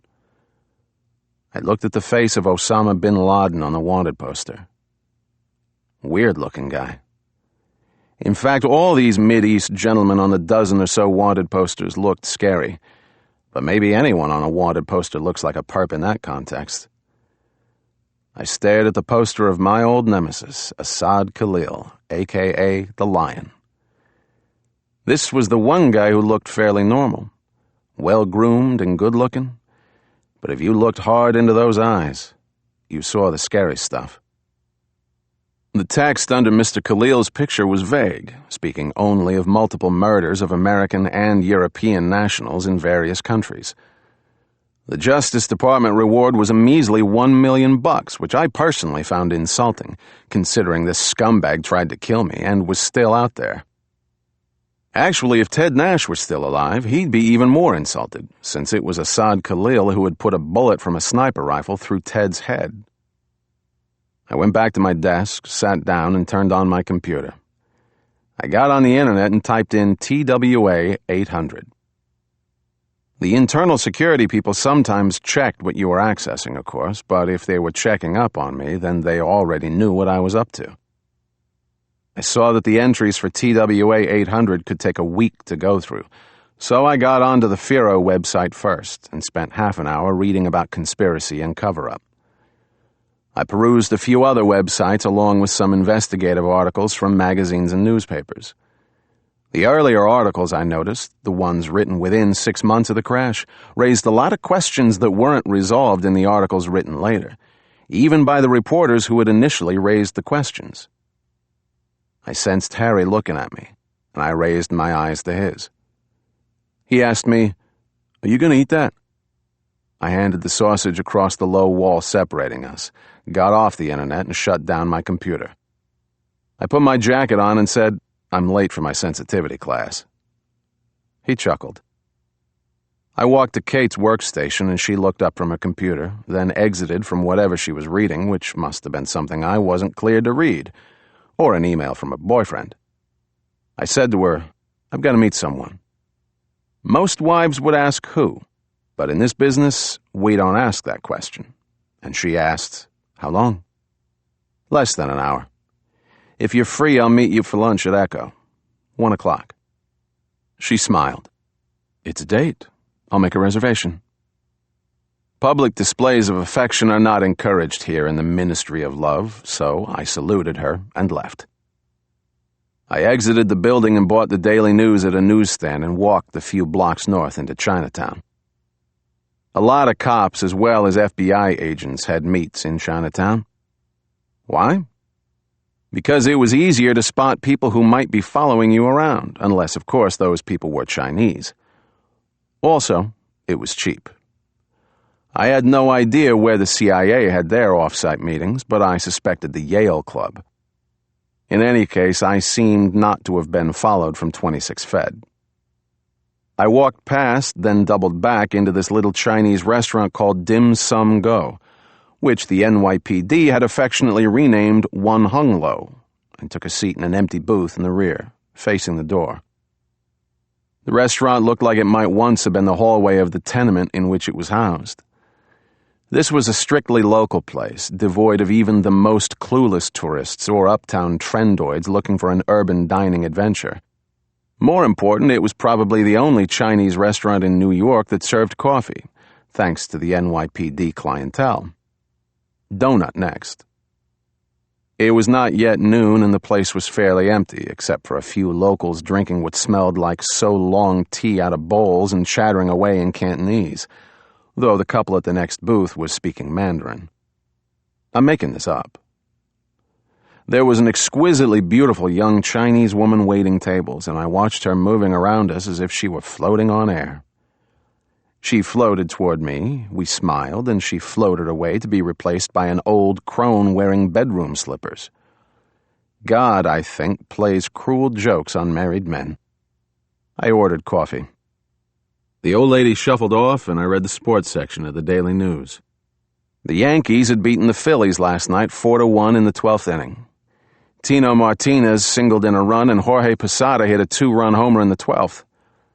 Meanwhile, I'm being dragged all over Long Island by Kate. I should have turned on the game, but who thought it would go into extra innings? They were prepping the day's mystery dishes in the kitchen, and I thought I heard a cat, a dog, and a duck, followed by chopping sounds, then silence. Smelled good, though. I read the paper, sipped my coffee, and waited for Dick Carnes. Chapter 16. Dick Carnes came through the door, spotted me, and we shook hands as he slid into the booth facing me. I said, "Thanks for coming." "No problem, but I need to be Midtown at 1. Dick was about 60, had all his hair and teeth, was always a sharp dresser, and today was no exception. I asked him, "You see the Yankees game last night?" "Yeah, great game. You see it?" I was working. I asked him, "How's Mo?" "She's good. She used to bitch about my hours on homicide, then about my hours with the ATTF. Now that I'm working at home, she has something new to bitch about. She told me I said for better or worse, Dick, but I never said for lunch." I smiled. He asked, "How's married life treating you?" "Great. It helps that we're in the same business, and I get free legal advice." He smiled and said, "You could do worse. She's a doll." I thank God every day. "Speaking of legal advice, you hear from Robin?" "Now and then. She flies past my balcony on a broom and waves." He laughed. The prelims out of the way, I changed the subject and asked him, "You enjoy what you do?" He thought a moment, then replied, "No heavy lifting. I miss the people I worked with, but basically I make my own hours and the pay is good. Sometimes, though, it gets slow.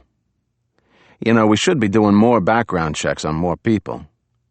You get these bozos at airport security, for instance, and they have an important job, but they get paid shit, and half of them are potential security risks." I replied, spoken like a true civilian contract agent who's looking for more hours to bill. He smiled and said, "I bill by the case, not the hour. And seriously, things have to tighten up in this country."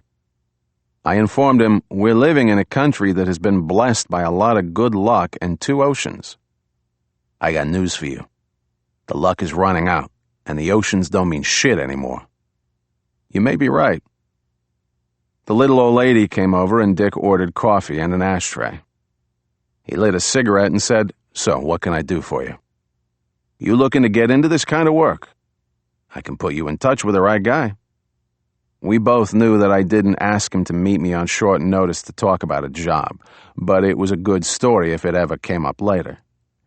I replied, "Yeah, sounds like something I'd like to do." His coffee came.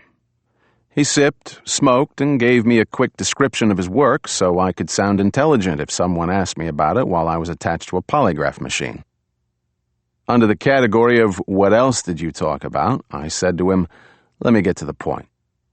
I need some information about TWA 800. He didn't reply. I continued, "I'm not on the case, and as you know, I never was. Kate, as you do know, was on the case, but she's not talking to me. No one who's in the ATTF is going to talk to me, and I don't want to talk to them. You're an old friend and a civilian, so I want you to talk to me." He stayed silent a while, then replied, "I depend on the federal government for my bread and butter." "Yeah, me too. So let's talk ex-cop to ex-cop." "John, don't do this to me. Or to yourself." "Let me worry about myself, Dick. As for you, you know I'd never give you up." "I know that. But I signed a statement." "Fuck the statement. They closed the case. You can talk." He didn't reply. "Look, Dick, we go back a long way. Let's make believe we never heard of the FBI or the Anti-Terrorist Task Force. I'm working a case on my own time, and I need your help. Actually, I was on government time today, but it all balances out." He stared into his coffee a while, then asked, "What do you care about this case?" "I went to the memorial service yesterday. I was very moved. Also, a guy introduced himself to me. Liam Griffith. You know him?" He nodded. "He asked too many questions about why I was there. So I got curious." "That's not a good reason to stick your nose into this. Look, this case has fucked up more people in more government agencies than you know. The veterans who got out alive don't want to go back there. Some FNGs, fucking new guys like you, think they want to see what it's all about. You don't want to do that. Leave it alone." I've already decided not to leave it alone. I'm at the next stage where I'm asking questions. "Yeah, well, you've got about a week before the guys on the 28th floor start asking you questions." "I understand that. Not a problem. But thanks for your concern. Okay, I just thought you'd give me a little help. I understand. I glanced at my watch. I need to meet Kate for lunch. He also glanced at his watch and lit another cigarette. Neither of us spoke for a minute, then Dick said, "First, let me say this. I do not believe a missile was fired at that aircraft, and I do not believe there was an official cover-up or conspiracy. But what did happen is that the case got off on the wrong foot. It was politically charged from the beginning. People who hated Clinton wanted to believe that terrorists were responsible and that the administration was covering it up because they didn't have the balls to admit to a security lapse or the balls to respond to an attack. I know that. I wasn't on the case, but I read the Post." He forced a smile and continued, "Beyond that, you had the FBI being totally arrogant, pushing around the NTSB people and even the Navy and the Coast Guard and the local police. And that led to a lot of bad feelings and bruised egos, and that led to a lot of whispered rumors about cover-up, missing evidence, bad investigation techniques, and you name it. Then the CIA got involved, and I don't have to tell you how many red flags that raised. Basically, this case was a round-robin fucking contest at every level. Add to that the victims' families and the news media, and you've got a situation that gets people hurt and angry. Bottom line, though, everyone got their shit together, and the investigation reached the right conclusion." He said, "It was an accident." "You think?" "I do." "Then why is the case still too hot to even talk about 5 years later?" "I just told you. Everyone's pissed at everyone else. Everyone is very defensive about the methods used to get to the conclusion. The only cover-up has to do with people covering their own asses and covering for a lot of mistakes. So in other words, no one had anything to hide. They just needed some time to get their stories straight." He smiled and replied, "Yeah, something like that." I asked, "Why were there so many CIA people on the case?" He shrugged. "I guess because at first it looked like an attack from a foreign enemy. That's the CIA's job, right?" "Right. Why'd they make that stupid film?" "I don't know. I never understood that. Don't read too much into that." "Okay. The problem as I see it, aside from all the aforementioned government turf battles and screw-ups, is the eyewitnesses. I mean, without the eyewitnesses, everything that was reconstructed in the Calverton hangar and tested in the labs would be the final word on how that aircraft exploded and crashed. Right?" Dick played with his spoon a while, then said, "Right." "You interviewed witnesses, right?" "Right." "How many?" 10. "How many saw the streak of light?" 6. "And you concluded what?" He looked at me and said, "I concluded that all 6 believed they saw something rise into the sky, a streak of light, and that this streak of light was traveling toward the vicinity of the aircraft, which subsequently exploded." "How does that fit into the accidental explosion of the center fuel tank?" He replied, "Look, John, I've been through this a dozen times with the FBI and CIA guys, and 100 times in my mind, and—" He smiled. "About 10 times with my wife. What do you want me to tell you? That the accidental explosion is bullshit? I'm not going to say that. I really think the evidence is there for the short circuit that touched off the fuel vapors." "Right. But if you back it up, what caused the short circuit?" "A frayed wire. Or maybe a kinetic missile passing through the air conditioning units. I won't even go there." "Okay, then go back to your witnesses. What did they see?" "I don't know, and neither do they. But I think, based on 100 years of detective work, that they saw something. Some light phenomenon in the sky. What was it? Damned if I know. Could have been a shooting star, or some kind of fireworks that some idiot fired from a boat. And what happened next is just a coincidence. They could have seen, as the CIA film said, burning fuel or the burning aircraft itself." I said to him, most, if not all, of the witnesses agreed on one thing. The CIA animation didn't look like what they saw. I see you've done some work since yesterday. He leaned toward me and said, look, I think my interview techniques are very good. Though the fucking CIA and fucking FBI put out some shit about bad interviewing techniques as the reason for these witnesses describing that streak of light. And they weren't talking about themselves. So it was like the NYPD's fault that 200 witnesses saw the same thing. Can you believe that shit? Yes. He smiled. Anyway, I got all I could out of those witnesses the first time around. By the second time around, they'd all been reading the papers and watching the news, so their stories went from, gee, it happened so fast and I couldn't be sure what I was seeing, to, hey, I told you it was a guided missile, followed by detailed descriptions of a reddish-orange streak of fire and a white smoke plume, and zigging and zagging, and everything but the color of the fucking missile before it hit the aircraft. He looked at me. We've been there, John. We've done that. How many eyewitnesses have we had on the stand who totally forgot everything, or better yet, remembered all kinds of shit that never happened? Point made. But that made me think of something else. Too often we look at what's in front of us and examine it to death. But sometimes it's what's missing that can tell you something, like that dog that didn't bark in the night. I said to Dick, I always wondered why some kind of judicial inquest wasn't held. You know, like a Justice Department court of inquiry with subpoena powers where all the eyewitnesses, government investigators, and forensic experts could be made to give sworn testimony, and where a panel of impartial judges could ask questions in open court. Why wasn't that done? He shrugged. How the hell do I know? Ask Janet Reno. I didn't reply. He said there were a few public hearings. Lots of press conferences. But nothing judicial or congressional. He smirked. You mean like the Warren Commission? Shit, I still don't know who killed JFK. My ex-wife did. She talks in her sleep. Yeah, I know.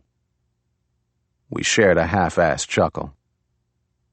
Dick chain-lit another cigarette and remarked, I had to go to L.A. on business. You can't smoke in restaurants or bars out there. You believe that? I mean, what the fuck is this country coming to? Assholes make laws and people obey them. We're all becoming sheep. Next is an anti-farting law. You know, like, this is a fart-free establishment. Farting causes serious nose and throat ailments. I can see this warning sign with a guy in a circle bending over and a slash going through him. What's next? I let him go on a while, then asked, were you ever called to testify at one of these public hearings? No, but was any other interviewer or any eyewitnesses ever called to testify at a public hearing? No, but did the CIA interview any witnesses when they were making that tape? No, but they said they did. Then a lot of eyewitnesses called them out on that, and the CIA then admitted that they used only written statements given by the eyewitnesses to make that animation. Does that bother you? From a professional standpoint, look, a lot of mistakes were made, which is why people like you are still nosing around and causing problems. Here's my conclusion, which I really believe. It was a fucking accident. And here's my advice to you. Drop it. Okay? I'm not part of a cover-up or conspiracy, John. I ask you to drop it for two very good reasons. One, there was no crime, no conspiracy, no cover-up, and nothing for you to discover except stupidity. Two, we're old buds, and I don't want to see you in trouble for no good reason. You want to get yourself into trouble? Do something worth the trouble. Kick Koenig in the balls. I already did that this morning. Dick laughed, then looked at his watch again and said, Gotta go. Say hello to Kate. Yeah, and hello to Mo. He started to slide out of the booth, and I said, oh, one more thing. Bayview Hotel. Beach Blanket Bimbo. Ring any bells? He looked at me and said, "I heard something. But I gotta tell you, there were more fucking rumors going around than even the press could handle. You probably heard the same rumor I did." "Tell me the rumor." "About this couple banging on the beach with a videotape going, and maybe they filmed the explosion. Some local cops passed it on to some of our guys. That's all I heard." "Did you hear that this couple might have stayed at the Bayview Hotel?" "Sounds familiar. I gotta go." He stood and I said, "I need a name." "What name?" "Any name. Someone like you who worked the case and is out of the clutches of the feds. Someone who you think has some information I can use. Like maybe about that rumor. You remember how this works. You give me a name, I talk to the guy, and he gives me another name. And so on." He stayed silent a while, then said, "You never did listen to good advice. Okay, here's the name.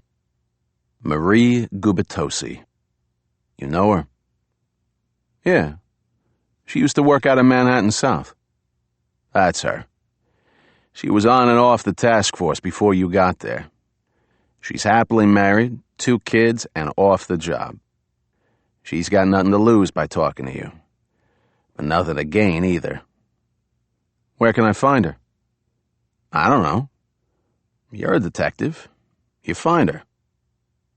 "I will. Thanks for the name. Don't use my name. Goes without saying."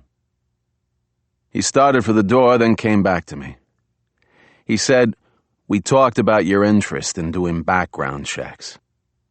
I'm going to make some calls for you, for the record. Send me your resume or something. You may get a call for an interview." "What if they offer me your job?" "Take it."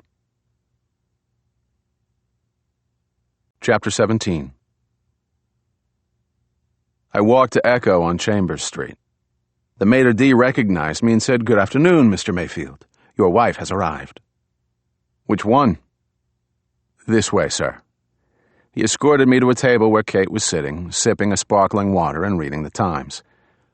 I gave Kate a kiss and took a seat opposite her. She said, "I ordered you a Budweiser." "Good.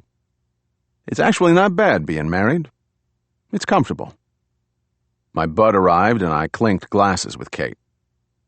Echo is a pleasant, older establishment, frequented by people who work for the city or the courts, including jurors and also including, unfortunately, defense attorneys, such as my ex-wife. I haven't run into her or her insignificant other here yet, but I would someday. The waiter came with menus, but we ordered without looking at them. Salad and grilled tuna for Kate, and fried calamari and penne alla vodka for me. I'm on the Dr. Atkinson diet. Harvey Atkinson is a fat dentist in Brooklyn whose philosophy is, eat what tastes good and clean your plate.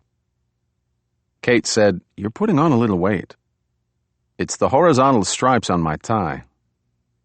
"What did I say about marriage?" "You need to eat right and get more exercise." She changed the subject and asked me, "How did your meeting go?" "Good." "Did it have to do with yesterday?" "Maybe." I asked her, "Do you know who interviewed Leslie Rosenthal, the manager of the Bayview Hotel?" I asked Mr. Rosenthal the same question 5 years ago.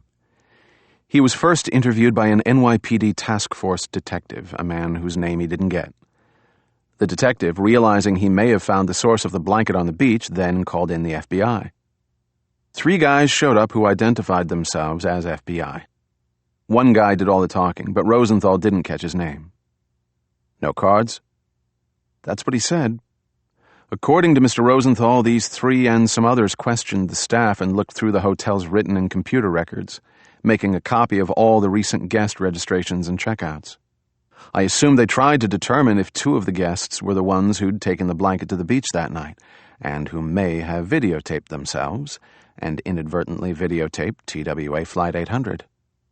I replied, "And what we don't know is whether or not these 3 guys were successful in locating this couple."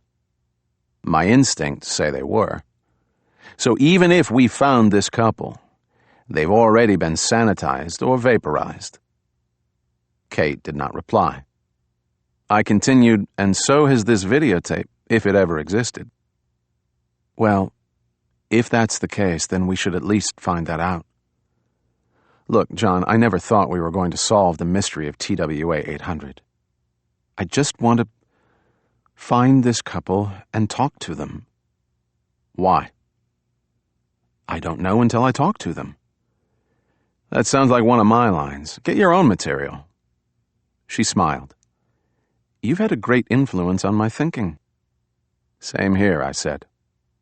I hadn't noticed. The appetizers came, and I asked her, do you think Mr. Rosenthal is still at the Bayview Hotel? I know he is. I check every year. I did a background on him, and I know where he lives and all that. She looked at me and said, I'm not working the case. But I am keeping the files up to date.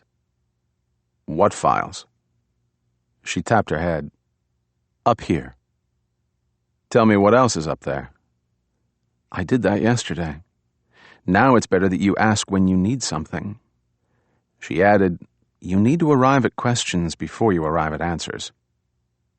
Okay, I understand you want me to work this case the way a detective would work it who just caught the squeal, meaning who just got notified of the crime. But this is an old case, and I never worked on the cold case squad. I used to get my cases before the blood even congealed on the corpse. Please, I'm eating. She pushed a forkful of salad at me. Eat this. I opened wide and she shoved this stuff in my mouth. She said, ask me another question. Okay. Have you ever discussed this with Ted Nash? Not once. Not even over dinner or drinks? I wouldn't have discussed this even if I was in bed with him. I didn't respond to that, but said, I'm going to call him. He's dead, John. I know. I just like to keep hearing it. She scolded me, John, that's not funny. You may not have liked him, but he was a good and dedicated agent. Very smart and very effective. Good. I'll call him. The main course came and I ordered another beer and dug into my pasta. Kate said, have some of my vegetables. So Jeffrey Dahmer asks his mother over for lunch and she's eating and says, Jeffrey, I don't like your friends. And he says, well, then just eat the vegetables. That's disgusting. He usually gets a laugh. I got serious and said, so I assume you also did not speak to Liam Griffith about this. I spoke to no one, except the guys on the 28th floor who told me it was none of my business. Right. So you made it my business. If you want it to be. It all comes down to finding this couple. If they were found, and if it turned out that it was a dead end, that they didn't see or tape anything, then that's the end of it. The rest of the case, the eyewitnesses and the forensic evidence, have been gone over 1,000,000 times. But this couple, whoever it was on the beach that night who left a lens cap to a video camera on that blanket. She looked at me and asked, do you think there was a videotape being recorded? And do you think it captured on film what the eyewitnesses said they saw?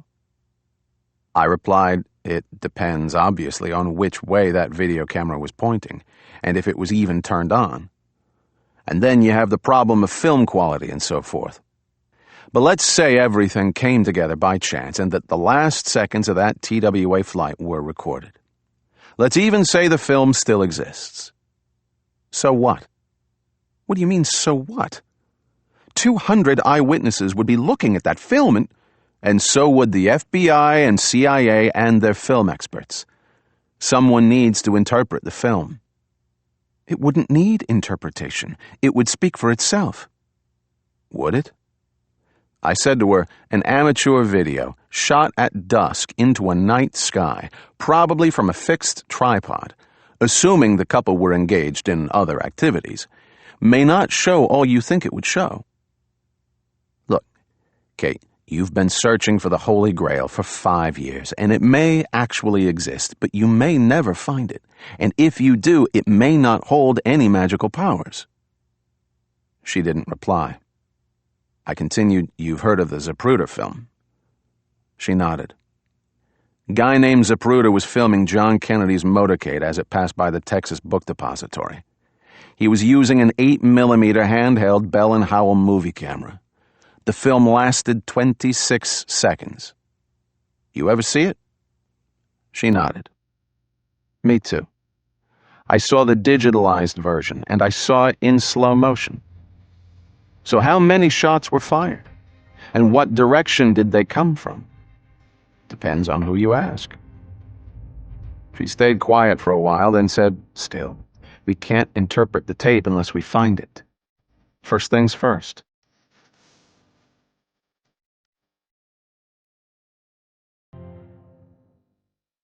The waiter cleared the table before I could get the last penny in my mouth. I finished my beer and Kate sipped her sparkling water. I could tell she was deep in thought. My hunch was that she hadn't shared much of this stuff with many people, and those she had shared it with were inclined to agree with her that if a videotape was found, it would break open the whole case.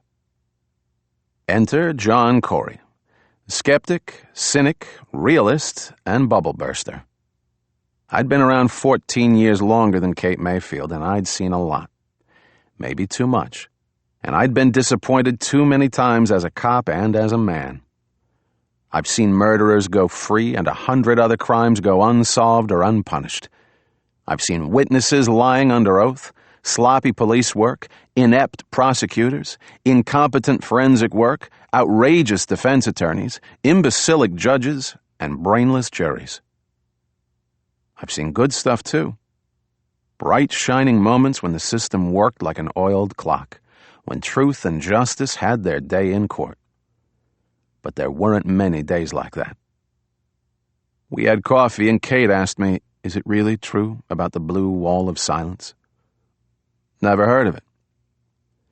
Can a cop absolutely trust another cop any time about anything? 99% of the time, though it drops to 50% when it has to do with women, but rises to 100% when it has to do with the FBI. She smiled and leaned across the table and said to me, "There were over 100 task force cops out on Long Island after that plane went down, and at least as many working back here. Among those cops, somebody knows something." I get it. She took my hand and said, "But if it gets hot, drop it. And if you get into trouble, I'll take the blame." I didn't know whether to get all choked up or to remind her that I couldn't have gotten into trouble without her help and advice. I said to her, "Let me ask you something. Aside from truth and justice, what is your motivation in pursuing this case?" She replied, "Why would I need any further motivation?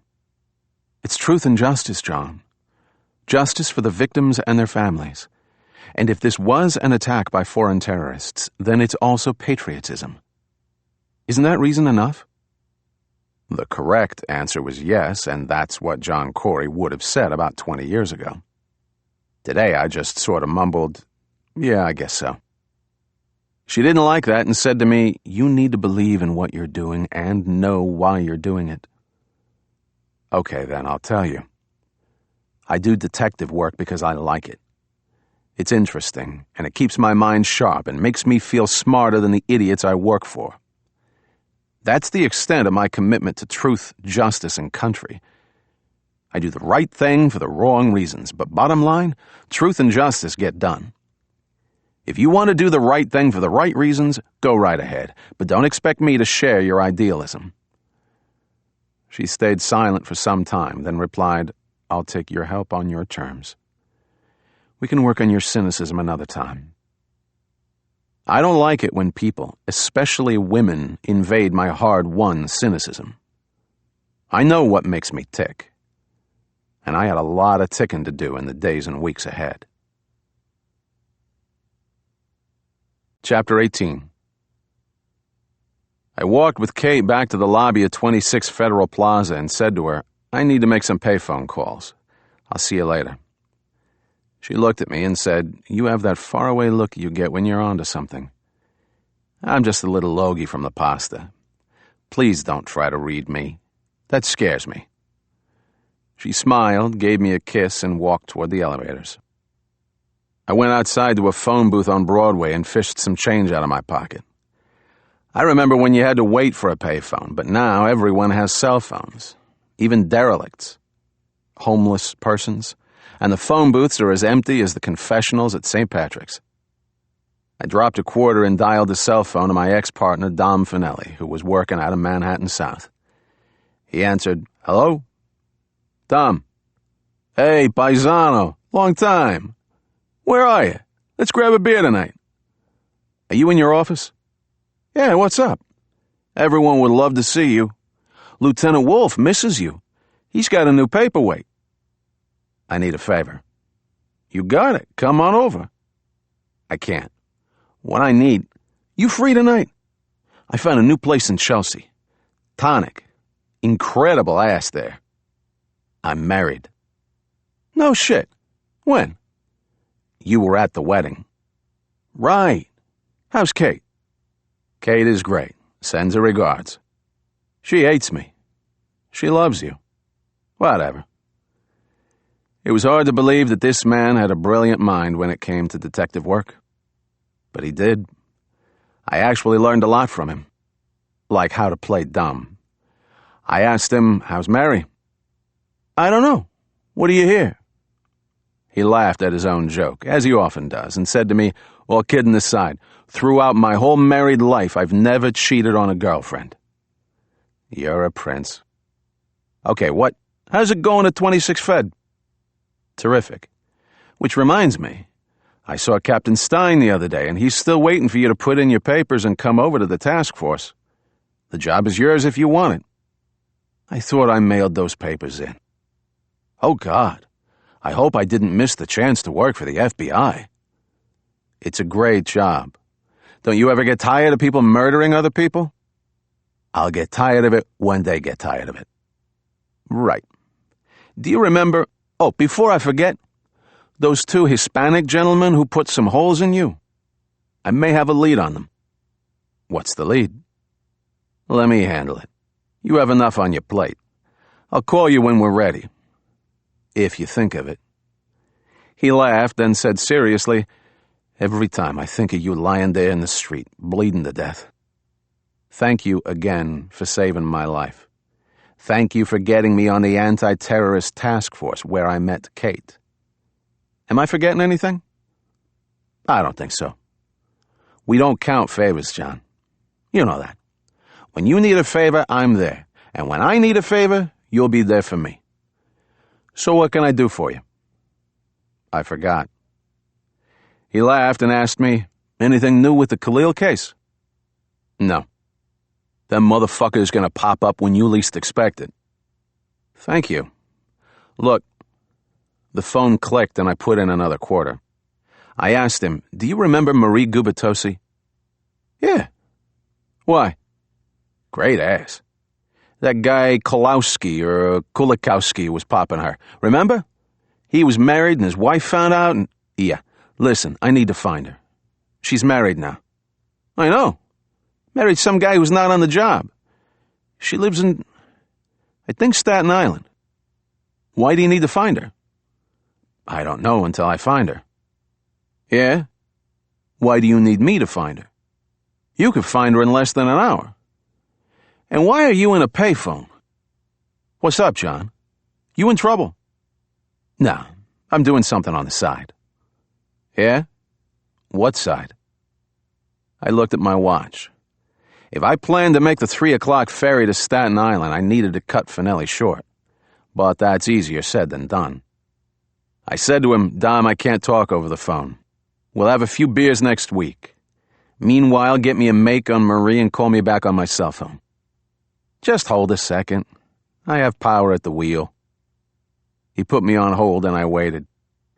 The wheel is the personnel department at One Police Plaza. And I'm not sure why it's called the wheel, and after 2 decades on the NYPD, I'm not going to sound like a rookie and ask. I should have asked 20 years ago. In any case, if you knew someone there, and Dom Finelli knows someone everywhere, you can skip the red tape and get an answer real fast. Finelli came back on the line and said, "Marie Gubitosi is not actually off the job. She's on extended maternity leave as of January 97. Married name is Lentini. Married a wop. Mama's happy. I'm trying to remember what happened with Kowalski and his wife when the wife found out. Dom, give me the fucking phone number. They would only give me a cell number.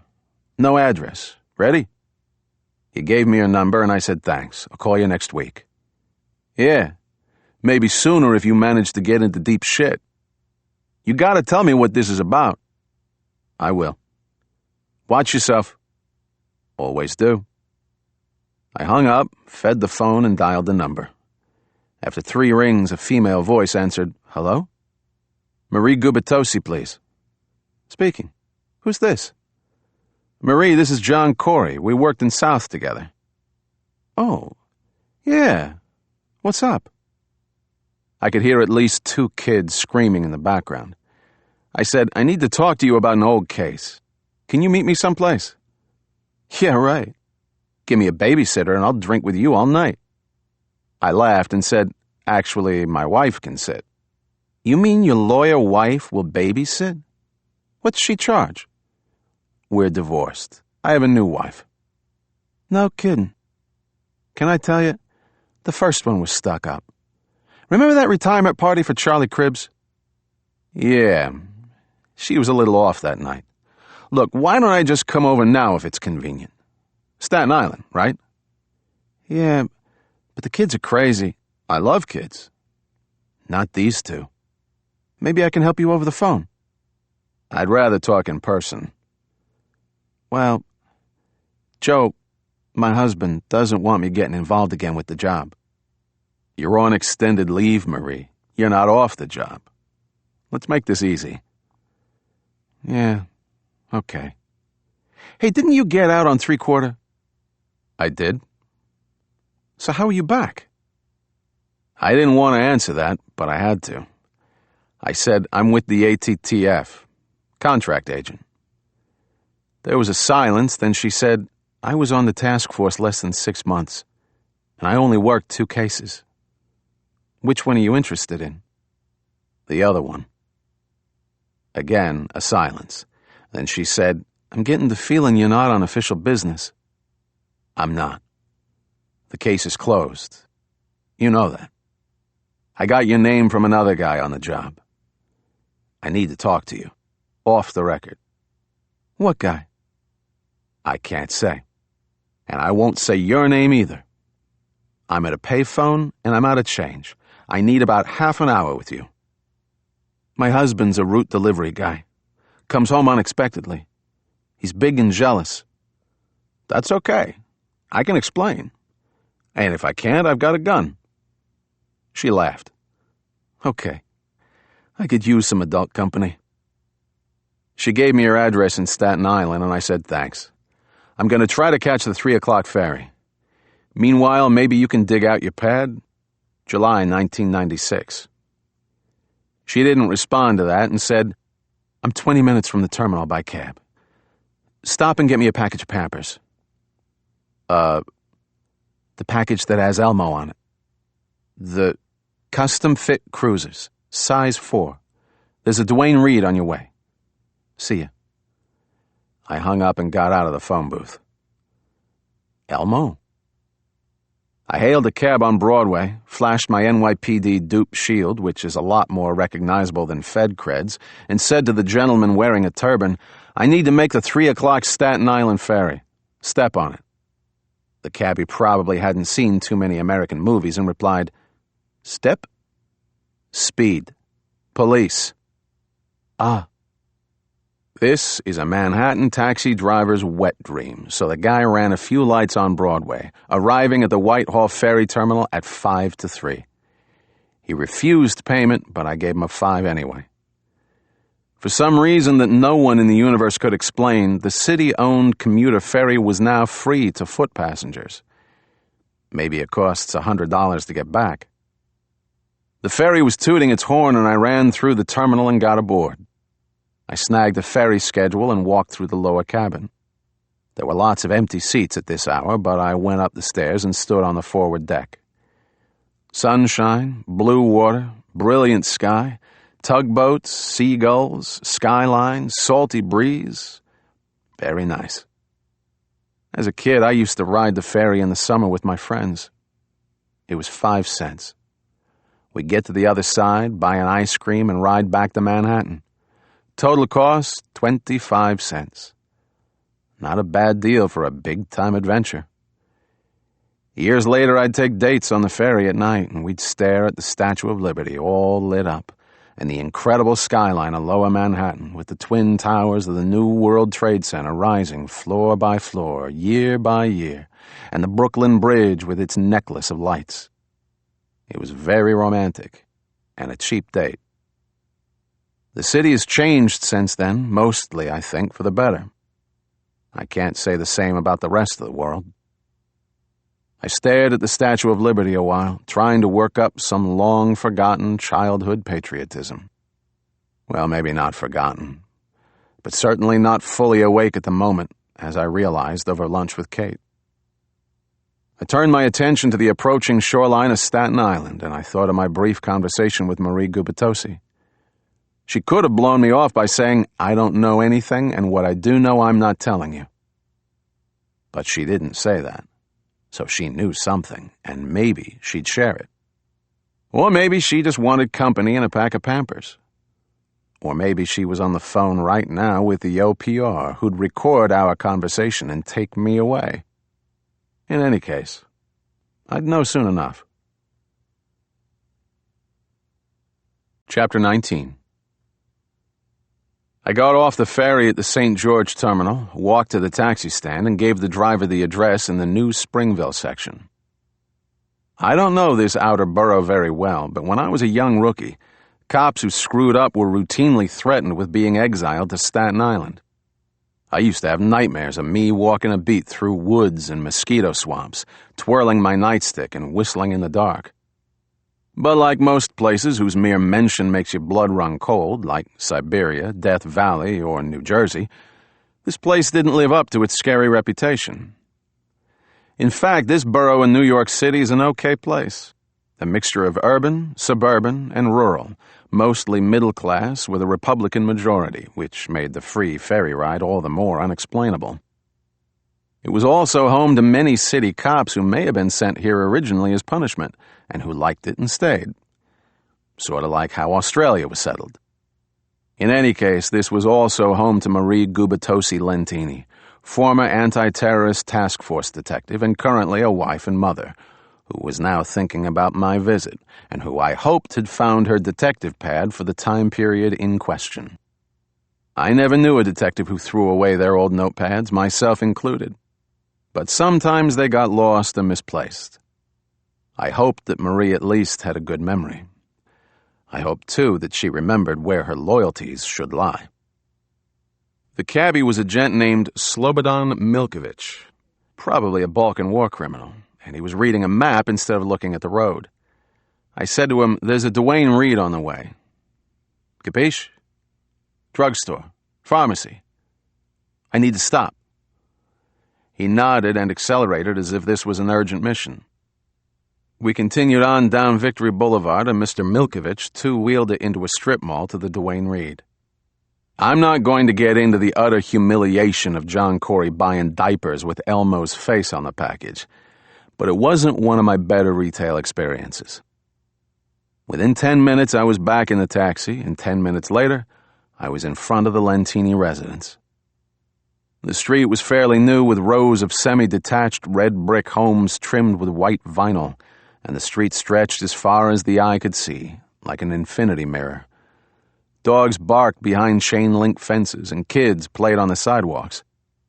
My Manhattan snobbery aside, it was a very homey, comfy neighborhood, and if I lived here, I'd put my gun to my head. I wasn't sure how long I'd be here or if there was another cab on Staten Island, so I told the cabbie to keep the meter running, got out and opened a chain-link gate, walked up the short concrete path and rang the doorbell. No dogs barked inside and no kids screamed, which made me happy. A few seconds later, Marie Gubitosi opened the front door, wearing black slacks and a red sleeveless top. I opened the screen door and we exchanged greetings. She said, "Thanks for remembering the diapers. Come on in." I followed her into an air-conditioned living room, which looked like a place where Carmela Soprano would feel comfortable, and into the kitchen. Marie actually did have a nice butt. Finelli has a good memory for important details. As neat as the living room was, the kitchen was total chaos. A playpen sat in the corner where some kid of indeterminate age was stretched out, sucking on a bottle while playing with his or her toes. I still do this, and maybe this is where it comes from. The table, counters, and floor was strewn with a jumble of things that my mind couldn't catalog.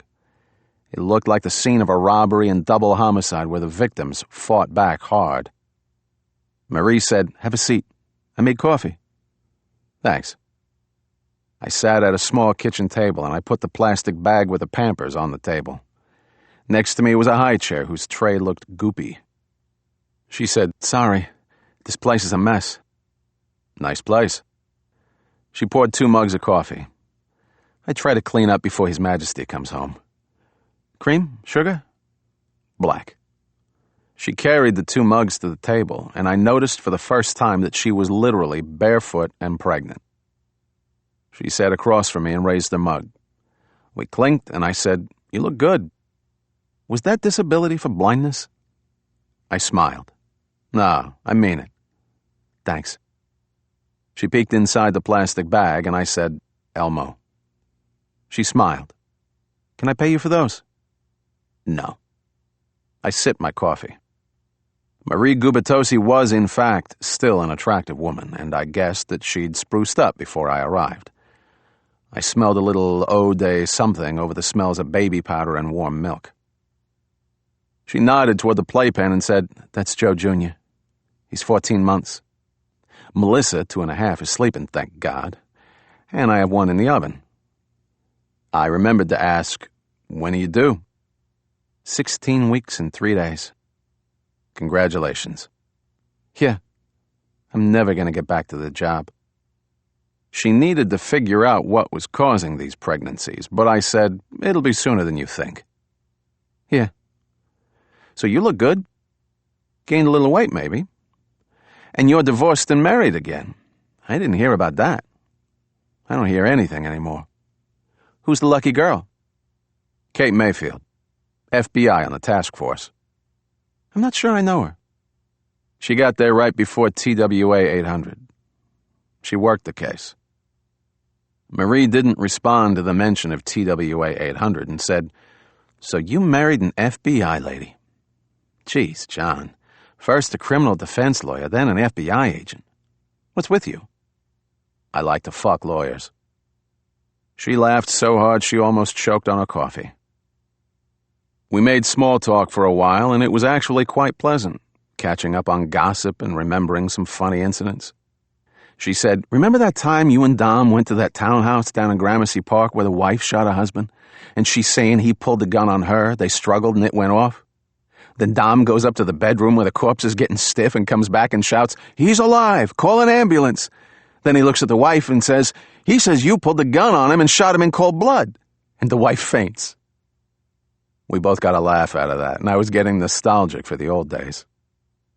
Marie refilled our coffees. Then she looked at me and asked, "So how can I help you?" I looked at her, and my gut instinct said she had not and would not call the internal affairs people. I put down my coffee and said, "Here's the deal. Yesterday I went out to the memorial service for the victims of Flight 800 and—" "Yeah, I saw that on the news. Didn't see you. Can you believe it's 5 years already?" Time flies. So after the service, this guy from the task force, a Fed, comes up to me and starts asking me questions about why I'm there. I went through the rap, leaving Kate's name out of it, but Marie, who was a smart detective, asked me, "What were you doing there?" As I said, Kate worked the case, and she goes almost every year. I was just being a good husband. Marie looked at me as though she wasn't totally buying this. I had the feeling she was enjoying the little mental jolt playing detective instead of playing with rubber duckies. She said, "So you're working for the ATTF?" "Yeah, contract agent." "You said this was not official business. So why are you here?" "Well, I'm getting to that." I continued, So this bozo somehow got the idea that I was interested in the case, and he tells me to back off. I mean, this guy pissed me off, so who's the guy? Can't say. Okay, so because some fed chewed on your ass, you got pissed, and what? And got nosy. Are things slow at the ATTF? Actually, they are. Look, Marie, there's more to this, but the less you know, the better. I just need to know what you know, and I don't even know what questions to ask you. She stayed silent a while, then said, "Don't get pissed. But how do I know you're not with internal affairs? Would you ever take me to be an internal affairs guy? Not when I knew you, but you married 2 lawyers since then." I smiled, then said, "I'm trusting that you're not going to report this, so trust me." She stayed silent a moment, then said, "Okay. I worked this case for 2 months. I mostly worked the marinas asking people about strange boats and strange people around the marinas. You know?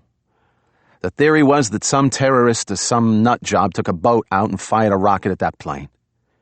So I spent the summer at public marinas and private yacht clubs. Christ, do you know how many marinas and boats are out there? But it wasn't a bad gig. I did a little fishing on my days off." She paused a moment, then continued, "But no crabbing. Nobody wanted to eat the crabs because, you know." Marie stayed quiet a while, and I could tell that despite her breezy manner, she wasn't enjoying thinking about this again. I asked her, "Who'd you work with?" "I'm not giving up any names, John. I'll talk to you, but no names." "Fair enough. Talk to me." "You need to ask me a leading question." "Bayview Hotel." "Yeah, I kind of figured." So I looked through my pad to refresh my memory, but there wasn't too much there. I mean, we were told by the feds to keep the note-taking to a minimum because we'd never be asked to testify about any of this. She explained, what they were saying was this was their case, and we were just along to help out. I nodded and added, they were also saying they didn't want too much in writing. She shrugged. "Whatever. These guys play a different game." "That they do." I asked, "So you were at the Bayview Hotel?" "Yeah. 2 days after the crash, I got a call to go to the Bayview Hotel. The FBI is interviewing staff there about something, and they need some manpower to identify who might know something about what they're interested in. So I get there and join 3 other NYPD task force cops. And the 3 feds that are already there, they brief us and say..." Junior started screaming about something, and Marie stood and went over to the playpen. She cooed, "What's the matter with my sweetie?" and pushed the bottle back in his mouth. Junior started screaming louder, and Marie picked him up and said, "Oh, poor baby did a poopy." Is that a reason to scream? I mean, if I crapped my pants, I'd be real quiet about it. Marie snagged the Pampers and took the kid somewhere for de-pooping. I used my cell phone to check my office voicemail, but there were no calls. I called my cube mate, Harry Muller, on his cell phone, and he answered. I asked him, "Are you in the office?" "Yeah, why?" "Is anyone looking for me?" "No." "Are you lost?" "I'll send out a search party. What's the last landmark you saw?" Everyone's a comedian. "Harry, has anyone asked about my whereabouts?" "Yeah. Koenig came by about an hour ago and asked me if I knew where you were hiding. I told him you went to lunch." "Okay." It was odd, I thought, that Koenig hadn't called my cell phone if he wanted to talk to me, though maybe he just wanted to share a new joke with his favorite detective. In any case, I didn't want to see or hear from Jack Koenig today. I asked Harry, "Is Kate around?" "Yeah, I can see her at her desk. Why?" "Do me a favor. Tell her to meet me..." I looked at my watch and the ferry schedule. I could make the 5:30 ferry if Joe Sr. didn't come home unexpectedly. I said to Harry, "Tell her I'll meet her at Delmonico's at 6 for a drink." "Why don't you just call her?" "Why don't you just go tell her for me?" "Am I allowed to go over there?" "Yeah. Empty a few wastebaskets." He laughed. "Okay. Delmonico's 6 o'clock. Keep that between you and her." "Yeah?" "Thanks." I hung up. Marie came back in the kitchen, dumped the kid in the playpen, and pushed a bottle in his mouth. She wound up a hanging mobile of smiling faces which revolved and played It's a Small World. I hate that song. She freshened our coffees and sat down. I said, "He's really a cute kid. You want him?" I smiled and said, "So you got briefed?" "Yeah. This FBI guy gets the four of us together in the hotel manager's office, and the FBI guy says that we're looking for two people who could be witnesses to the crash and who may have stayed at this hotel, the Bayview. And how do we know this? Because a blanket, maybe from this hotel, was found by the local cops on some beach where the accident could be seen. The beach blanket came to the attention of the FBI early that morning, and they got the idea to check out local hotels and motels to see if that's where the blanket came from. They've narrowed it down to the Bayview. Follow? So far? Good. Now, what's wrong with this story that we're getting from this FBI guy?" I replied, "Anything you get from the FBI has something wrong with it." She smiled. "Come on, John. Work a little." "Okay, what's wrong is, why does anyone care about two more eyewitnesses?" "Right. Like, why are we wasting time and resources on two people who maybe saw this accident from the beach when we have witnesses lined up out the fucking door of the Coast Guard station and the hotline number is ringing off the hook? What is special about these witnesses? Do you know?" "No. Do you?" "No." She said, "But there was something else going on here." What was going on was the video camera lens cap on the beach blanket, but apparently this FBI guy who was doing the briefing did not mention that to his troops. Dick Carnes knew about it from the local cops, but apparently Marie hadn't heard that rumor. As with any investigation, if you spoke to enough people and triangulated information, eventually things started to take shape. But Marie understood, because she was smart, that something else was going on. I asked her, "Who was this FBI guy who was briefing you?" "I told you. No names." "Did you know this guy?" "A little. Kind of a hard-on who thought he was a hard ass." "Sounds like Liam Griffith." She smiled. "That's a good name. Let's call him Liam Griffith." "Who was with him?" "Like I said, two other guys. Fed types, but I didn't know them, and they were never formally introduced. They just sat there while Griffith briefed us." I described Mr. Ted Nash to Marie, reluctantly using the words good-looking, and she replied, "Yeah. I mean, it's been 5 years, but that sounds like one of them. Who is he?" Against my better judgment, but to keep Marie happy and intrigued, I said, "CIA." "No shit." She looked at me and asked, "What are you on to?" "You don't want to know." "No, I don't. But maybe I've said enough." I looked at the kid in the playpen, then back at Marie. I said, "Are we afraid of them?" She didn't reply. It was time for a little speech, and I said, "Look, this is the United States of America, and every citizen has the right and the obligation to—" "Save it for your departmental hearing." "I will. How about this? Are you satisfied with the conclusion of this case?" "I'm not answering that. But I'll tell you what happened that day at the Bayview Hotel, if you level with me." "I am leveling with you. You do not want to know." She thought about that, then nodded. "Okay.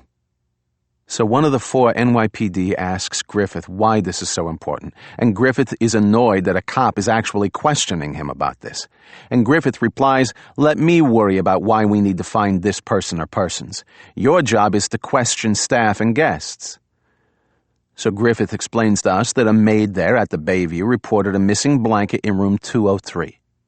The blanket was shown to the maid and to the manager, and they say this could be the blanket missing from the room, but they also say they have like 6 different kinds of synthetic blankets, and they can't say for sure if that's the one that was missing from room 203, but it could be."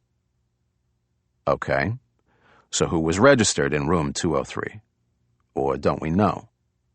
"Obviously we don't know yet, or we wouldn't be there.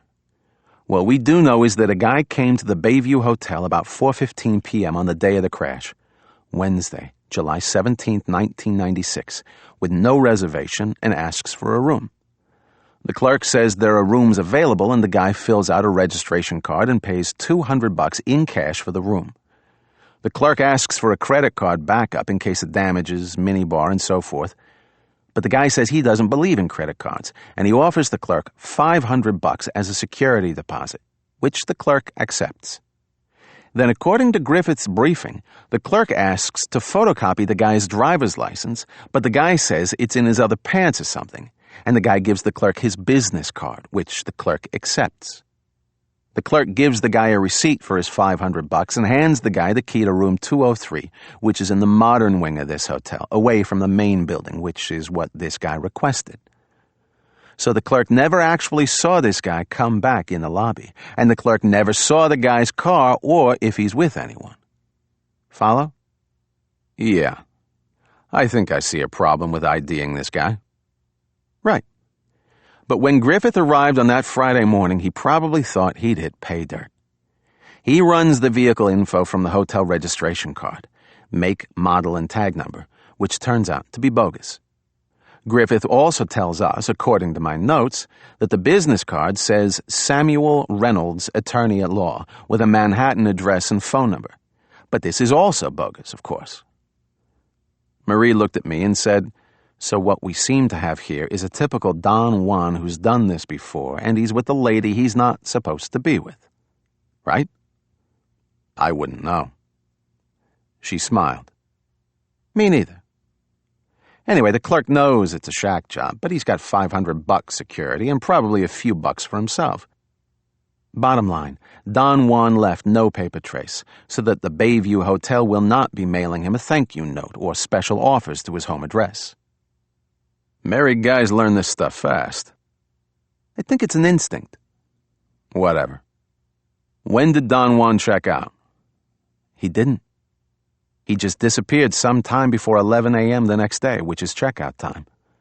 According to Griffith, a maid knocked on the door at 203 about 11:15 a.m. that day, but got no reply. Then the desk clerk, a new clerk, called the room about noon but got no answer.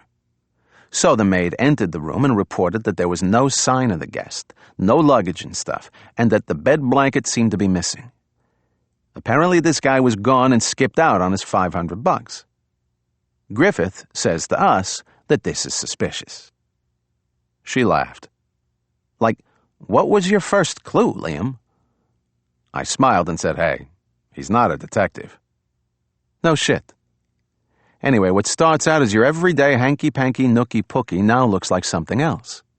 For a cop, the next thing that comes to mind is a felony in the room. Rape, assault, murder, right? But the room shows no sign of anything like that. Though that's not to say this guy didn't murder whoever was with him and dump her in the car trunk before he snuck out. But we have this other thing to consider. The blanket on the beach that looks like it may have come from his room. The way I see it, this guy and his lady were having a thing they weren't supposed to be having, and they were on the beach, and they saw the crash, and they didn't want to be identified as witnesses. So they get back to the room after the crash, collect their stuff, and beat feet out of there. Right? Sounds like it. I knew from Kate that there were two people on that beach blanket, but I didn't know yet how Marie or Liam Griffith could be sure there were two people in that room. I asked, "How could you be sure there was a woman?" The maid said there were definite signs of two people in the room, a man and a woman. Lipstick on a glass, for starters. The FBI completely dusted the room for prints and vacuumed for hair and stuff. But this maid had cleaned the room since this couple beat it, so the only prints this guy left was on his lady's ass, and she's gone too. She thought a moment and said, "So Griffith tells us we now have to question the staff and any guests who'd been there the day of the crash and see if they noticed this guy and or his lady." We had a description of the guy from the desk clerk. Caucasian, about 5'10", medium build, brown hair, brown eyes, fair complexion, no facial hair, no glasses, no visible scars or tattoos, no apparent disabilities or deformities. The clerk described him as well-dressed with tan slacks and a blue blazer. What am I leaving out? the bulge in his pants. She laughed. Yeah, he had a pocket rocket. Anyway, the clerk was working with an FBI sketch artist when we got there, and later we got the sketch to show around. She added, "Nice-looking guy." "Did you keep the sketch?" The mobile had wound down and the kid was getting worried. He started making these sounds like he was yelling at the mobile to get moving. Marie stood and rewound the thing, cooing to me or to Junior, "Little boy loves his happy faces." The mobile started spinning again and playing It's a Small World. 20 years from now, this kid was going to become a serial killer who hummed It's a Small World as he strangled his victims. Marie glanced at her watch and said to me, "I have to check on Melissa. Be right back." She left the kitchen, and I could hear her climbing the stairs. I thought about what I'd heard so far and thought about that couple. They arrived together or separately and picked the Bayview Hotel at random or by choice. It's not a hot sheet motel where there are a few questions asked. It's a $200 a night place, so I got an image of a guy with some bucks and maybe a lady who needed clean sheets with her romance. The wine on the beach was expensive too. Citizens like this are usually easy to find, but the guy knew how to cover his ass when he checked in. It's all instinct. Then, assuming they witnessed the crash, and assuming one or both of them was married, they panicked, left some stuff on the beach, and hightailed it back to the hotel. Then, thinking that maybe someone saw them and that the cops might come snooping around, or maybe that their spouses would be calling their cell phones about the crash, they left the hotel without checking out, which sent up a red flag. I had an image of a couple that had a lot to lose if they were caught. I mean, nearly every married person falls into that category, from the President of the United States to Marie's husband, the route delivery guy. I tried to imagine what I'd do if I was in that situation. Would I go to the authorities like a good citizen?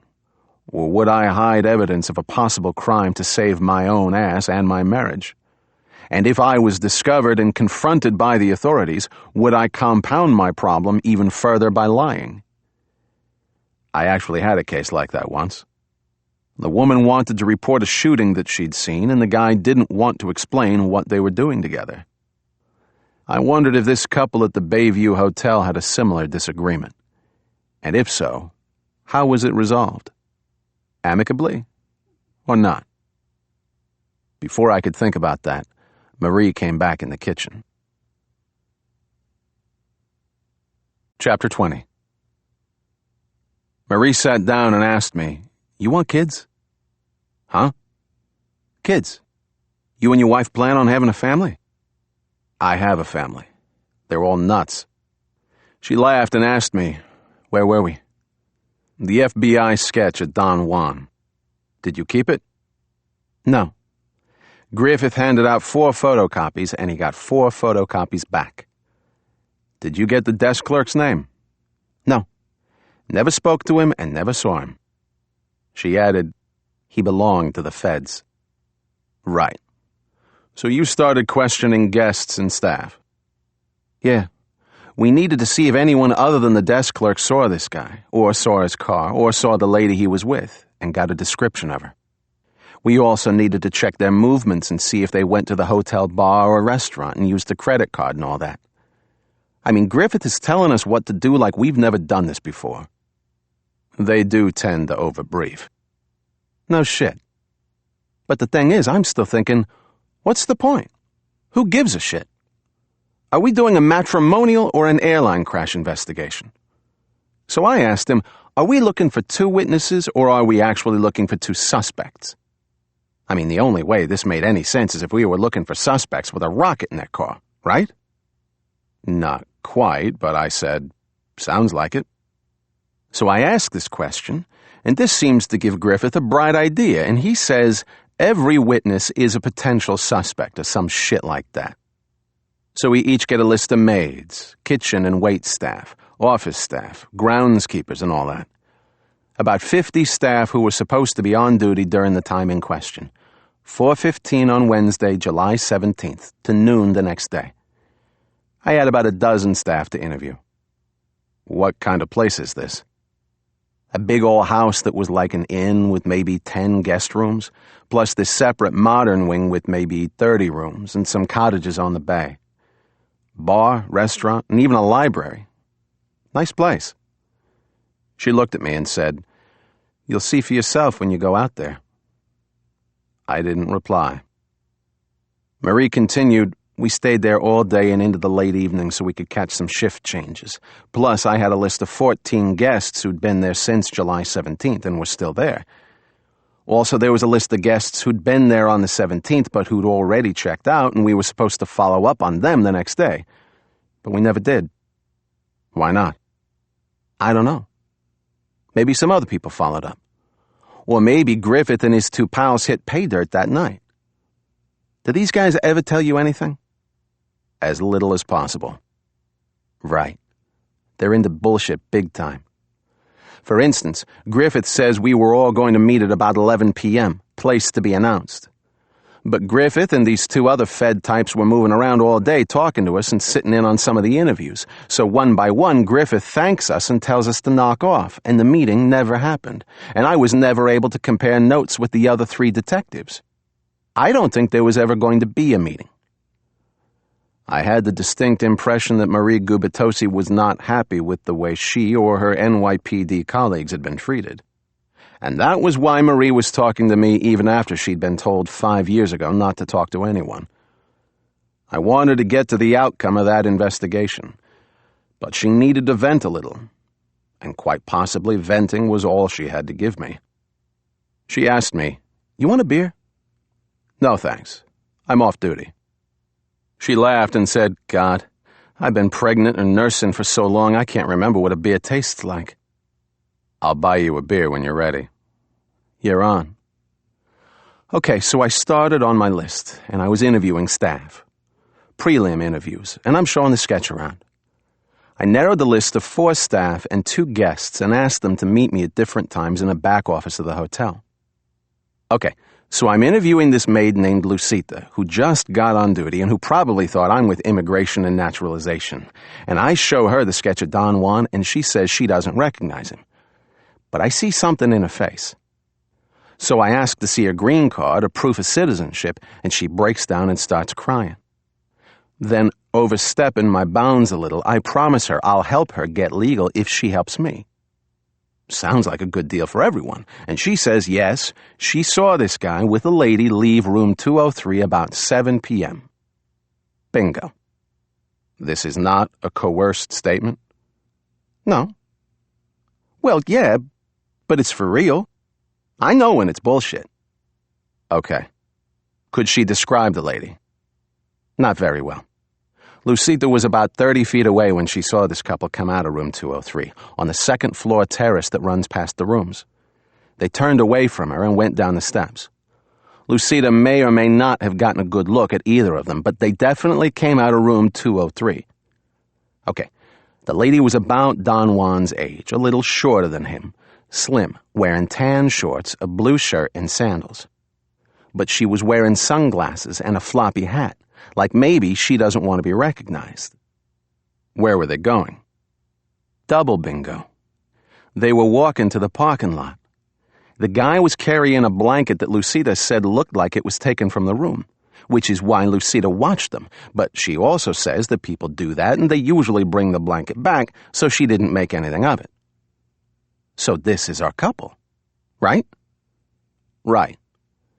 I asked, were they carrying anything else? Like what? Like anything. She looked at me and replied, "That's what Liam Griffith asked this maid about 3 times. What are we looking for, John?" An ice chest. Nope. Just a blanket. I thought about that and concluded that if this was the couple in question, and it sounded like it was, they already had the ice chest and the video camera in the car.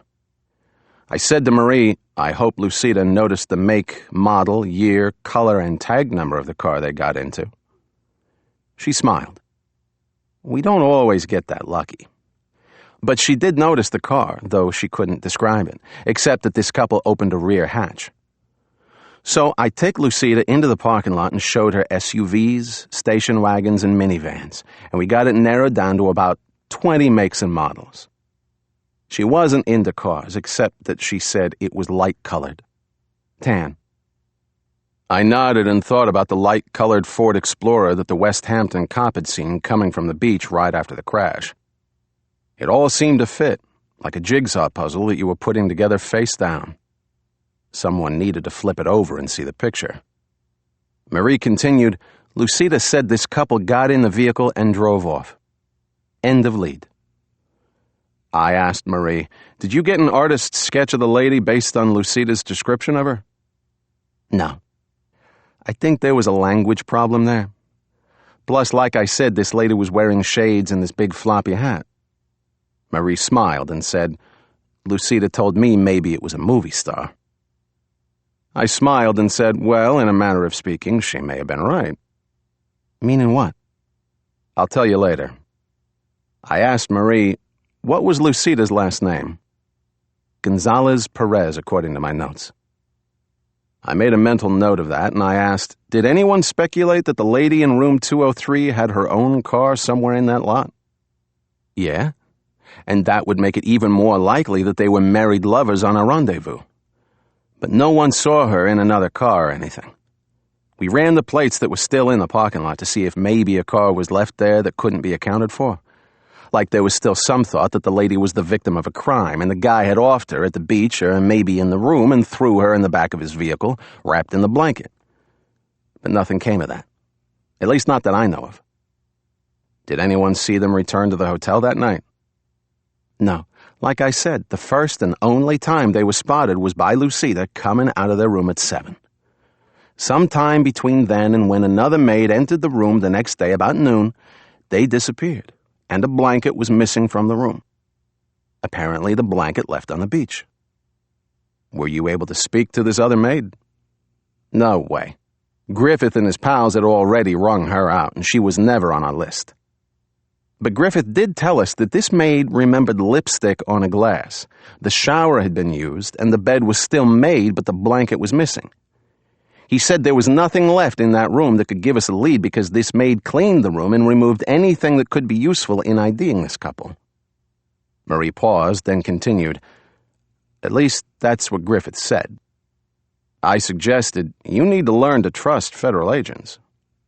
She laughed. I thought about all of this.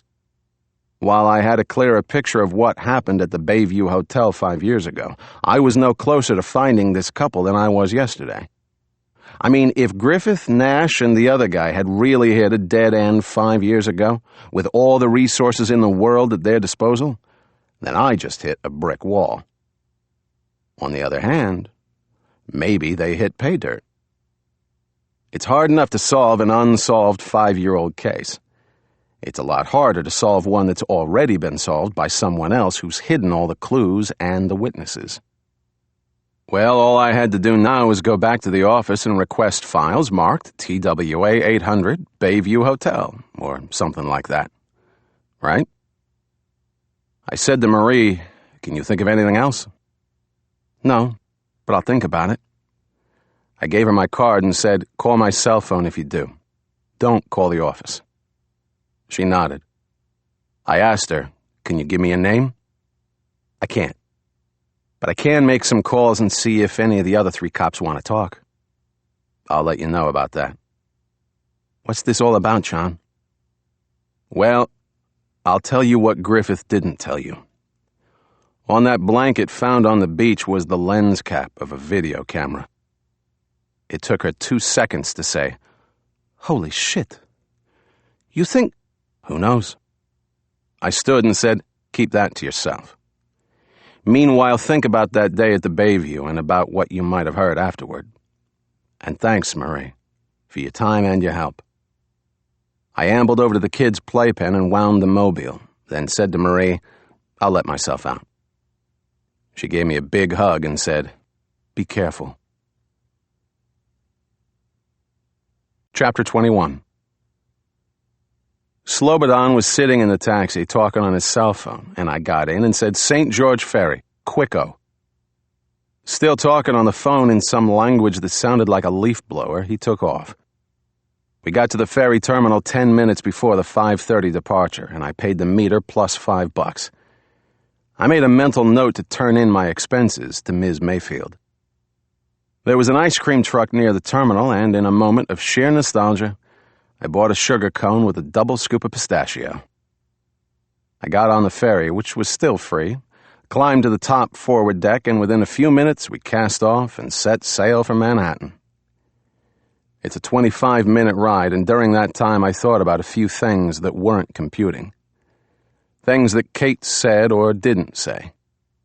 This job is about 50% information and 50% intuition, and my intuition was telling me that I didn't have all the information.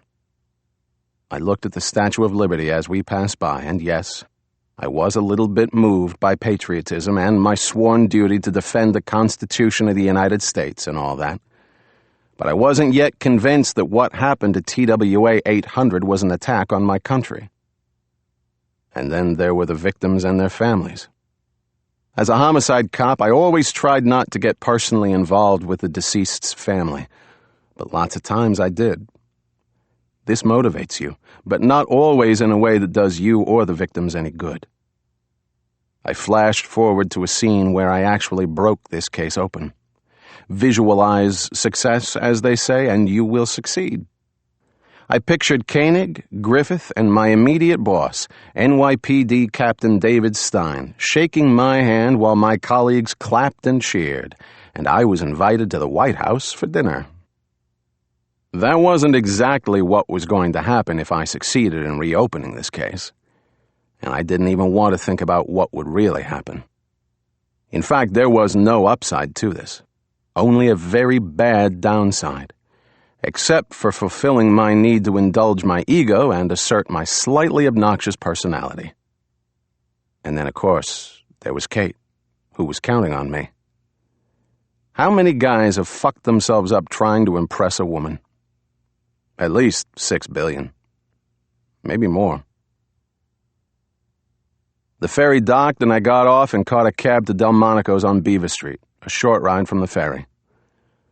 Delmonico's has been around for about 150 years, so I figured it hadn't closed recently, leaving Ms. Mayfield out on the street. Being in the financial district, it was full of Wall Street guys and not frequented by anyone from 26 Fed, which was the point. I went to the bar where Ms. Mayfield was engaged in conversation with 2 horny Wall Street types. I cut in between them and asked her, "Did it hurt?" "Did what hurt?" "When you fell from heaven." She smiled and said, "I hope you never used that line." "That's not a line." I ordered a Dewar's and soda and said to her, "You look familiar." She smiled again and replied, "I'm new in town." I replied, "Me too. My ship just came in." Actually, it was the Staten Island ferry. My scotch arrived and we clinked glasses. She asked, "Where were you?" "I just told you. Staten Island." "Oh, I thought that was a joke." "I don't make jokes. I was in Staten Island." "Why?" "Looking for a house for us. Did you ever think about having children?" I have thought about it. Why do you ask?" "I'm pregnant." She patted my gut and said, "So I see." She asked, "What's with the house and kids?" "I just interviewed a female cop on Staten Island, home on maternity leave. She was ATTF back in '96. She did witness interviews at the Bayview Hotel." "Really? How did you find her?" "I can find anyone." "You can't find 2 socks that match." "What did she say?"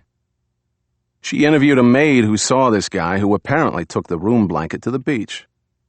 The maid saw his lady, too." Kate thought about that and asked me, "Did your friend know if the FBI identified this couple?" "Not as far as she knew. The guy checked in under an alias." I sipped my drink. Kate asked, "What else did you learn from this lady?"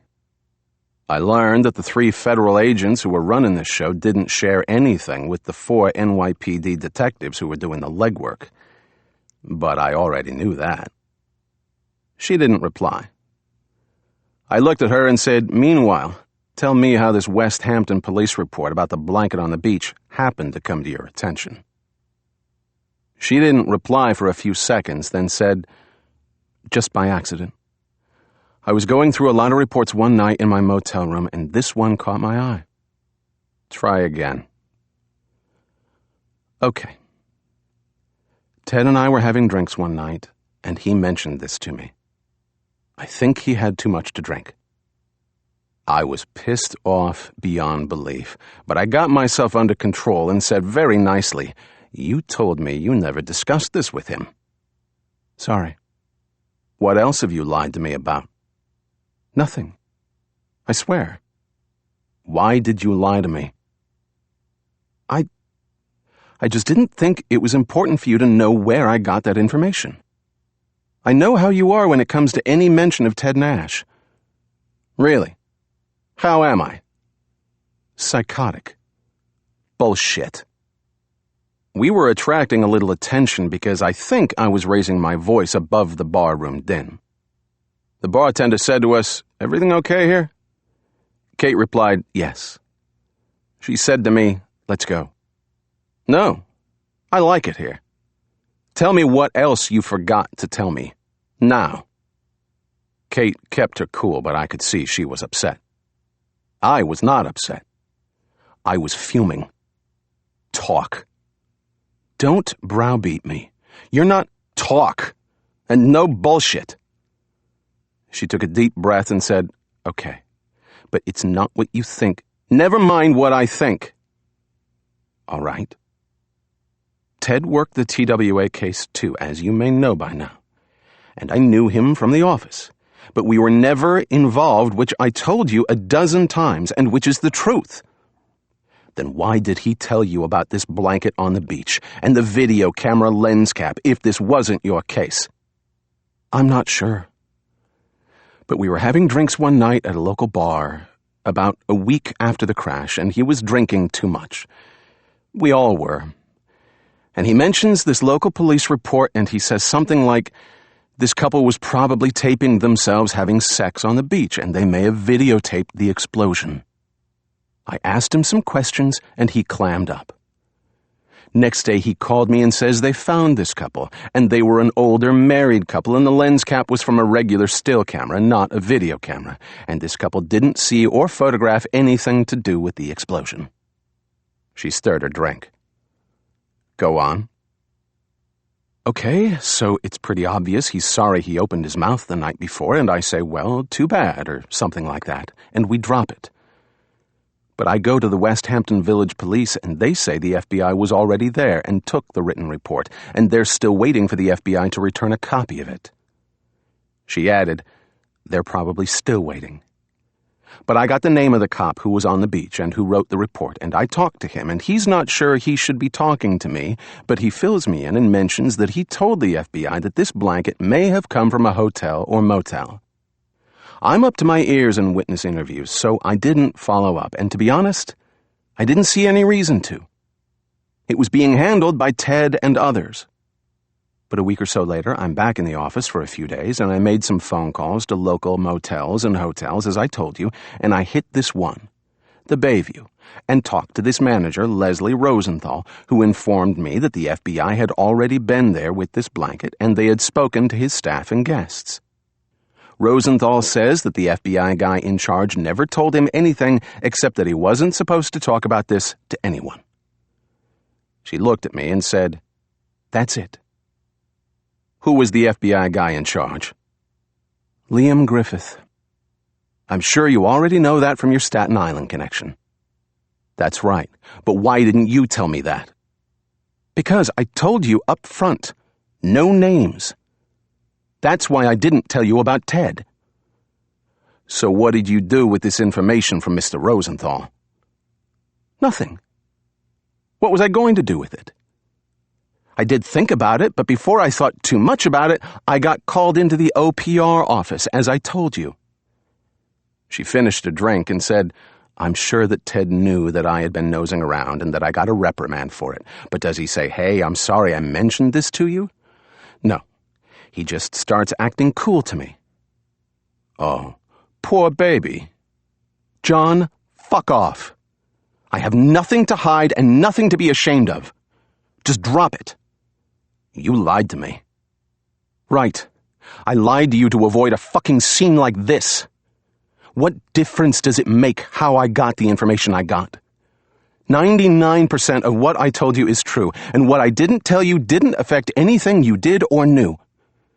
So be happy now that you know Ted Nash is just as stupid when he's drunk as you and everyone else, okay? I didn't reply and just stood there, still pretty hot under the collar. She put her hand on my arm, forced a smile, and said, "Can I buy you a drink?"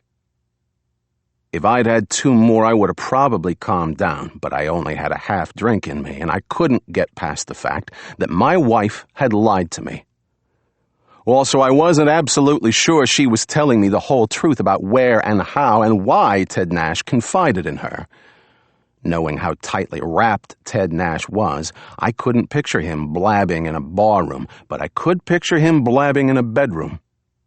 She said, "Come on, John. Let's have a drink." I turned and walked out. Chapter 22. I woke up on my couch with a slightly massive hangover. I recalled taking a taxi from Delmonico's to Dresner's, one of my neighborhood hangouts, where I was overserved by Aiden, the bartender. The next thing I remember, I tried to brush something off my face, and it was the floor. I sat up and noticed I was in my underwear, and I wondered if I'd gone home like that. Then I saw my clothes on the floor, which was good. I stood slowly. The morning sun was streaming through my balcony door, right through my eyeballs and into my brain. I walked toward the kitchen where I smelled coffee. There was a note near the coffee maker. "John, I went to work. Kate." The digital clock on the coffee maker said 9:17, then 9:18. Fascinating. The Times and the Post were lying on the kitchen table, unread. I poured a mug of hot, black coffee and absently scanned the Post, which is the best way to read this newspaper. I was trying to put the Delmonico's incident on hold until my brain could take the stand and show just cause for my little tantrum. But as it started to come back to me, I thought I might have overreacted. I was starting to feel remorseful, and I knew I needed to smooth things over with Kate, though an apology was out of the question. I finished my coffee, went into the bathroom, took 2 aspirins, then shaved and showered. Feeling a bit better, I decided to call in sick, which I did. I got dressed in a casual outfit of tan slacks, sports shirt, blue blazer, docksiders, and ankle holster. I called the garage for my car, found a bag of potato chips for the road, then went downstairs. My doorman greeted me cheerily, which pissed me off. I got in my Jeep and headed down 2nd Avenue into the Midtown Tunnel, which took me right onto the Long Island Expressway heading east. It was partly cloudy today, humid, and according to my car thermometer, already 78 degrees Fahrenheit. I switched the computer to metric and the temperature dropped to 26 degrees Celsius, which was cool for this time of year. Traffic was light to moderate on this Thursday in July.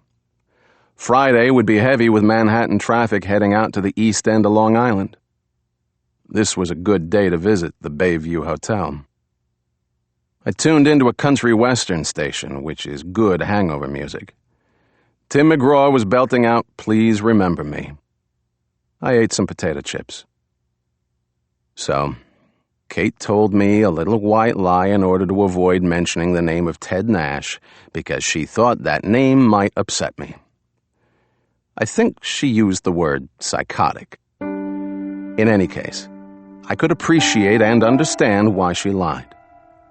On the other hand, as every cop knows, lies are like cockroaches. If you see one, there are others.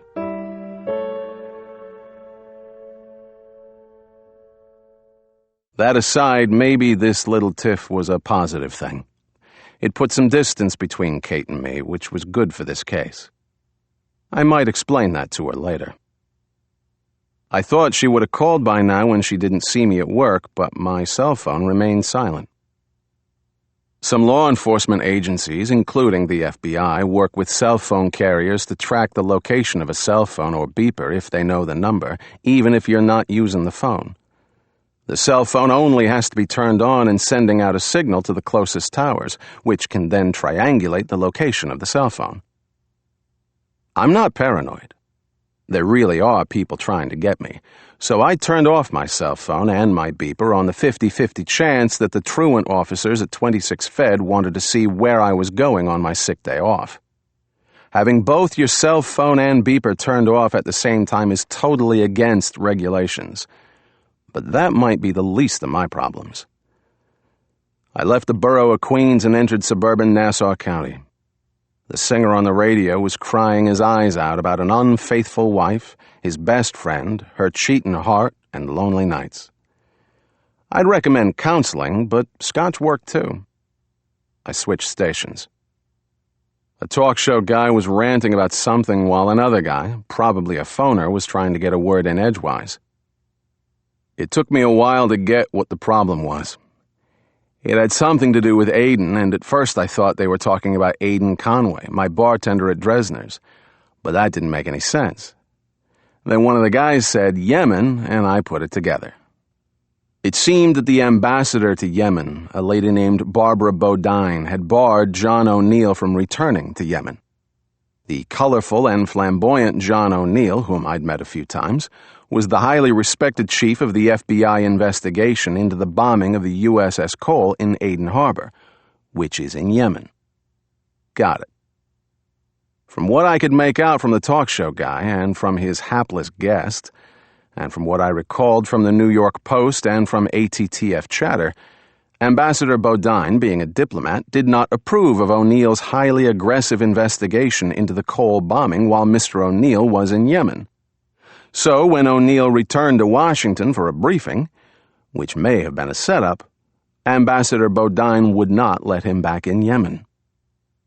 Anyway, this talk show guy was practically frothing at the mouth, calling the State Department a bunch of sissies, cowards, and even using the word traitors.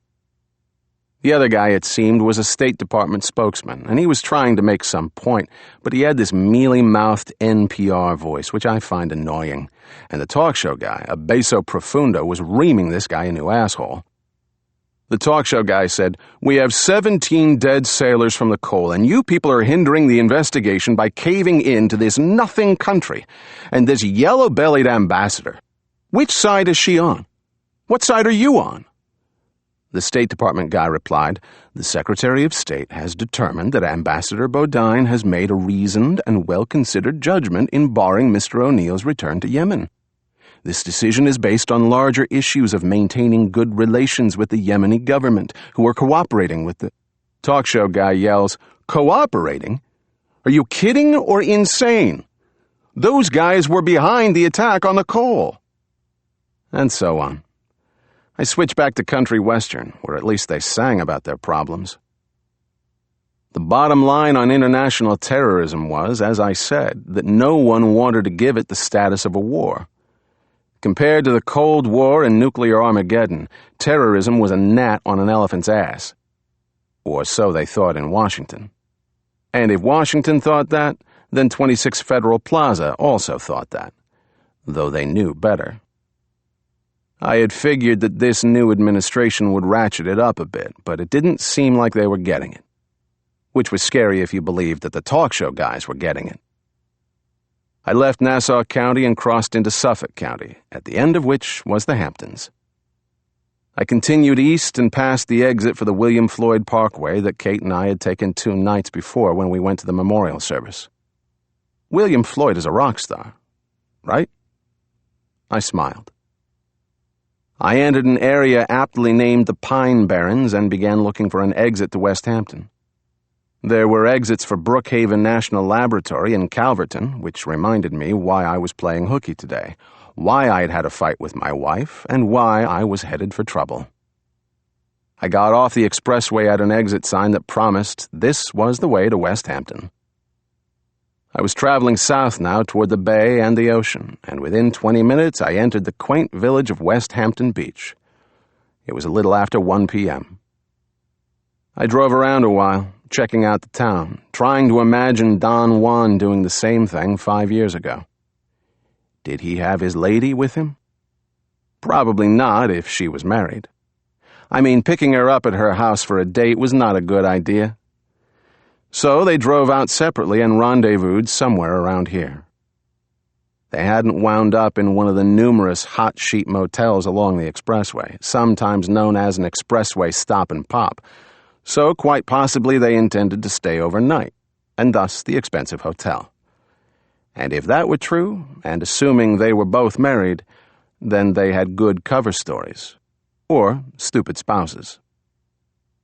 I could almost picture these two having lunch in one of the restaurants that I was seeing as I drove along the main street, which was actually named Main Street. They either knew the Bayview Hotel or they'd picked it out while they were driving around.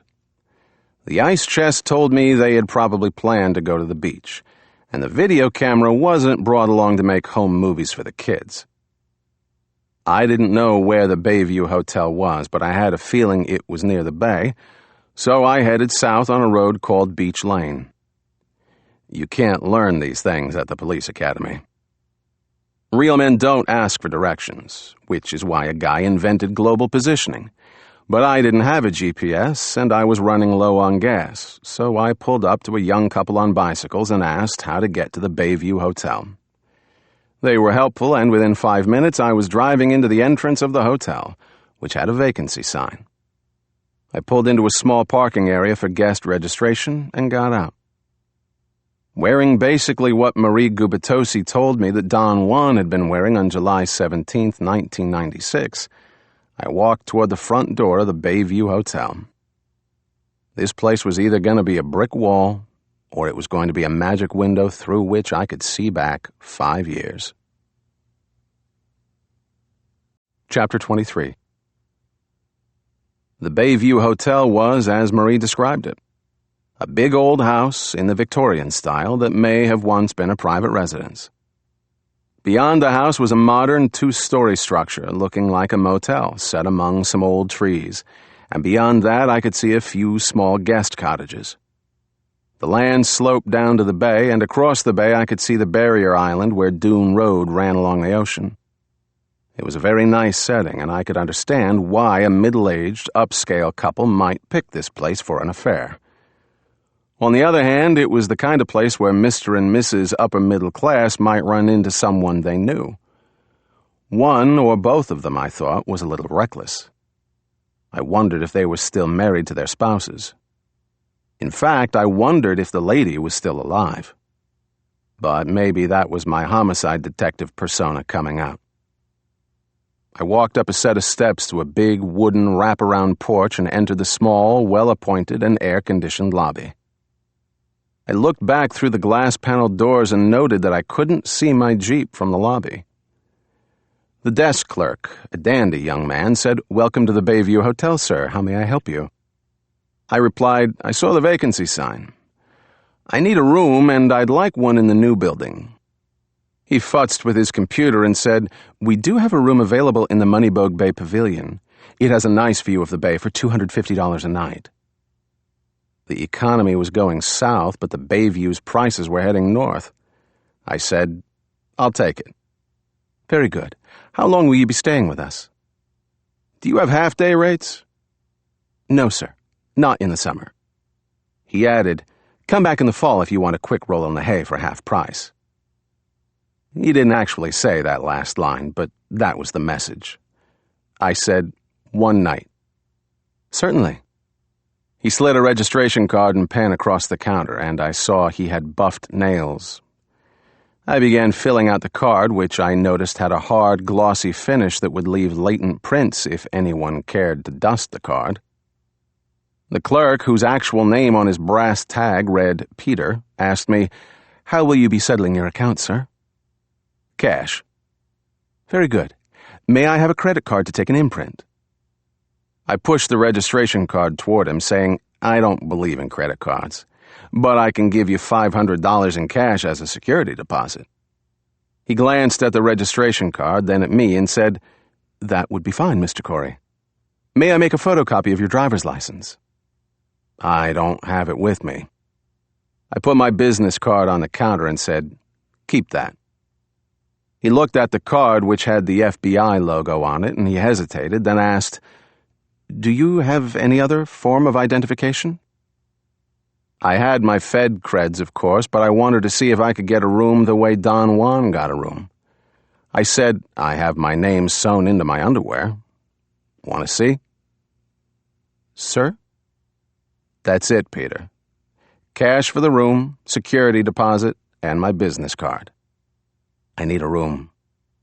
I pushed 2 20s into his hand and said, "That's for your trouble." "Yes, sir."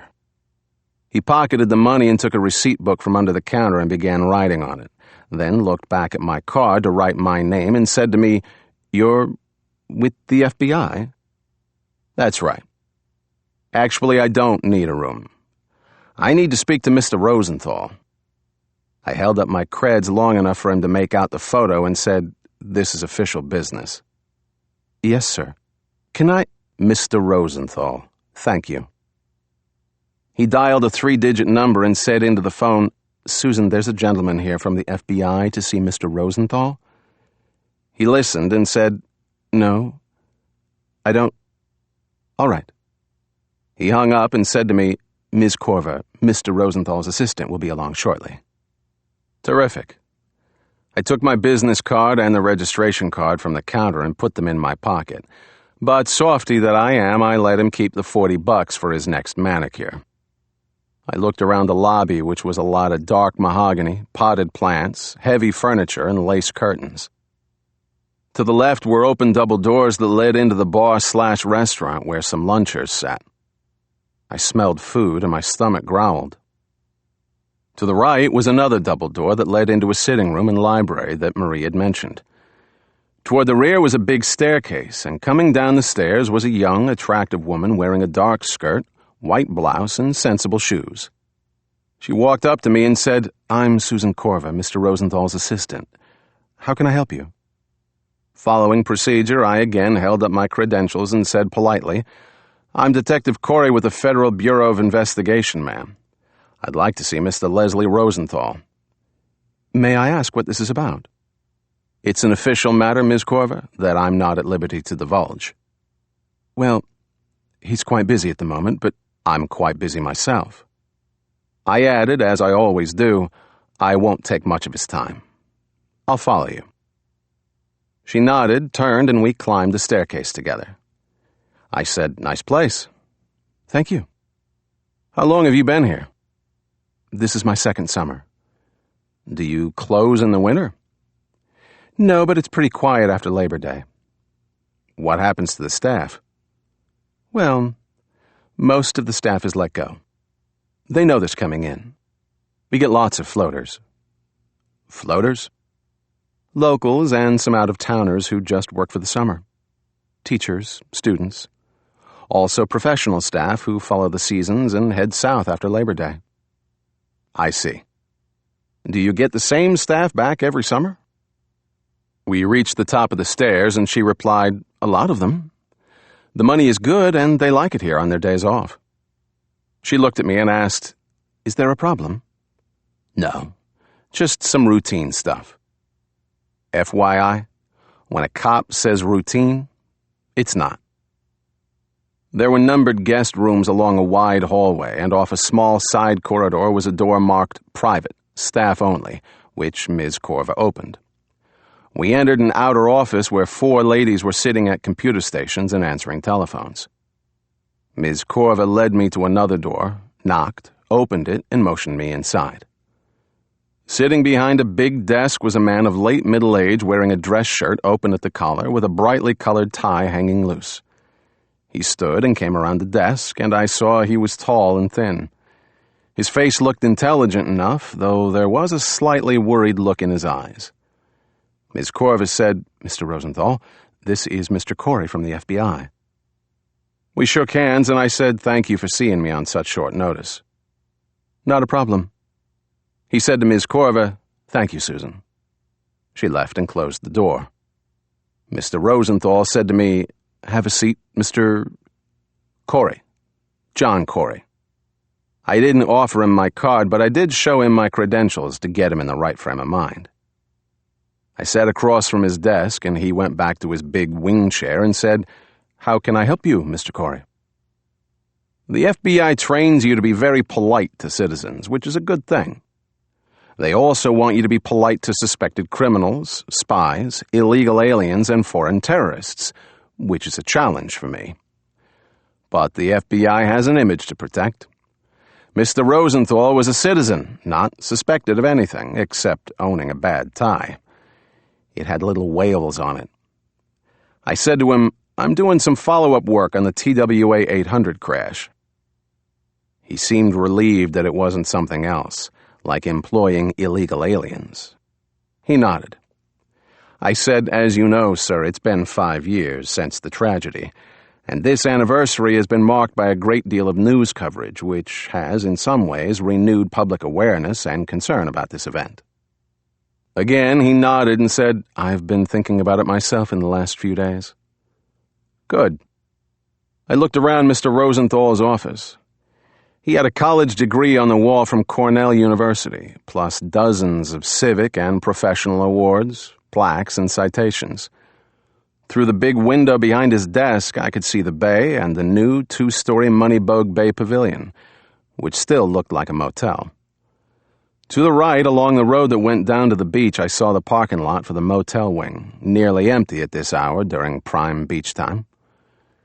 I turned my attention back to Mr. Rosenthal and continued, "In order to address some of these concerns, we are revisiting some of the issues." Sounded like bullshit to me, but Mr. Rosenthal nodded. "As you recall, 2 possible witnesses to the crash stayed at your hotel on July 17, 1996, the day of the crash." How could I forget? "Did you ever find those 2? "No, sir, we have not." "Well, they never came back here. At least not as far as I know. I would have called you." "Yes, sir." "Do you have a contact name and number?" "No, but I know how to call the FBI." "Good." I said to him, "I've read the file report from the agents who were here at that time, and I'd like you to clarify a few things for me." "All right."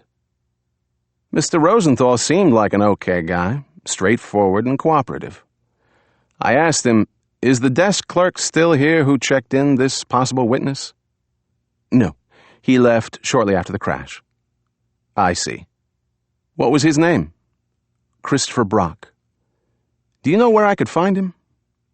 "No, but I can get his personnel file for you." "That would be helpful." I said, "There was a maid here, a Hispanic lady named Lucita Gonzalez Perez, who saw this possible witness and a lady come out of their room. Room 203. Is this maid still with you?" "I don't think so. I haven't seen her since that summer, but I'll check." "Would you have a file on her?" He seemed a little uncomfortable now and replied, "We keep photocopies of their green cards if they're guest workers. All our foreign-born employees need to be citizens or here on a work visa. Otherwise, we won't employ them." "I'm sure of that, sir. The issue is not this woman's status in this country. She is a material witness, and we'd like to speak to her again." "I'll check on that." Good. There was another cleaning lady. The one who entered room 203 at noon the next day and reported that the guests had left and that the blanket was missing. Is she still here? "No, I haven't seen her since that summer." I was seeing a little pattern here. I asked him, "But you remember her?" "Yes, I do." "Do you have a file on her?" "I'm sure we do. She was a college kid. Came here every summer to work at the hotel. Worked hard and partied hard." He smiled and added, "I think she was doing graduate work the last summer she was here." "What is her name?" "Roxanne Scarangello." "Is she local?" "No, she lived down around Philly. Went to Penn State. Or maybe University of Pennsylvania. It's on her application." "And you keep those?" "We do. Tax stuff." Also, we rehire the good ones, so we sometimes phone them in May. Right. Roxanne, the college kid, was not a prime witness, and neither was Christopher, the desk clerk, nor Lucida. So what the hell was I doing here? Sometimes you just need to work the case, walk on the terrain, and ask questions of people who seem to know nothing. It's like a maze where you become an expert in false trails and dead ends, which is step one in finding the way out of the maze. I asked Mr. Rosenthal, do you recall the names of the federal agents who came to your hotel inquiring about the person in room 203? No. I never really got their names. Some guy came around earlier that morning. It was Friday after the crash, and he wanted to know if any of the staff had reported a missing bed blanket. Someone got the head housekeeper, and she said yes, there was a blanket missing from room 203.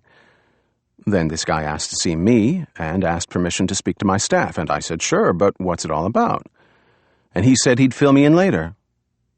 Meanwhile, these 3 FBI guys showed up, and one of them said it had to do with the crash, and he had this blanket in a plastic bag marked evidence, and he showed it to me and to the head housekeeper and a few maids, and we said yes, that could be the blanket missing from room 203. Then they wanted to look at my registration cards and computer records and speak to the desk clerk who was on duty that day. Mr. Rosenthal added, but you know all of this. I do. Did you remember the name of this agent who initially came to the hotel inquiring about a missing blanket? No. He gave me his card, but then later took it back. I see. Please, continue. Mr. Rosenthal went on, recounting the events of that morning and afternoon 5 years ago with the clarity of a man who'd told the story to his friends and family about 100 times, not to mention the memory of a man who'd had to deal with federal agents running all over his nice, quiet hotel. There wasn't much new in what he was saying, but I listened carefully in case there was. He continued, so it turns out that this guest who checked in had used a phony name. We have a policy here of not catering to that sort of trade, except during the slow season. Excuse me? Go on. We need to know who our guests are. And Christopher, the desk clerk, did follow procedure up to a point. But now we insist on a credit card, or a driver's license, or some sort of photo ID. I had news from Mr. Rosenthal, but this was not the time to announce it. I asked, why did Christopher leave? Well, we had a disagreement over his handling of that guest check-in. I wasn't faulting him for it, but I wanted to go over the procedures again. He didn't seem particularly upset, but a day or two later, he quit. Mr. Rosenthal added, hotel staff, especially the men, are a little high-strung. I thought about that, then asked, what happened to the $500 cash deposit? We're still holding it for the guest. He smiled. Minus $36 for 2 half bottles of wine from the minibar and the missing blanket. I returned his smile and said, let me know if this gentleman ever returns for his deposit. I certainly will. So Don Juan and his lady had consumed some wine before or after going to the beach. I asked, do you have full bottles in the room? No. He paused. One of the FBI guys asked me that too. Why is that important? It's not. So this guest's business card said what? I don't remember the name. I think it was an attorney's card. Did the desk clerk, Christopher, say that this guy looked like an attorney? This question seemed to throw Mr. Rosenthal off a bit. He said to me, what does an attorney look like? It was all I could do to resist the punchline to my setup question. I said, please, continue. He went on a while about the 4 other federal agents joining the 3 that were there. 3 men and a woman, who would be Marie Gubitosi. Mr. Rosenthal said they questioned everyone, staff and guests, and it was a little disrupting, but everyone wanted to be as cooperative as possible because it had to do with the crash.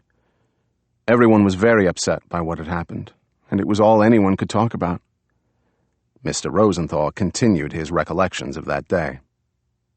My little hangover was feeling a lot better, and I was able to nod my head without pain, I slipped my cell phone and beeper out of my pocket and turned them on, waiting for a message beep. You get about 10 minutes before they can track the signal, usually longer, but sometimes they get lucky and fix your position within 10 minutes. I waited about 5 minutes while Mr. Rosenthal spoke, then shut off the power. My initial annoyance with Kate's lying to me was changing to annoyance that she hadn't called or beeped. How can you have a good fight if you're not talking? It occurred to me that Kate may have been called into some boss's office or the OPR office, and she was right now answering a few tough questions.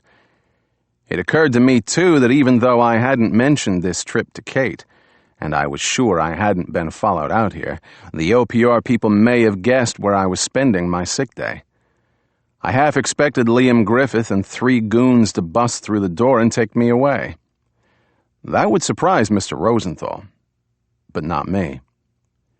He was saying, a lot of the guests here checked out early because they didn't want to go down to the beach, because things were washing up.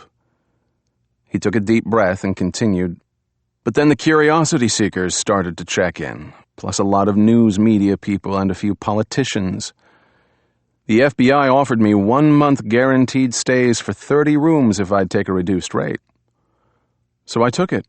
And I'm glad I did because they renewed it and some of them stayed until well past Labor Day. You made out okay. He looked at me and said, everyone out here did. But you know what? I would have given the rooms for free if it meant helping the investigation. He added, I served a free breakfast to everyone involved in the investigation. That's very generous of you. Did any of these FBI people who interviewed you and your staff stay on here? I believe at least 1 or 2 of them did. But after 5 years, I really can't remember. I had almost nothing to do with them. Mr. Rosenthal inquired, isn't all of this in the official report? It is. That's why it's called file reconciliation. I made that up, but he seemed to buy it. I was hitting all the expected dead ends, but I had 2 new names. Christopher Brock, the desk clerk, and Roxanne Scarangello, the college cleaning kid. I needed at least 1 more name now in case the thought police showed up. What was the name of the head housekeeper? Anita Morales. Is she still with you? Yes, she's permanent staff. Very good supervisor. Good. I wished I could say the same about my supervisor. Back to Roxanne. Did you speak to her after she was interviewed by the FBI? I did, but she was told not to discuss her statement with anyone, including me. But she did say that she saw a lipstick on a wine glass in the room, and that the shower had been used and the blanket was missing. He replied, she didn't discuss that with me. All right.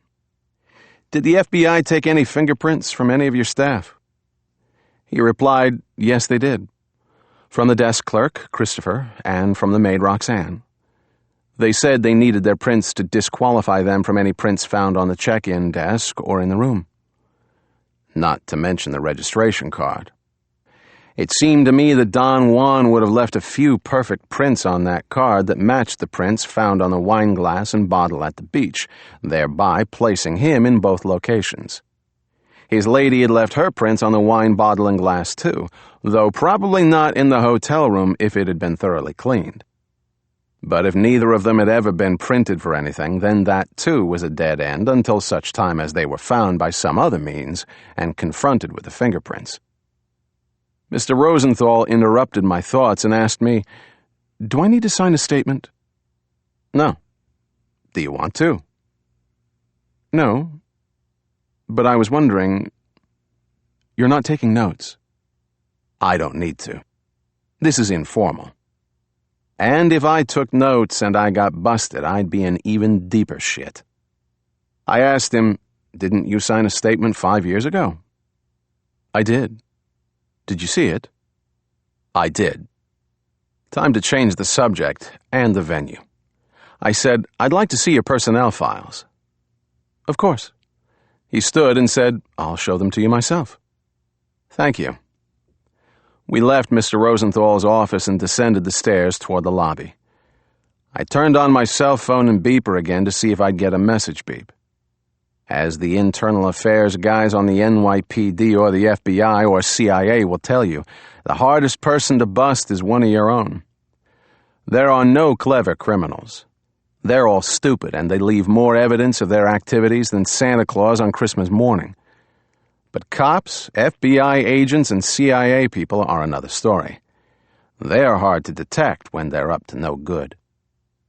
Having said that, I had the distinct feeling I was under the eye, as cops say. I had maybe 24 hours before the poop hit the paddles. Maybe 24 seconds. Chapter 24. Mr. Rosenthal escorted me to a door beneath the main staircase, which he unlocked with a key. We descended into the basement, which was dark and dank. He announced wine cellar and record storage. Let's see the wine cellar first. He chuckled at my first joke of the afternoon, which reinforced my favorable impression of him. He unlocked another door and turned on a bank of fluorescent lights, revealing a big, low-ceilinged space filled with shelves and file cabinets in neat rows. He asked me, "You want the file on Christopher Brock?" "Please." He went to a row of file cabinets and pulled out a drawer labeled A through D, then riffled through the files, saying, "These are inactive personnel files for all former office and administration staff. Let's see. I insist they be kept in strict alphabetical order. B-R-O. Maybe there were only about 24 files in the drawer, and if he hadn't hit on Christopher Brock yet, he never would. Mr. Rosenthal stepped back and said, "This is strange." Not really. The good news was that Christopher Brock's file was at 26 Federal Plaza. The bad news was that I'd never see it. I asked, "How about Roxanne Scarangello?" Mr. Rosenthal still seemed perplexed about the missing file and didn't reply. I prompted, "The college-educated maid?" "Oh, yes, follow me." I followed him to a row of file cabinets marked inactive temps and seasonal, and he pulled open the drawer labeled S through U. Roxanne Scarangello. Should be right here. I helped Mr. Rosenthal look through the tightly packed file drawer. Twice. I said to him, "Are you sure of her name?" "Yes. She was here for 2 or 3 summers. Nice girl. Bright. Pretty. Hard-working." "Yes." "Well, I can't seem to find her file." Damn it. I'm a stickler for files. If I don't do the filing myself, it never gets done right. Is it possible that the FBI took the files and forgot to return them? Well, they did take them, but they photocopied everything, then returned the files. To who? I'm not sure. I think directly back here. They spent a lot of time down here. He said to me, "You should have the photocopies of these files in your office." I'm sure I do. Can you send copies to me? I certainly will. I asked him, "Do you keep any personnel records on your computer?" "We do now," he replied, "but we didn't then. That's why we keep these archives.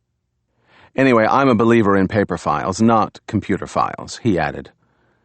I replied, "Me too." "Okay, how about Lucida Gonzalez-Perez?" He went to the file cabinet marked E through G, and we looked, but Lucida wasn't there. We tried P, but she wasn't there either.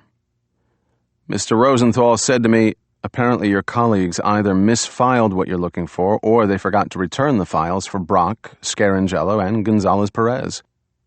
Apparently. I'll check my office. I asked him, "Is Mrs. Morales in today?" "She is." "Can you get her down here?" "I can." He took a little 2-way radio out of his pocket and called his assistant. "Susan, please have Mrs. Morales come to the records room. Thank you." Mr. Rosenthal asked me, "Do you want to see the wine cellar?" "No, just kidding. I actually don't drink." "Do you want to see any other files?" "Sure." Mr. Rosenthal was a file freak, which was a good thing for visiting law enforcement people. And he was being very helpful to me, despite the fact that my colleagues had raped his files 5 years ago. I pulled out a drawer at random and found a few files with Hispanic names, which I looked through. There wasn't much information except pay records and efficiency reports. There were no social security numbers and no copies of their green cards, assuming they were guest workers. I remarked on this to Mr. Rosenthal, and he replied, "I'm sure the accounting department has all that information." I'm sure they do. I wasn't here to bust Mr. Rosenthal for hiring illegal aliens, but I now had a few of his short hairs in my hand in case I needed to pull them. Most of what I do for the Anti-Terrorist Task Force and what I did for the NYPD Homicide Division is plotting and procedural, though it does keep your mind working. There are enough eureka moments to reward the effort. And now and then it does get exciting, like when people are shooting at you or you're running a foot race with a perp who is usually armed, dangerous, and desperate. But it's been a year since anyone tried to kill me, and while I didn't miss the stimulation, I had been getting a little bored. TWA 800 was what I needed to get the juices flowing again. Unfortunately, I was on the wrong side of the law on this one, but I hoped on the right side of the angels. A formidable, middle-aged, Hispanic-looking lady entered the file room and said in slightly accented but good English, "Did you want to see me, Mr. Rosenthal?" "Yes, I did, Mrs. Morales." He looked at me and said to Anita Morales, "This gentleman would like to ask you some questions. Please try to be helpful." She nodded.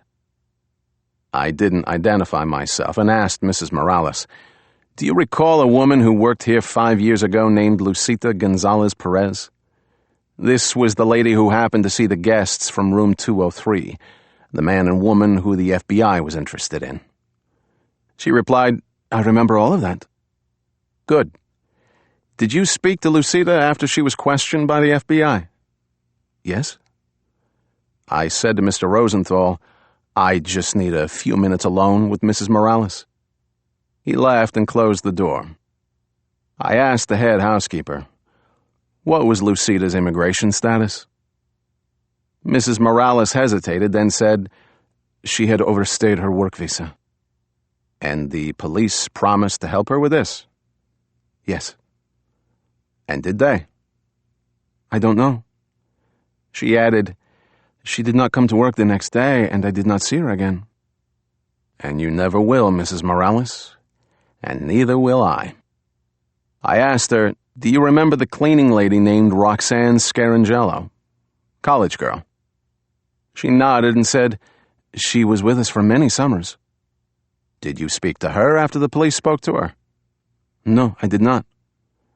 Did she return to work the next day? No, she did not. Did she ever return to work? No.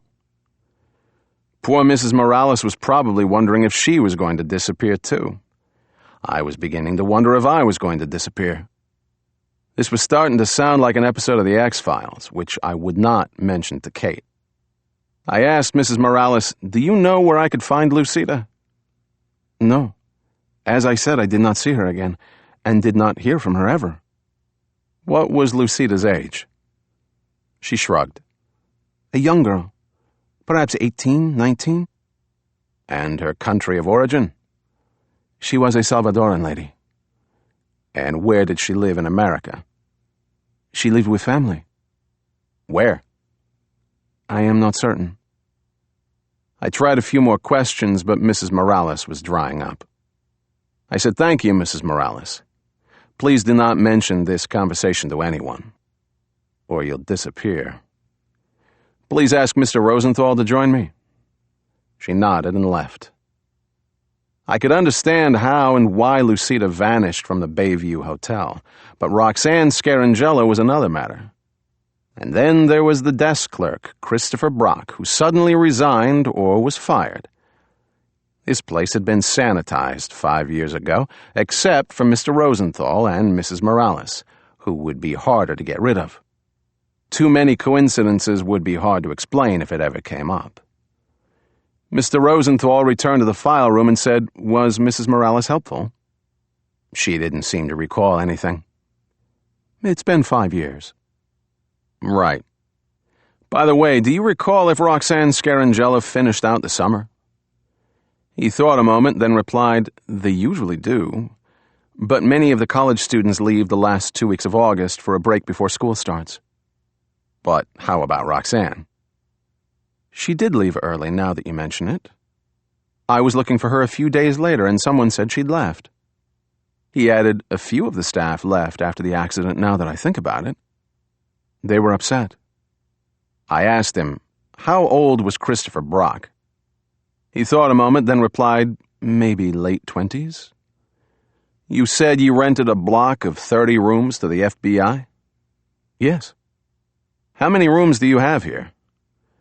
"There are 12 here in the old inn and 24 in the Moneybug Bay Pavilion, plus 4 guest cottages." "Did you need to move any guests out to make room for the FBI?" "A few, but mostly we canceled pending reservations and turned away people who came to the desk." He finished, "Within a week, almost all the rooms went to the FBI." "I see. And did you keep records of the FBI people who stayed here?" "Not permanent records." "Meaning what?" "Well, just computer records so we could direct phone calls and keep track of any extra charges. They were constantly coming and leaving, and sometimes a room would change hands and we didn't know." He asked me, "Why do you ask?" I didn't like it when Mr. Rosenthal asked me questions like that, but bullshitter that I am, I replied, "The General Accounting Office is questioning some of the charges." "I see. Well, we did the best we could. They weren't easy to deal with." "No offense." "No offense taken. So they sort of took over the place." "They did." "Did they, for instance, ask you to kick out the news media who were staying here?" "Yes, now that you mention it, they did." He added with a smile, "I don't know who were worse guests, the FBI or the news media." "No offense." "None taken." Mr. Rosenthal said to me, "The reporters made a big fuss, but since it was a matter of national security, they had to leave." "Absolutely. Do you think you could retrieve the names of the FBI agents who stayed here from July 1996 to, let's say, October?" "I don't think so. An FBI person came in at the end and purged the computer." "National security. That's why I like paper records." "Me too." That brick wall kept smashing me in the face. But I had discovered some interesting and strange occurrences that neither Kate, nor Dick Carnes, nor Marie Gubitosi had mentioned to me. Probably because they didn't know. Well, at least Dick and Marie wouldn't know about people, files, and computer data disappearing. But Ms. Mayfield might have known. In fact, she may have stayed here. I said to Mr. Rosenthal, "Let's see room 203. He looked at me and asked, "Why? It's been 5 years." Rooms speak to me. He gave me a funny look, which was understandable after a statement like that. I think he was getting a little suspicious, and he said, "There may be guests in that room." He added hesitantly, "Would you mind telling me again the purpose of your visit?" When I work with a partner, I usually play bad cop.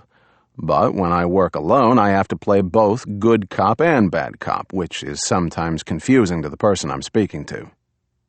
I said to him, "The purpose of my visit is not the legal status of your employees, but it could become that. Meanwhile, this is my investigation, Mr. Rosenthal, not yours. Take me to room 203. Chapter 25. We stopped at the front desk and Mr. Rosenthal asked Peter, "Is anyone checked into room 203? Peter played with his computer and said, "Yes, sir. Mr. and Mrs. Schultz, 2 nights stay, arrived." I cut him off and said, "See if they're in." "Yes, sir." He dialed the room and someone answered. He looked at me and I said, "Tell them to get out of the room. Tell them there's a snake loose or something. They can return in 20 minutes. Peter cleared his throat and said into the phone, "I'm sorry, Mrs. Schultz. You and Mr. Schultz will have to leave the room now for 20 minutes. There's an electrical problem." "Yes. Thank you." Mr. Rosenthal did not look happy with me, but he said to Peter, "Give Mr. Corey a key to room 203. Peter opened a drawer and produced a metal key, which he handed to me. Mr. Rosenthal said to me, "I assume you don't need me. I'll be in my office if you require anything further." I didn't want this guy out of my sight and thinking about making a phone call to the FBI, so I said, "I'd like you to come along. Lead the way." A little reluctantly, he led the way out the lobby door, then down a landscaped path to the Moneybug Bay Pavilion. It was, as I said, a long two-story structure without any particular charm, though the roof had a cupola stuck on it with a wind vane that told me the breeze was blowing from the bay. We climbed an exterior staircase to the second level and walked along the terrace, which was covered by a roof eave and was in shadow at this hour. An elderly couple was quickly evacuating a room, and I guessed that was room 203 with the electrical snake. They fled past us, and I opened the door with the key and entered the room. The Schultzes were tidy people, and it looked like no one had been staying there. It was a good-sized room, decorated in the crisp Martha Stewart style, which predominates out here. I checked out the bathroom, which had a stall shower big enough to hold 2 comfortably, or 4 close friends. I went back to the sitting room and looked at the wall unit, which held a television and shelves on which were bar glasses, napkins, stirrers, and a corkscrew. Below was the cabinet for the minibar. I knew that the FBI had dusted this entire room floor to ceiling and vacuumed the rug, chairs, and bed. But Roxanne Scarangello had beat them to it, and assuming she did a good job, there probably wouldn't be a stray print, fiber, or hair in the place, and no DNA-loaded condom floating in the toilet bowl. But you never know. I went back to the wall unit. The television set was on a swivel, and I turned it, exposing the rear of the set where there were jacks for audio and video, plus the cable hookup. If I let myself speculate beyond what I knew for sure, then I could imagine Don Juan and his lady rushing back to this room after their tryst on the beach. Possibly during the ride back from the beach, whoever was not driving looked in the video viewfinder to see if they'd recorded what they'd seen happening in the sky. Assuming they saw this explosion in their viewfinder, they'd want to see it more clearly on the TV screen, to be certain. So, they plugged the AC power adapter into the video camera, then into a wall outlet, which I saw to the right of the wall unit. Then they took a long lead cable and connected the video camera to the television jacks, hit play, and watched and listened to what they'd recorded on the beach. They would have the AC adapter and the lead cable with them, assuming their original intention was to come back to this hotel room to play their naughty beach blanket tape on the television while they had a few drinks and got all steamed up again. There was, of course, a possibility that this couple was not actually having sex on the beach. They had just wanted to take videos of the sunset to create a romantic mood for later, and they'd inadvertently filmed TWA 800's final moments. It really didn't matter what was in the foreground, them screwing or them holding hands. What mattered was what was in the background. In any case, they were not married to each other, or that videotape would have been turned over to the FBI. Instead, they beat feet out of West Hampton so fast they left evidence on the beach and a $500 deposit at the Bayview Hotel. The big question was, did they destroy the videotape? I would. And then again, I wouldn't. Once destroyed, it could never be retrieved, and people don't often take that irretrievable step. They tend to hide evidence, as I can attest to. I know at least 10 people in jail who wouldn't be there if they'd destroyed instead of hidden evidence of their crime. The narcissistic personality does stupid things. Mr. Rosenthal stood silently, perhaps waiting for the room to speak to me, and I thought about cupping my hand to my ear, but he'd been cooperative until the last 10 minutes or so, and I saw no reason to upset him any further. I asked him, Was the key left in this room? Yes. I recall that because the FBI kept the key to try to get prints from it, or from the plastic tag. But Roxanne had handled it when she found it in the room. Then it was handled by Christopher and perhaps others. Still, they took it and gave me a receipt for it. Do you have the receipt? No. They returned the key a few days later, and I gave them their receipt. Okay. I asked him to spell for me the name Roxanne Scarangello. He did, and he was fairly sure of the spelling. He obviously liked her. I asked, how old was she? About 21, 22. Would you remember her birthday? I think it was June. Can't remember the date, but I recall the staff had a little party for her in the cocktail lounge every June. Popular girl. Right. And Brock is B-R-O-C-K? Yes. He use any other names? Not that I know of. He said, excuse me, isn't all this in your files? Yeah. I'm going to find the files for you, remember? Oh, right. Thanks. My pleasure. I took a last look around, then walked back out to the terrace. Mr. Rosenthal followed. While standing somewhere along this terrace 5 years ago, Lucida saw this couple with the guy carrying a hotel blanket coming out of this room, just as I saw the Schultzes making a hasty exit. It didn't matter if she recognized Don Juan from the sketch or that she didn't see the lady that well. It only mattered that she had seen them coming from room 203 and that there had definitely been a lady and a blanket. I could see the parking lot about 50 yards away, and Lucida would have a clear view of this couple getting into their vehicle, a tan hatchback. I decided to leave Mr. Rosenthal with a positive and happy memory of my visit, and I said nicely, I'm done here. Thank you for your cooperation, and I hope I didn't take up too much of your time. He replied, I was happy to be of help again, then added, you won't forget to send me copies of my missing files. I'll get right on it. Meanwhile, please don't mention this visit to anyone. He asked me, are you any closer to finding out what happened to that plane? We know what happened to it. It was an accidental explosion of the fuel tank. No, it wasn't. Yes, it was. The case is closed, Mr. Rosenthal. My visit here was to check on the procedures and reports of the agents who worked here. File reconciliation. If you say so.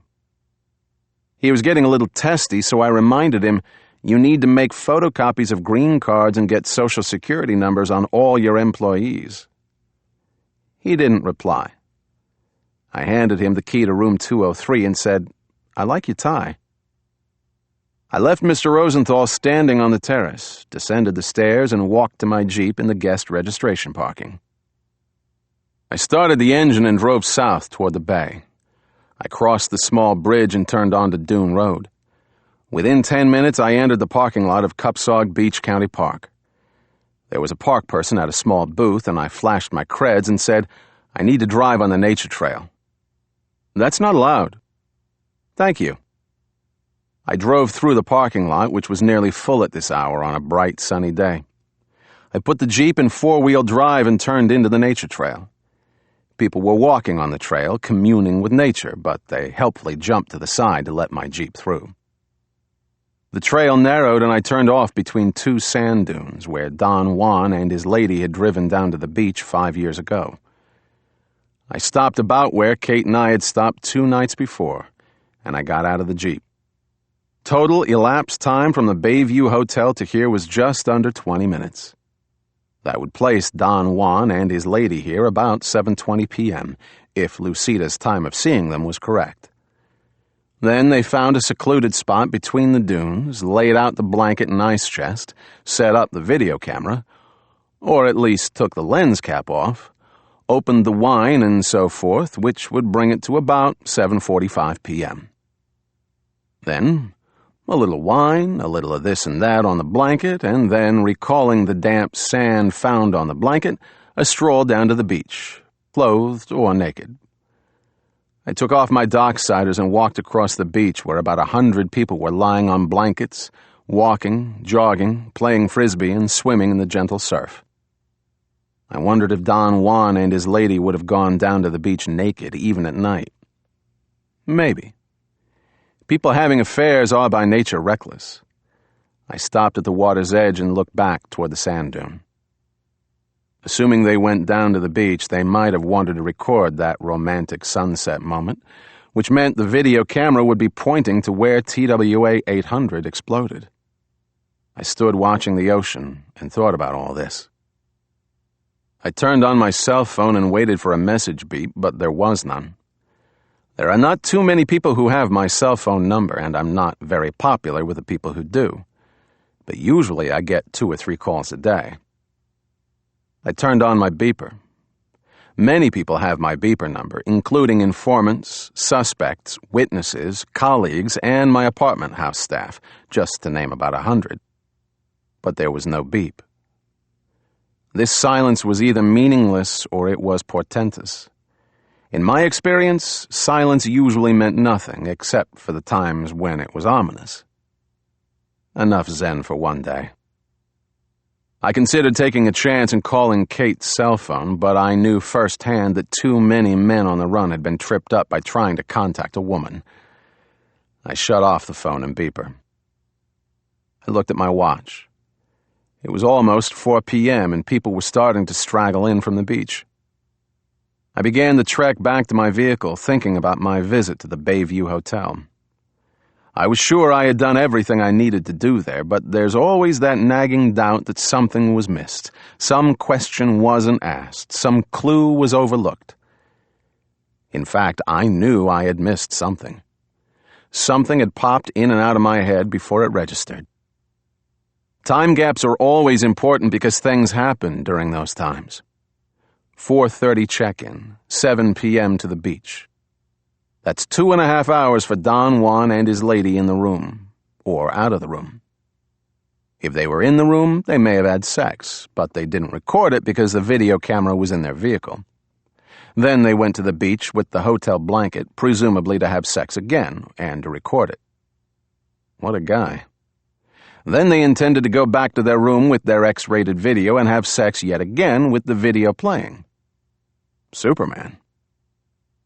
Didn't make sense. Therefore, they may not have had sex when they first checked in at 4:30. So, what did they do in those 2.5 hours? They talked. They napped. They watched TV, or they read. Or they left the room and did something that might have left a paper trail. But that was 5 years ago. Not only was the trail cold, but Ted Nash and Liam Griffith had obviously obliterated the footprints. This one was going to be a challenge. Chapter 26. I got back to my apartment a little after 7 p.m., and Kate was in the kitchen wearing a tiny teddy while cooking my favorite meal of steak, real French fries, and garlic bread. My clothes, which I'd left on the living room floor, were put away, and there was a Budweiser waiting for me in an ice bucket. None of that is true, of course, except my arrival time and Kate being home. She was sitting in an armchair reading the Times. I said, "Hello." She looked up at me and said, "Hello?" I threw my blazer on the couch, indicating I was staying, and asked, "So, how was your day?" "Fine." She went back to her newspaper. I said, "I went to the doctor today. I have less than a month to live." "Starting when?" "About noon." "I'll calendar it." Okay, let me say this. I won't apologize for my behavior last night. You'd better.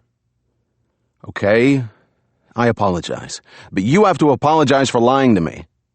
I did, about 3 times. I accept your apology. I understand why you did that. I also think this was a positive experience for us, a growing and affirming event, and a liberating episode in our relationship. You're a total jerk. What's your point?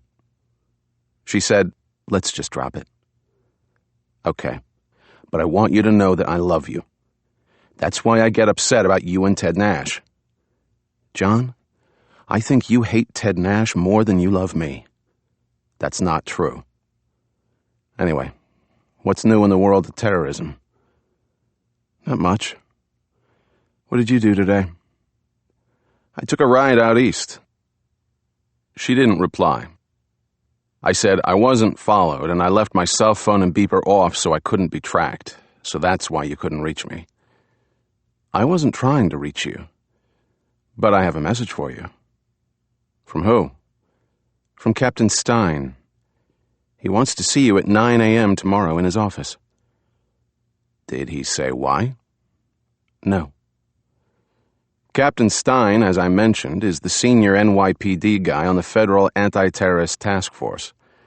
His command responsibility includes all the active duty cops, while Jack Koenig, the FBI guy who runs the whole show, is responsible for the FBI agents, such as Kate. As a contract agent, I'm in a gray area, and sometimes I report to Stein and sometimes to Koenig, and sometimes to both. I'm happiest when I don't have to see either. I asked Kate, why is Stein sending me a message through my wife?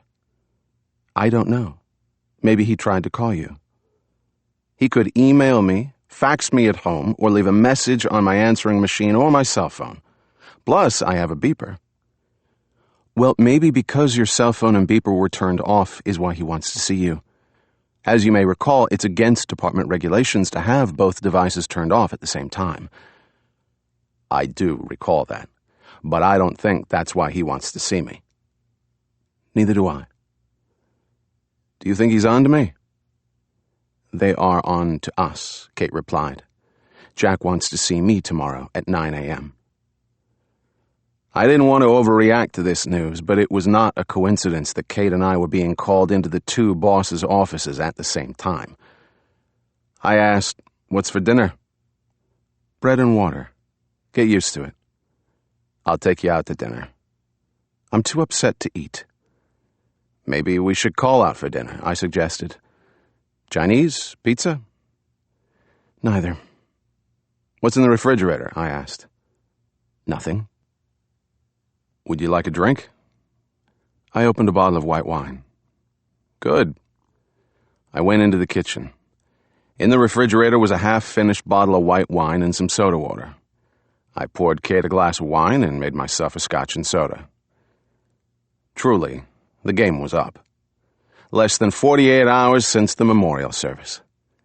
I'd have to remember to congratulate Liam Griffith and shake his hand when I kicked him in the balls. I went back into the living room, handed Kate her wine, and we clinked glasses. I said, "To us." We gave it a good shot.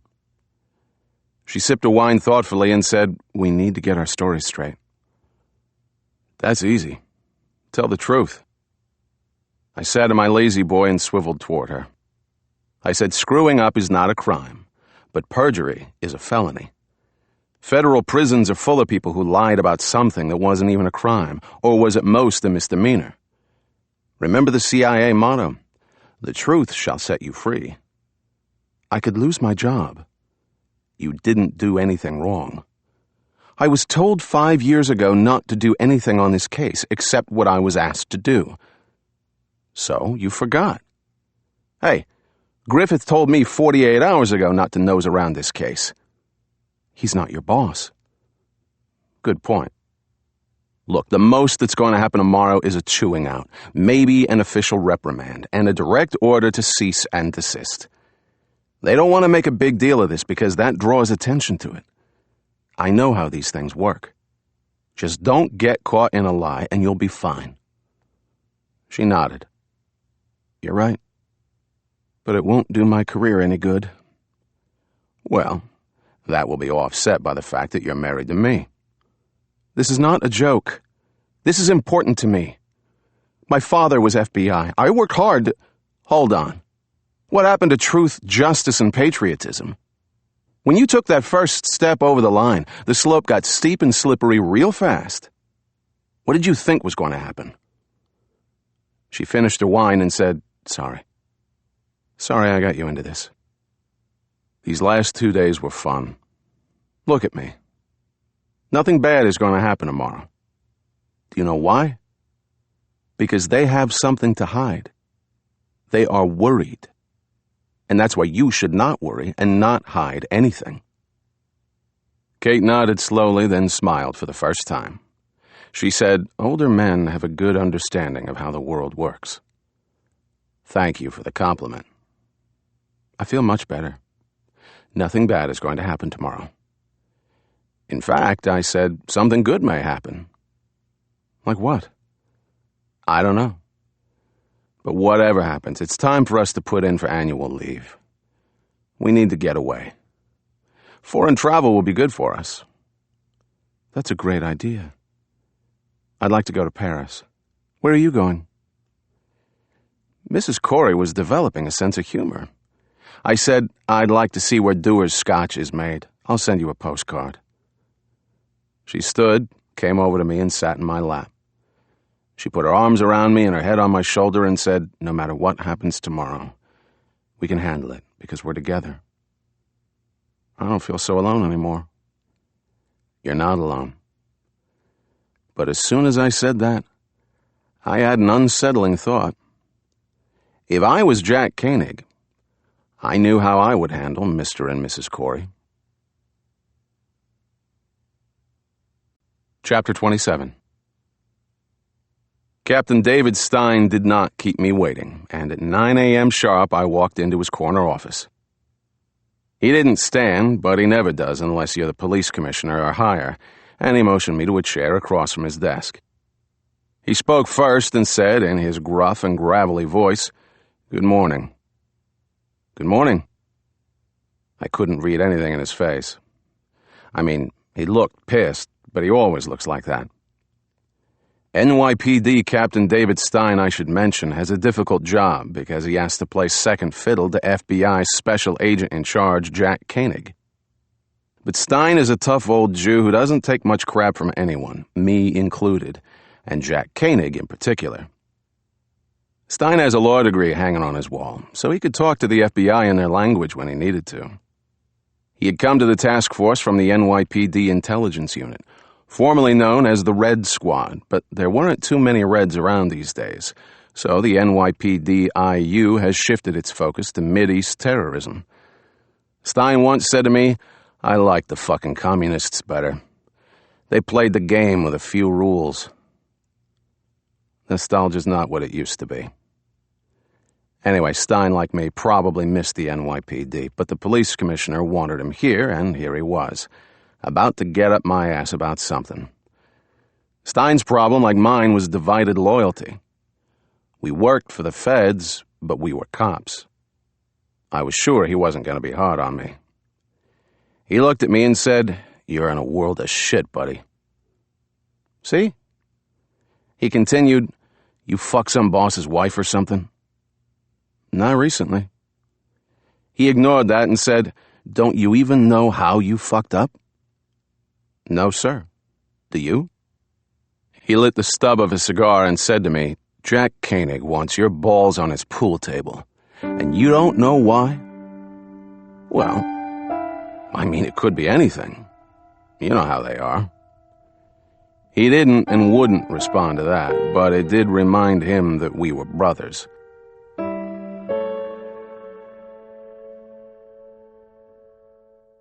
He puffed on his cigar. There hasn't been smoking allowed in federal buildings for about 5 years, but this was not the time to bring this up. Actually, Stein's ashtray was sitting on a no-smoking sign. He looked at a note on his desk and said to me, "I have word that no one could reach you yesterday, by phone or beeper." "Why's that?" I turned off my cell phone and beeper. "You're not supposed to ever turn off your beeper. Ever." He asked me, "What if there was a national alert? Wouldn't you like to know about it?" "Yes, I would." "So? Why'd you turn your phone and beeper off?" "No excuse, sir." "Make one up." "I'll do better than that. The truth is, I didn't want to be tracked." "Why? You fucking somebody?" "No." "What did you do yesterday?" "I went out to the Hamptons." "I thought you were sick." "I wasn't sick. I took a day off." "Why?" Remembering my own advice to Kate, I replied, I'm doing some work on the TWA 800 case, on my own time. He didn't say anything for a few seconds, then asked, "What do you mean, on your own time?" "The case interests me." "Yeah? What's so interesting?" "The bullshit. Bullshit interests me." "Yeah, me too." "So you mean no one told you to look into this case? It was your idea?" "I went to the 5-year anniversary memorial service on Tuesday. It got me thinking." "You go with your wife?" "I did." "And that got you thinking about TWA 800? "Right." I added, "I think there were a few things missed on that case." "Yeah? And you're going to get it straight?" "I'm trying. On my own time." He thought about that a while, then said to me, "Koenig wouldn't tell me why you were in deep shit. He told me to ask you. I think this TWA thing is the reason. What do you think?" "That's probably it, Captain. They get all weird about that case." "Corey, why do you stick your nose where it doesn't belong?" "I'm a detective." "Yeah, I'm a detective too, sport, but I follow orders." "What if they're not lawful orders?" "Don't pull that John Jay shit on me. I'm a lawyer. I have more bullshit in my little finger than you have in your whole fucking body." "Yes, sir. What I mean is, did anyone tell you directly not to poke around that case?" "Yes, sir. Liam Griffith, at the memorial service. He was there for some reason." "But I don't work for Liam Griffith. Therefore, his order—" Yeah. Okay, listen up. I like you, Corey. I really do. But you've caused me a lot of problems in the short year you've been here.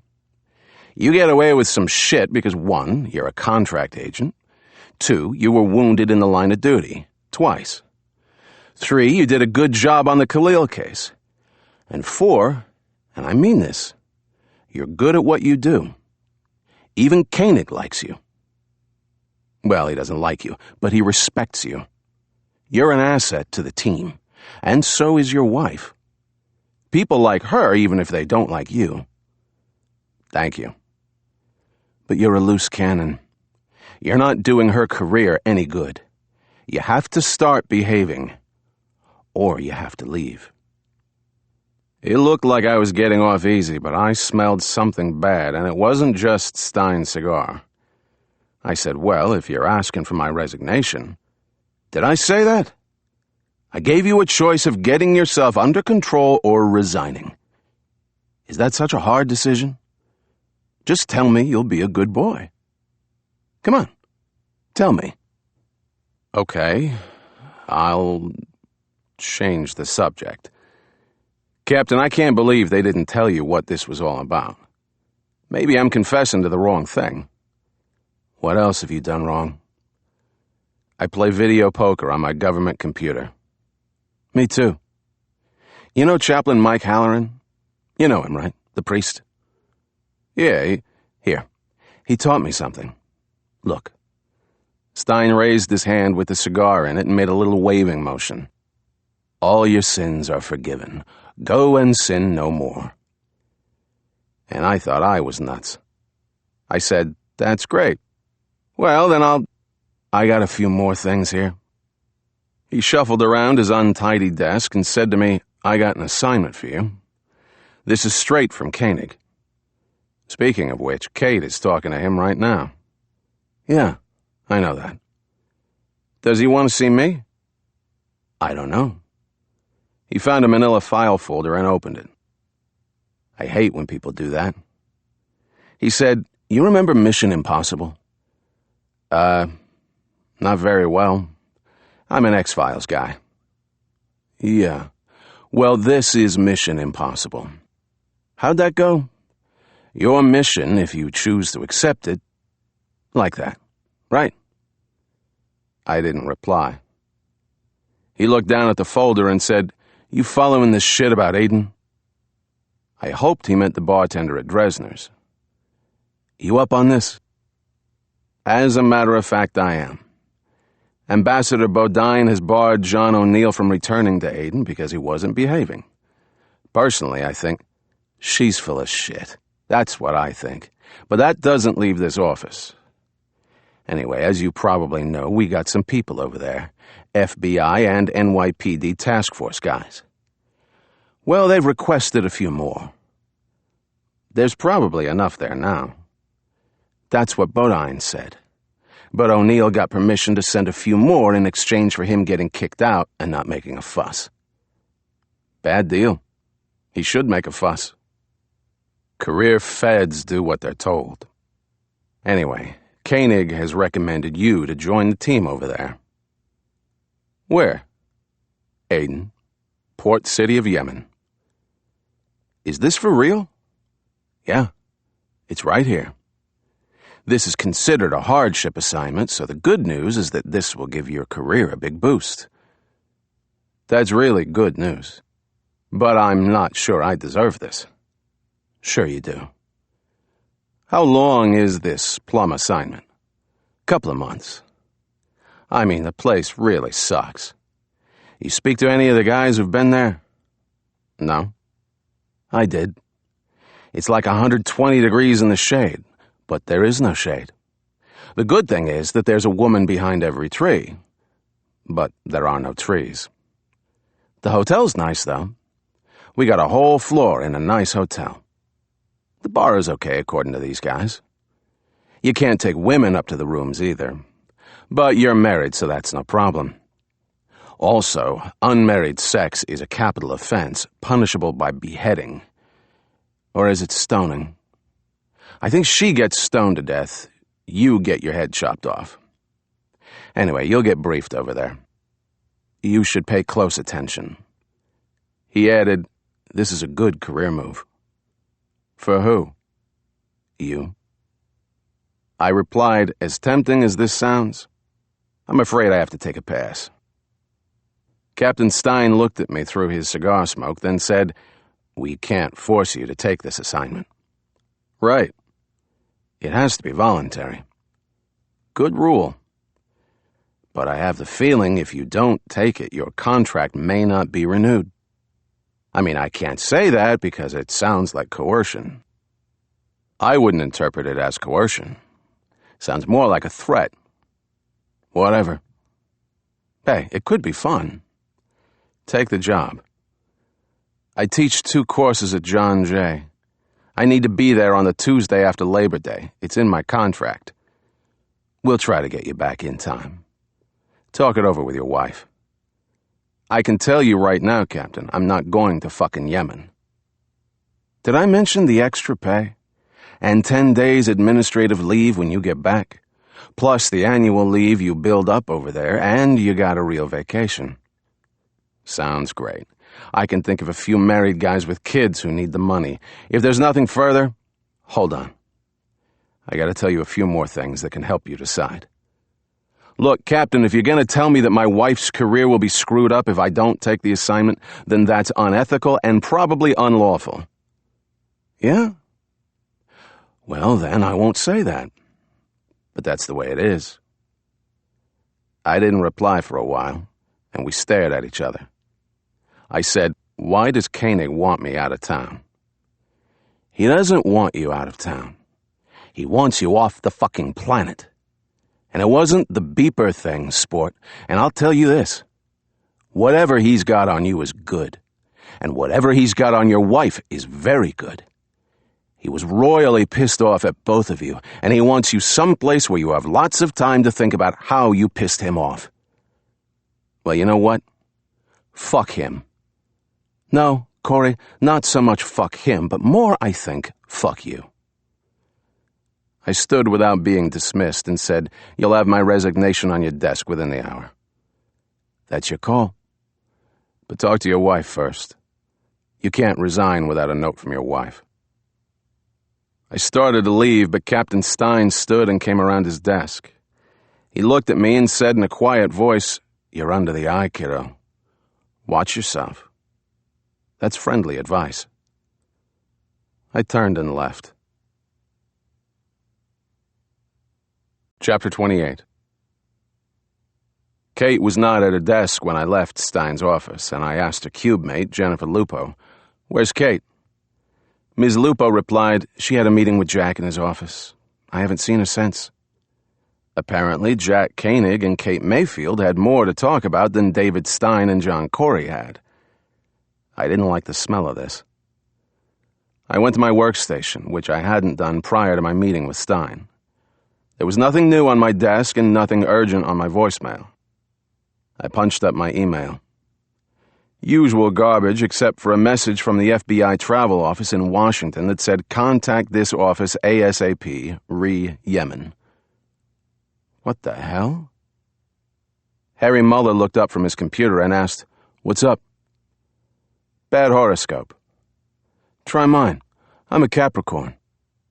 "Hey, what did you do yesterday?" "I was sick."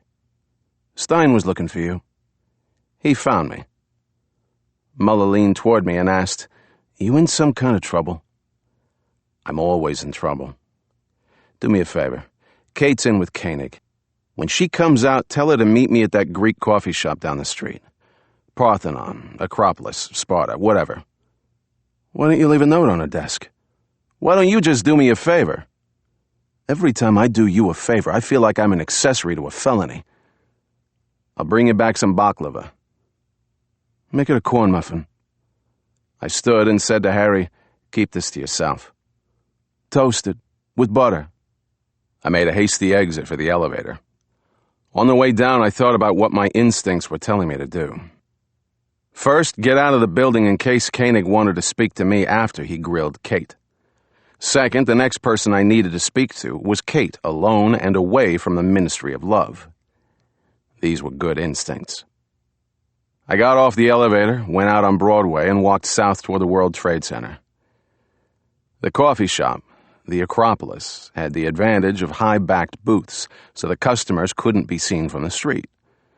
Also, the horrible, tinny, piped-in Greek music covered conversation, and every 5 minutes or so there was the sickening sound of smashing crockery. This was piped in too, and was supposed to be funny. I guess you had to be Greek to get it. I took a seat at an empty booth in the rear. I had the feeling that things were closing in on me, that I shouldn't use my cell phone or my office phone or my email or even my apartment phone. When the feds get on your case, you're toast. The waitress came over and I ordered coffee. "Anything with that?" "Toast."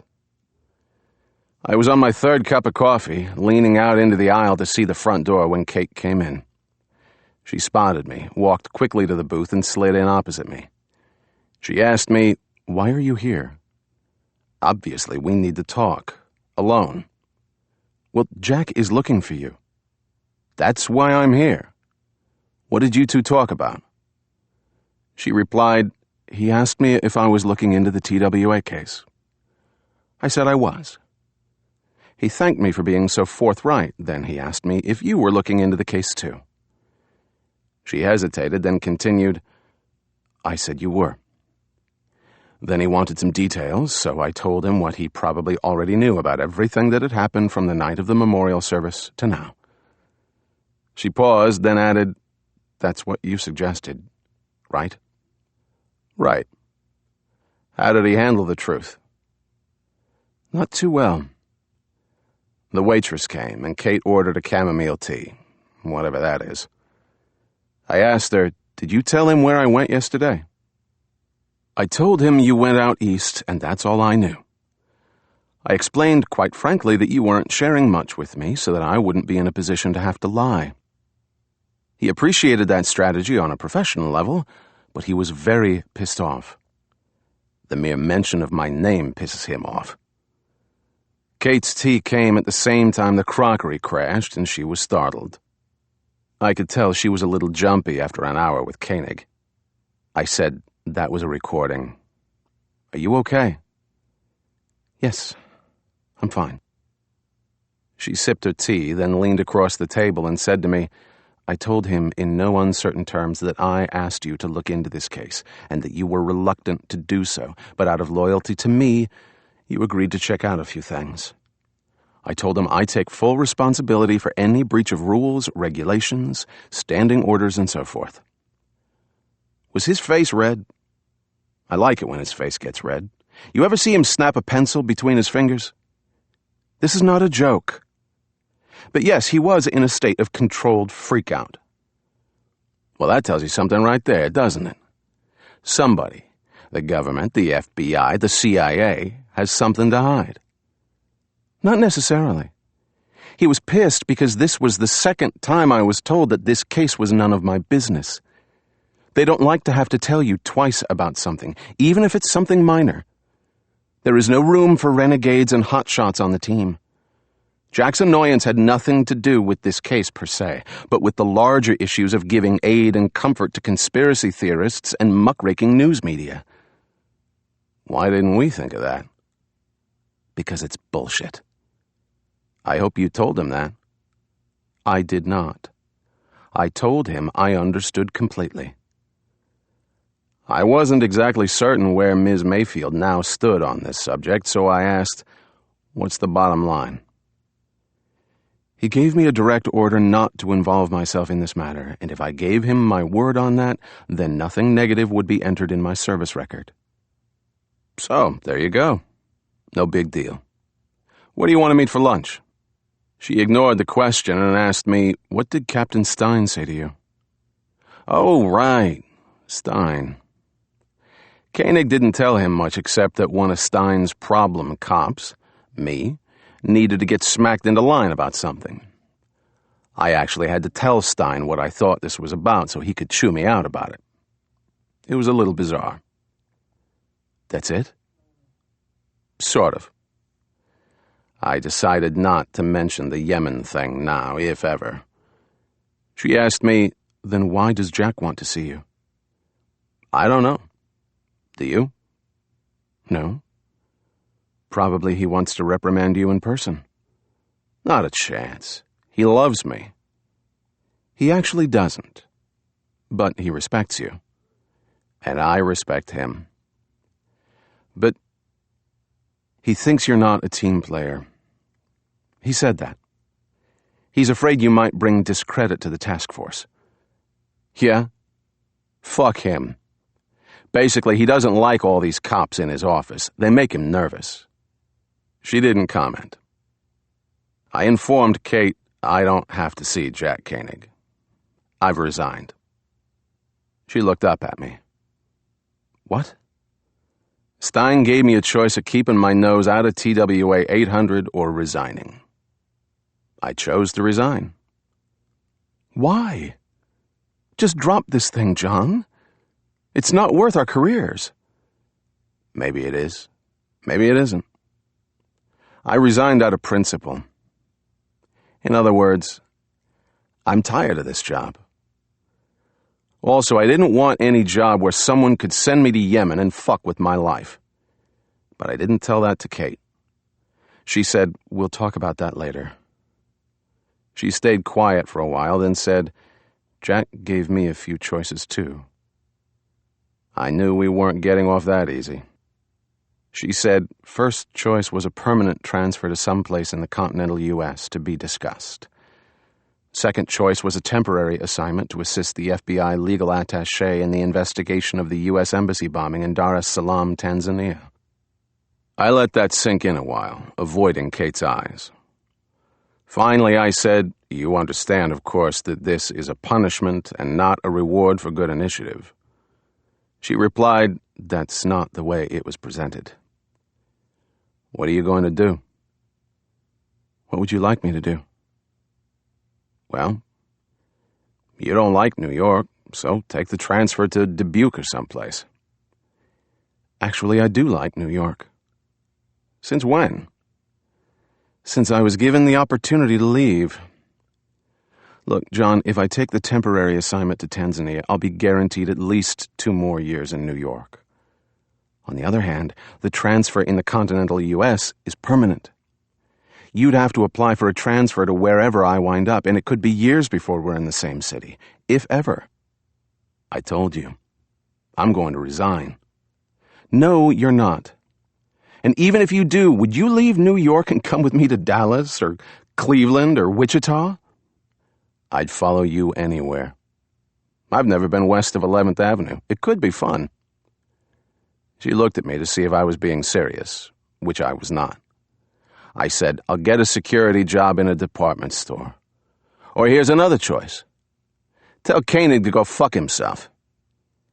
That is not a good career choice. Look, I could file a grievance or plead hardship, but the easier thing to do would be to take the temporary overseas assignment. It won't be more than 3 months. Then I come back, the slate is clean, and we go on with our lives and our jobs here. She added, I made Jack Koenig promise that you'd get a 2-year contract renewal here in New York. Please don't negotiate my contract for me. I have a lawyer for that. I'm your lawyer. Then I'll tell you what to do, not vice versa. She took my hand and said, John, let me take the overseas assignment. Please. That's the only way this is going to work for us. I squeezed her hand and said, what am I supposed to do all alone in New York? She forced a smile and said, do whatever you want. But keep in mind I'll have 10 agents watching you 24/7. I returned the smile and thought about these interesting developments. Basically, Kate Mayfield and John Corey, 2 mere mortals, had offended the gods, who had now decided that we should be banished from the Acropolis restaurant to the nether regions of Africa and the Middle East. Or we could lie down in front of a steamroller. I said to Kate, why don't you resign? I'm not resigning, and neither are you. Well, then I'll volunteer to go to Tanzania with you. Forget it. I already asked. That's not happening. She looked at me and said, John, please, let me go, and please don't resign. At least wait until I get back. I made a snap and stupid decision and said I wouldn't feel very good about you being in Africa while I was living here in the lap of luxury. So I'm going to volunteer to go to Aden. That's in Yemen. She looked at me a long time, then said, that's very sweet. She was getting upset, and she let go of my hand and dabbed at her eyes with a paper napkin. She said, I can't let you do that. There's no reason for you to... this was all my fault. This is true. But I knew what I was getting into. I just didn't think they'd shut us down so soon. They should be so thorough with terrorists. She didn't reply. So we'll take separate assignments, come home fit and tan, and pick up where we left off. She nodded slowly, then asked me, how do you know they'll accept your offer to go to Yemen? They need to staff up there, and they're having trouble finding people to volunteer. How do you know this? Stein mentioned it to me. Why? Did he ask you to go? He suggested it, which is a hell of a coincidence. You jerk. She actually kicked my shin under the table and said, why didn't you tell me that? Hold on. Stein's offer to send me to Yemen is irrelevant. I turned him down and told him I was resigning. But now, since you're intent on holding on to your job, I'll go to Yemen and you go to Tanzania. Seemed logical to me, but I could tell she was still fuming. I reached for her hand, but she pulled it away and crossed her arms over her chest. That's usually not a good sign. The crockery crashed again, and an older couple who had just sat down in the booth across from us jumped.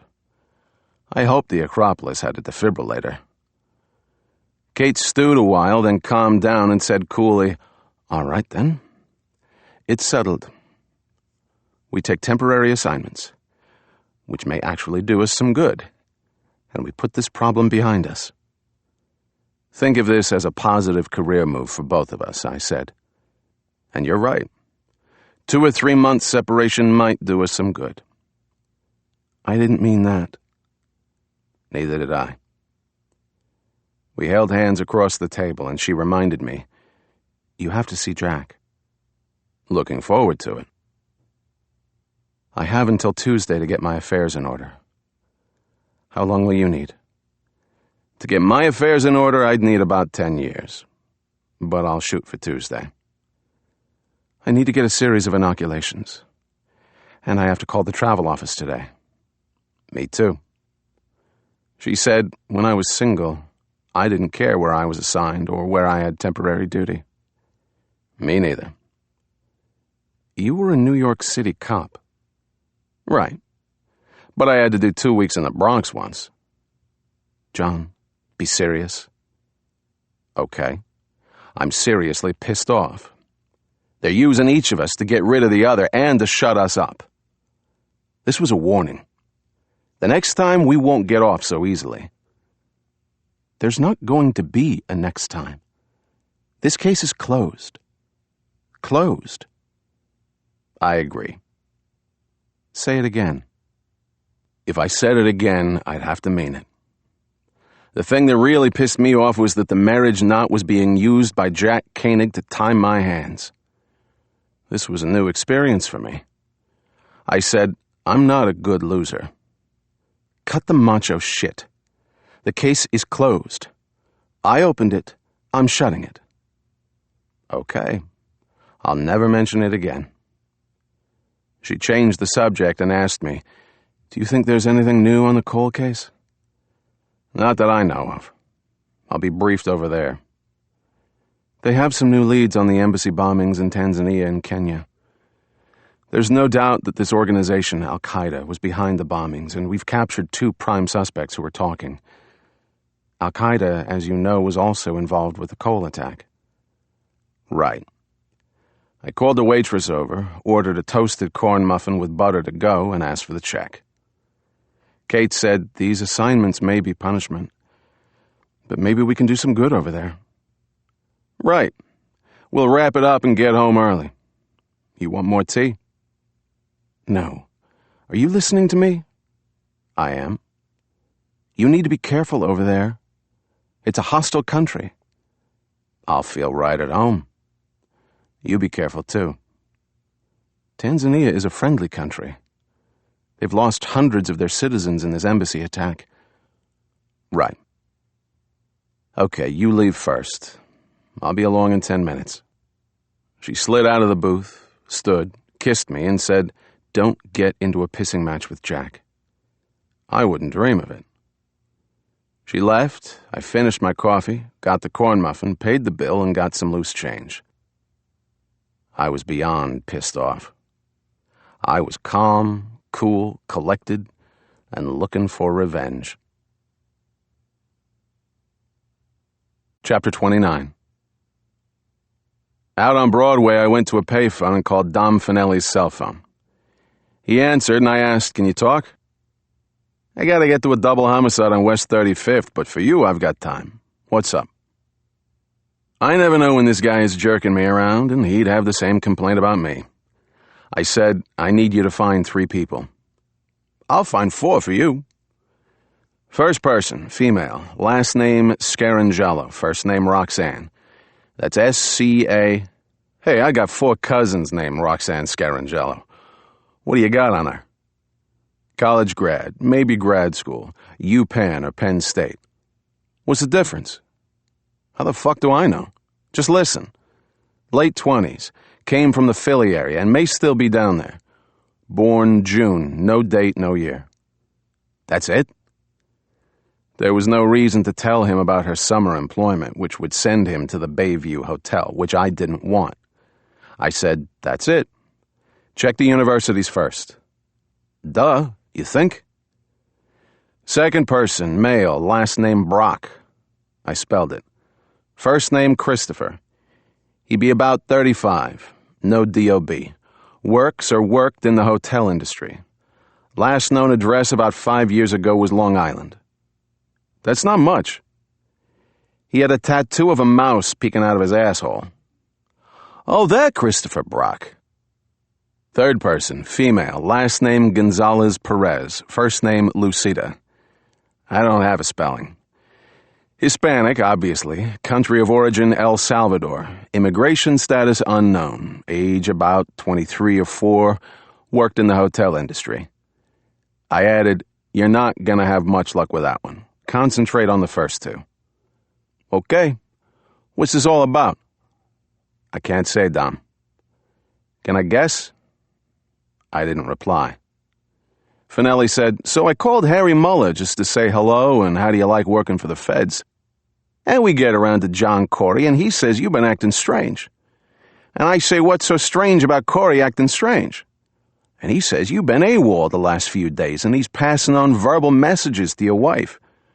Even stranger, you bought 2 kielbasa sandwiches for you and him and you didn't eat yours. Then he calls me this morning and says Stein spoke to you in his office, and now you're AWOL again, and he's waiting for a toasted muffin. So, don't you have to get to a double homicide?" "Nah, they're not going anywhere. So from all this, I conclude that you're poking your nose into TWA 800. I was a little taken aback, but replied coolly, "How could you conclude that?" "Easy. I just put it all together." "Put what together?" "Oh, and you asked Muller if he worked the TWA case, and you told him you went to the memorial service, and I know Kate worked the case, and so did Marie Gubitosi. And now you want to make on a guy named Brock who lived on Long Island 5 years ago. Coincidence? I think not. I'm seeing a pattern here, John. Sometimes I forget that the Blue Network works both ways, and I forget that Dom Finelli is a smart cop. I said to him, you should be a detective. Okay, see what you can get me on those names. How soon do you need this? About 2 months. I should know in about 2 weeks. Maybe 2 days. I'll call you. Take your time. I'm going to Yemen for a couple of months. Where the fuck is Yemen? It's on the map. I added, I'm being shipped out to teach me a lesson about following orders. That sucks. Maybe you should follow orders. I am. I'm going to Yemen. Is that like Staten Island? Yeah, but the feds have a bigger beat. Also, Kate's going to Africa for the same lesson. Mamma mia, you guys got screwed. Hey, I'll keep an eye on your apartment while you're gone. I'll give you a key to keep an eye on it, but do not use it as a love nest. A what? Hey, Paisano, what happens to me if the feds get wise that I'm looking for these people? Do I get a free trip to Yemen? They're not going to find out. You don't have to question these people or make any contact with them. I just need to know where they are. I'll take care of it when I get back. You got it. Let's have a beer before you leave. Not a good idea. I'm hot at the moment. I'll leave my apartment key in the building manager's office. Okay. Hey, is this worth it? I understood the question and replied, I wasn't sure at first. But I just got kicked in the balls by the system. So now I've got to kick back. He stayed uncharacteristically silent for a while, then said, yeah, that I understand. But sometimes you just got to take the hit. Sometimes. But not this time. You got something new on that case? What case? Okay. When are you leaving? Probably Tuesday. Call me before you leave. No, I'll call you when I get back. Don't contact me while I'm there. I don't even know where the fuck this place is. Tell Kate bon voyage. See you when you get back. Thanks, Tom. I hung up and walked back to 26 Federal Plaza. The definition of insanity, as someone once said, is doing the same thing every time and expecting different results. By that definition, I was really crazy. Chapter 30. I entered Mr. Koenig's office, an impressive corner suite with a nice view of the World Trade Center, the Statue of Liberty, Staten Island, and the harbor. I've been to this office a few times, and none of those occasions were particularly joyful. Today was not going to be any different. Jack Koenig was standing at one of the windows, staring out at the harbor, his back to me. His little power play is to stand there and see how you were going to announce your presence. I considered yelling in Arabic, Allah Akbar, and rushing him, but I settled for clearing my throat. He turned toward me and nodded. Jack Koenig is a tall, thin guy with close-cropped gray hair and gray eyes, and he wears gray suits. I think you're supposed to get the impression of steel, but I think of pencil lead. Maybe concrete. He shook my hand, motioned to a round table, and said, "Have a seat." I sat, and he sat across from me. He said, "Kate told you I wanted to see you." "Yes." "Where were you?" "In Captain Stein's office." "After that?" "Oh, I took a walk to clear my head. His cigar gets to me. I mean, I'm not complaining about his smoking in a smoke-free environment, but David tells me you want to resign." "Well, I've rethought that. Unless you think otherwise." "No. I want you here." He did not add, "where I can keep an eye on you and fuck up your life," but we both understood that. I said, "I appreciate your confidence in me." "I never said that. Actually, my confidence in your judgment is non-existent. But I want to give you another chance to be of service to the team and to your country." "Excellent. Don't fuck with me, John. I'm not in the mood." "Neither am I." "Good. Then we can get to the point. You've been concerning yourself with the TWA 800 case on government time and against explicit instructions not to do that." "I don't take orders from Liam Griffith." "No, you take orders from me, and I'm telling you, as I told Kate, you are not to involve yourself in this case." "Why? Cover-up? Conspiracy? If you think that, then you should resign and pursue the matter. And maybe you will. But for now, what I'd like you to do is go to Yemen and get a sense of what we're trying to accomplish in regard to American security around the globe." "What are we trying to accomplish?" "That's for you to find out." "Why Yemen? Why not where Kate is going?" "This is not punishment, if that's what you're thinking. It's an honor to serve overseas." We weren't even on the same planet, so there was no use arguing with him. I said, "I'm grateful for the opportunity." "I know you are." "What am I supposed to do there?" "You'll be fully briefed in Aden." "Good. I don't want to be overzealous and get kicked out by the ambassador." He gave me a steely look and replied, "This is an important assignment. 17 American sailors have been murdered, and we will apprehend those responsible." "I don't need a pep talk. I do my job." "That you do. But you'll do it by the rules." "Fine. Is that it?" "That's it for Yemen. Tell me what you did yesterday." "I took a ride out east." "Where did you go?" "The beach." "You're not tan." I sat in the shade. "Why were your cell phone and beeper turned off?" "I needed a mental health day." "It's good that you can recognize that need." That was actually funny, and I smiled. He added, "But you will never again turn off your beeper." "Yes, sir." "Will my beeper and cell phone work in Yemen?" "We'll make sure it does." "Let me ask you something.